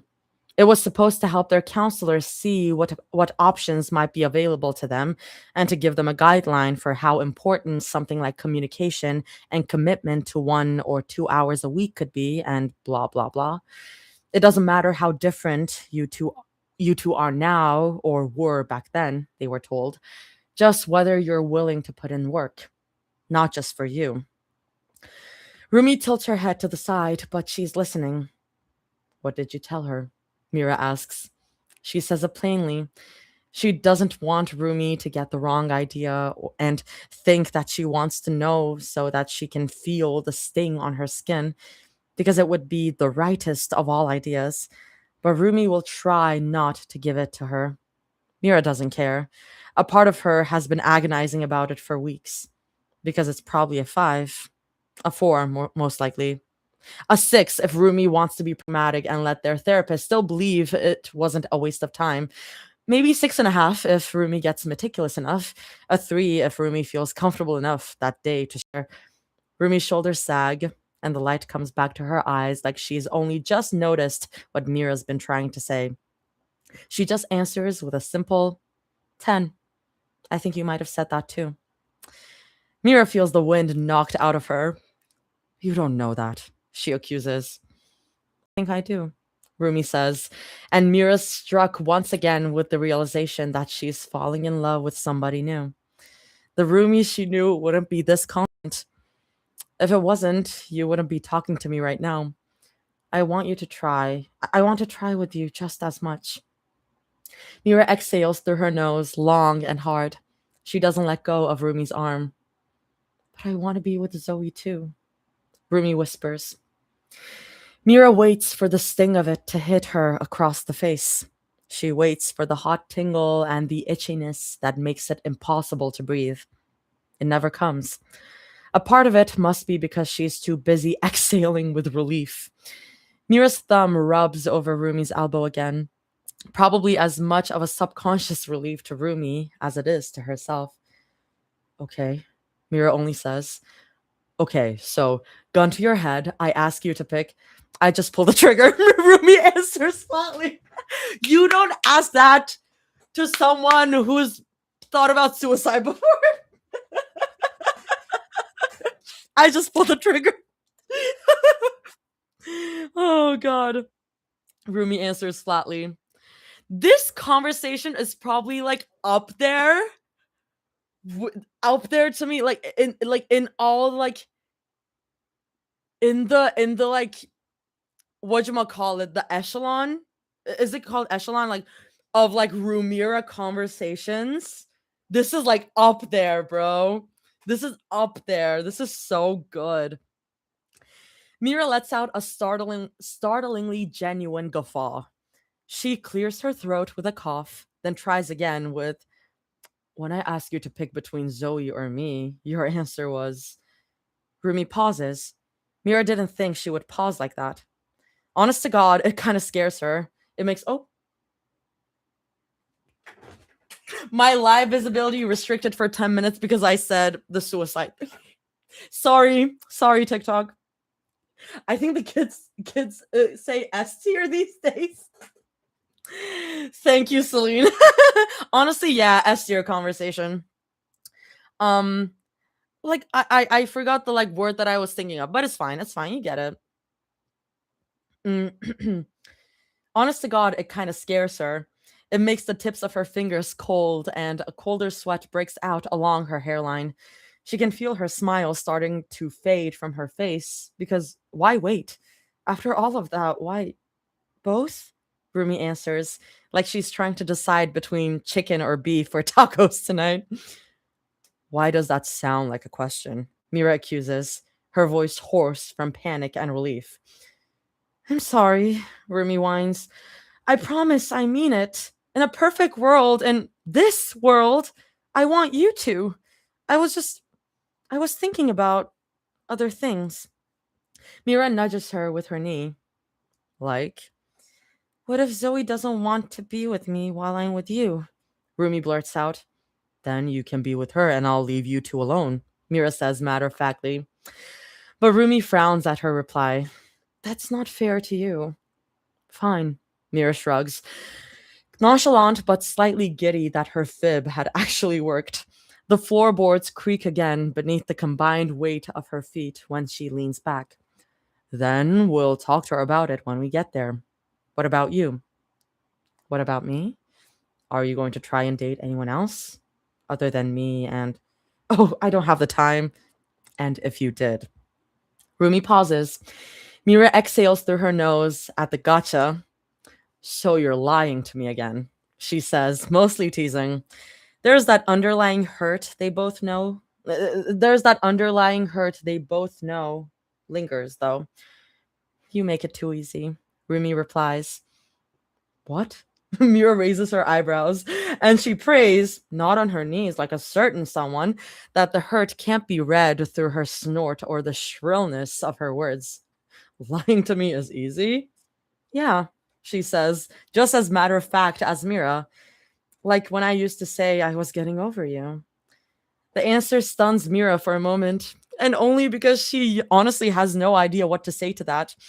Rumi mistakes her silence for victory, and she pokes Mira's rib with a gentle index finger. I was joking, you know? Rumi teases. I just wanted to, um, flirt like an idiot. Mira guesses flatly. Rumi flashes her a strained, sincere smile. Is it working? Is it working? She asks quietly. It works better on Zoe than on me, Mira answers, and the small frown that creases Rumi's face makes her laugh. Her fingertips drag down from Rumi's elbow to her soft forearm, all the way down to the bump of her wrist and the warmth of her palm.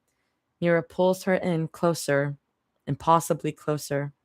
Her nimble fingers wrap around Rumi's small wrist, and she brings it all the way up to her mouth. But I'm not saying it doesn't work on me either, she says offhandedly. Then Mira kisses the inside of Rumi's wrist and murmurs, I just think you should try helping me get our girl first. Then you can flirt all you want.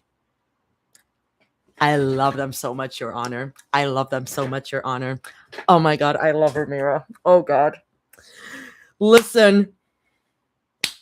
It is such a basic bitch thing to say, but it is my favorite dynamic. I know it is basic, but like, I love them so much.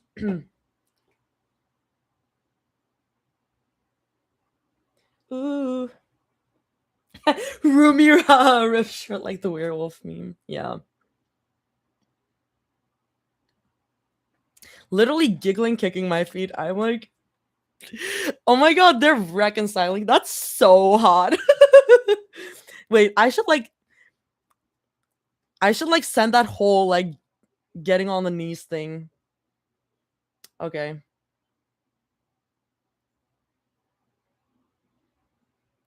Look, okay. She clears her throat. I'm gonna send this to my roommates because I need them to read this whole thing.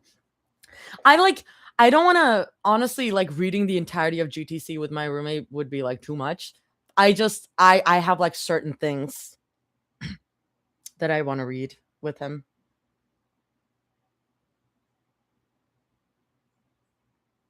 I'll just send this whole thing because this whole section is like perfection.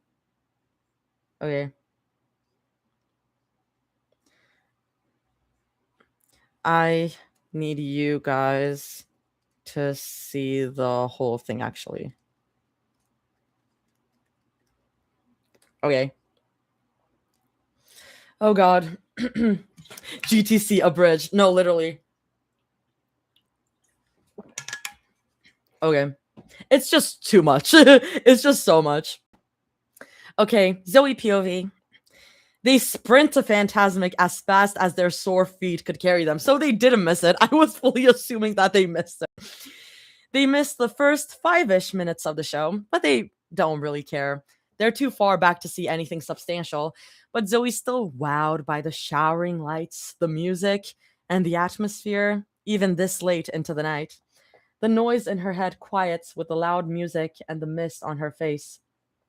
It empties further when the sparklers rise high and make the crowd gasp, and princes and princesses come out to wave at them from floats and cruises, giving them the goodbye show of a lifetime. Zoe feels smug, knowing that she's felt like a princess the entire time she's known the two by her side, squished close to her shoulders and shaking with laughter at the jokes she throws at them. Zoe's almost blinded by the number of lights exploding over the dark, smoky skyline for its finale. She nearly goes deaf, too, from the blare of trumpets and woodwinds pouring straight into her eardrums in tandem with the fireworks showering overhead. Zoe looks discreetly behind her. Every single set of eyes is trained upwards, chins craned as far back as they can to take videos or marvel at the strobing lights and fantastic, haha, fireworks. So she hooks her finger into a bracelet near the back of a hand. It doesn't matter whose, because either one brands them as hers.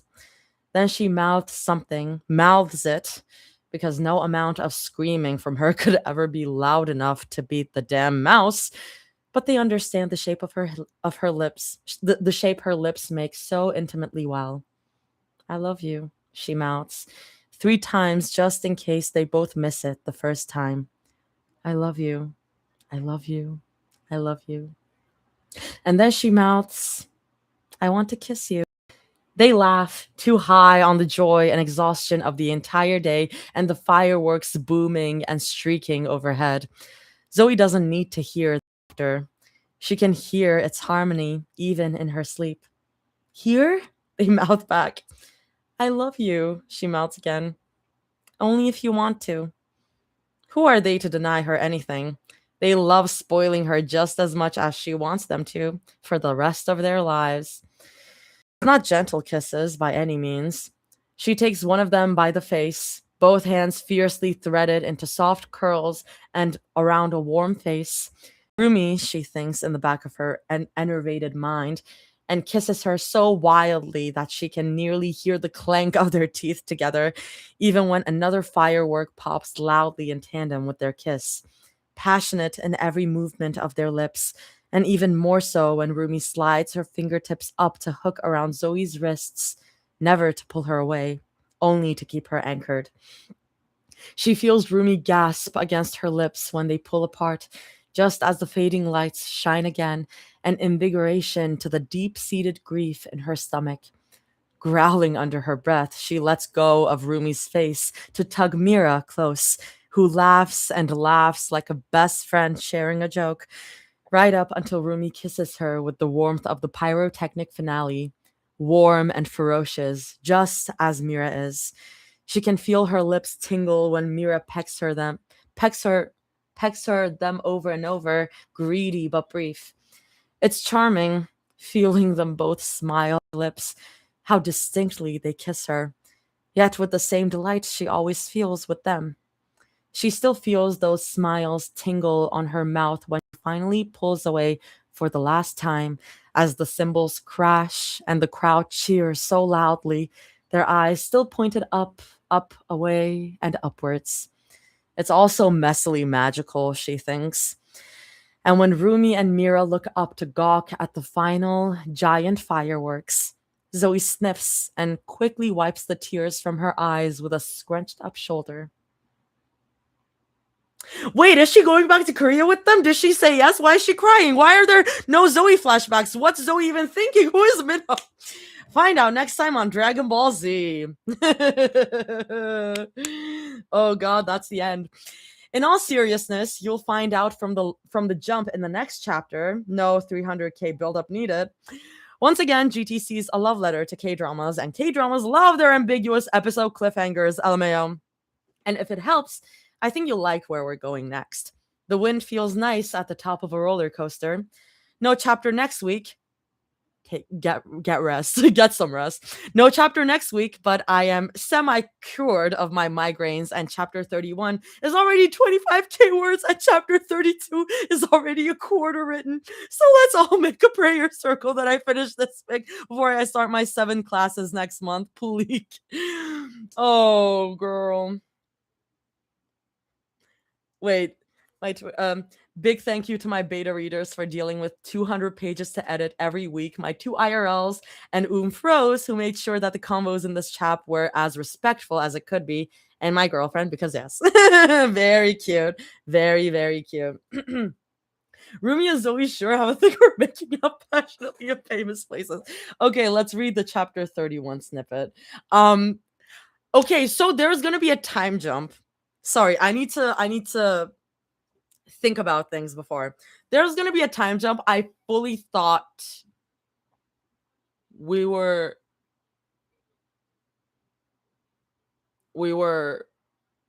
wait, does the jump mean time jump or just jump as in you said that from the jump? You'll find out from the jump. Oh, you'll find out from the jump. That's what you meant. You'll find out from the jump. Okay.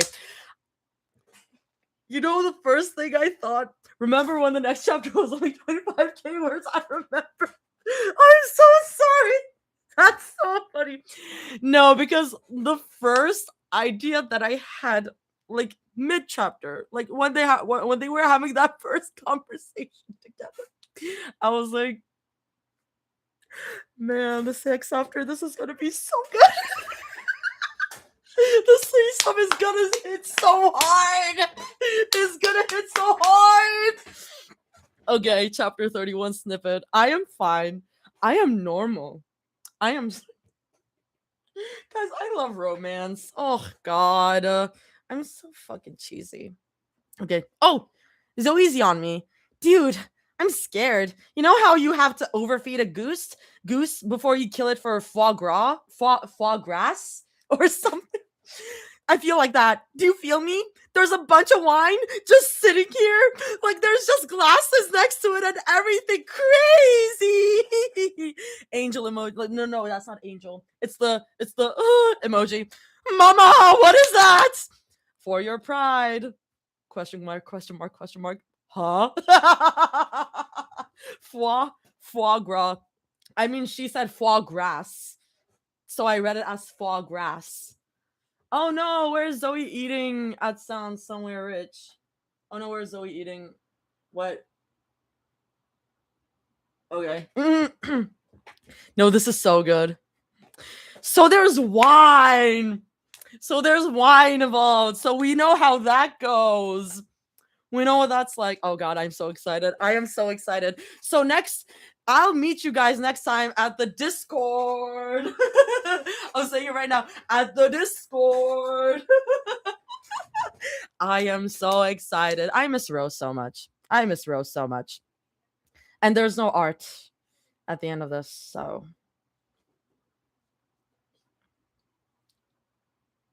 that's it. Oh god, my throat can finally rest now. Jesus fucking Christ.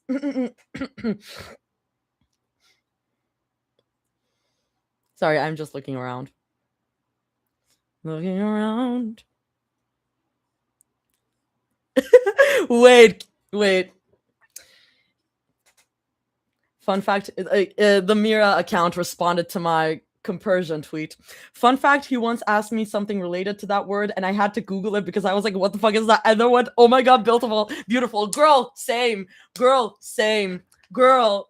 No, I'm still thinking of compersion. I'm like, what an awesome word. I can't believe there's a word for that. That's so awesome. Anyway, that was awesome. I'm gonna try to record something. So I'm gonna say sayonara. I'm gonna say bye-bye. I'm gonna say au revoir.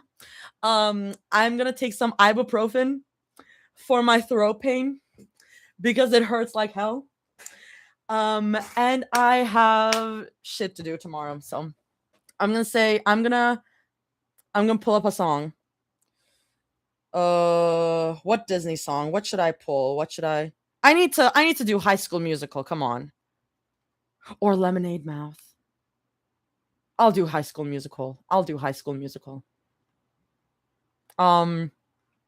don't know. Oh god. What should I do? Or I'll do Lemonade Mouth. I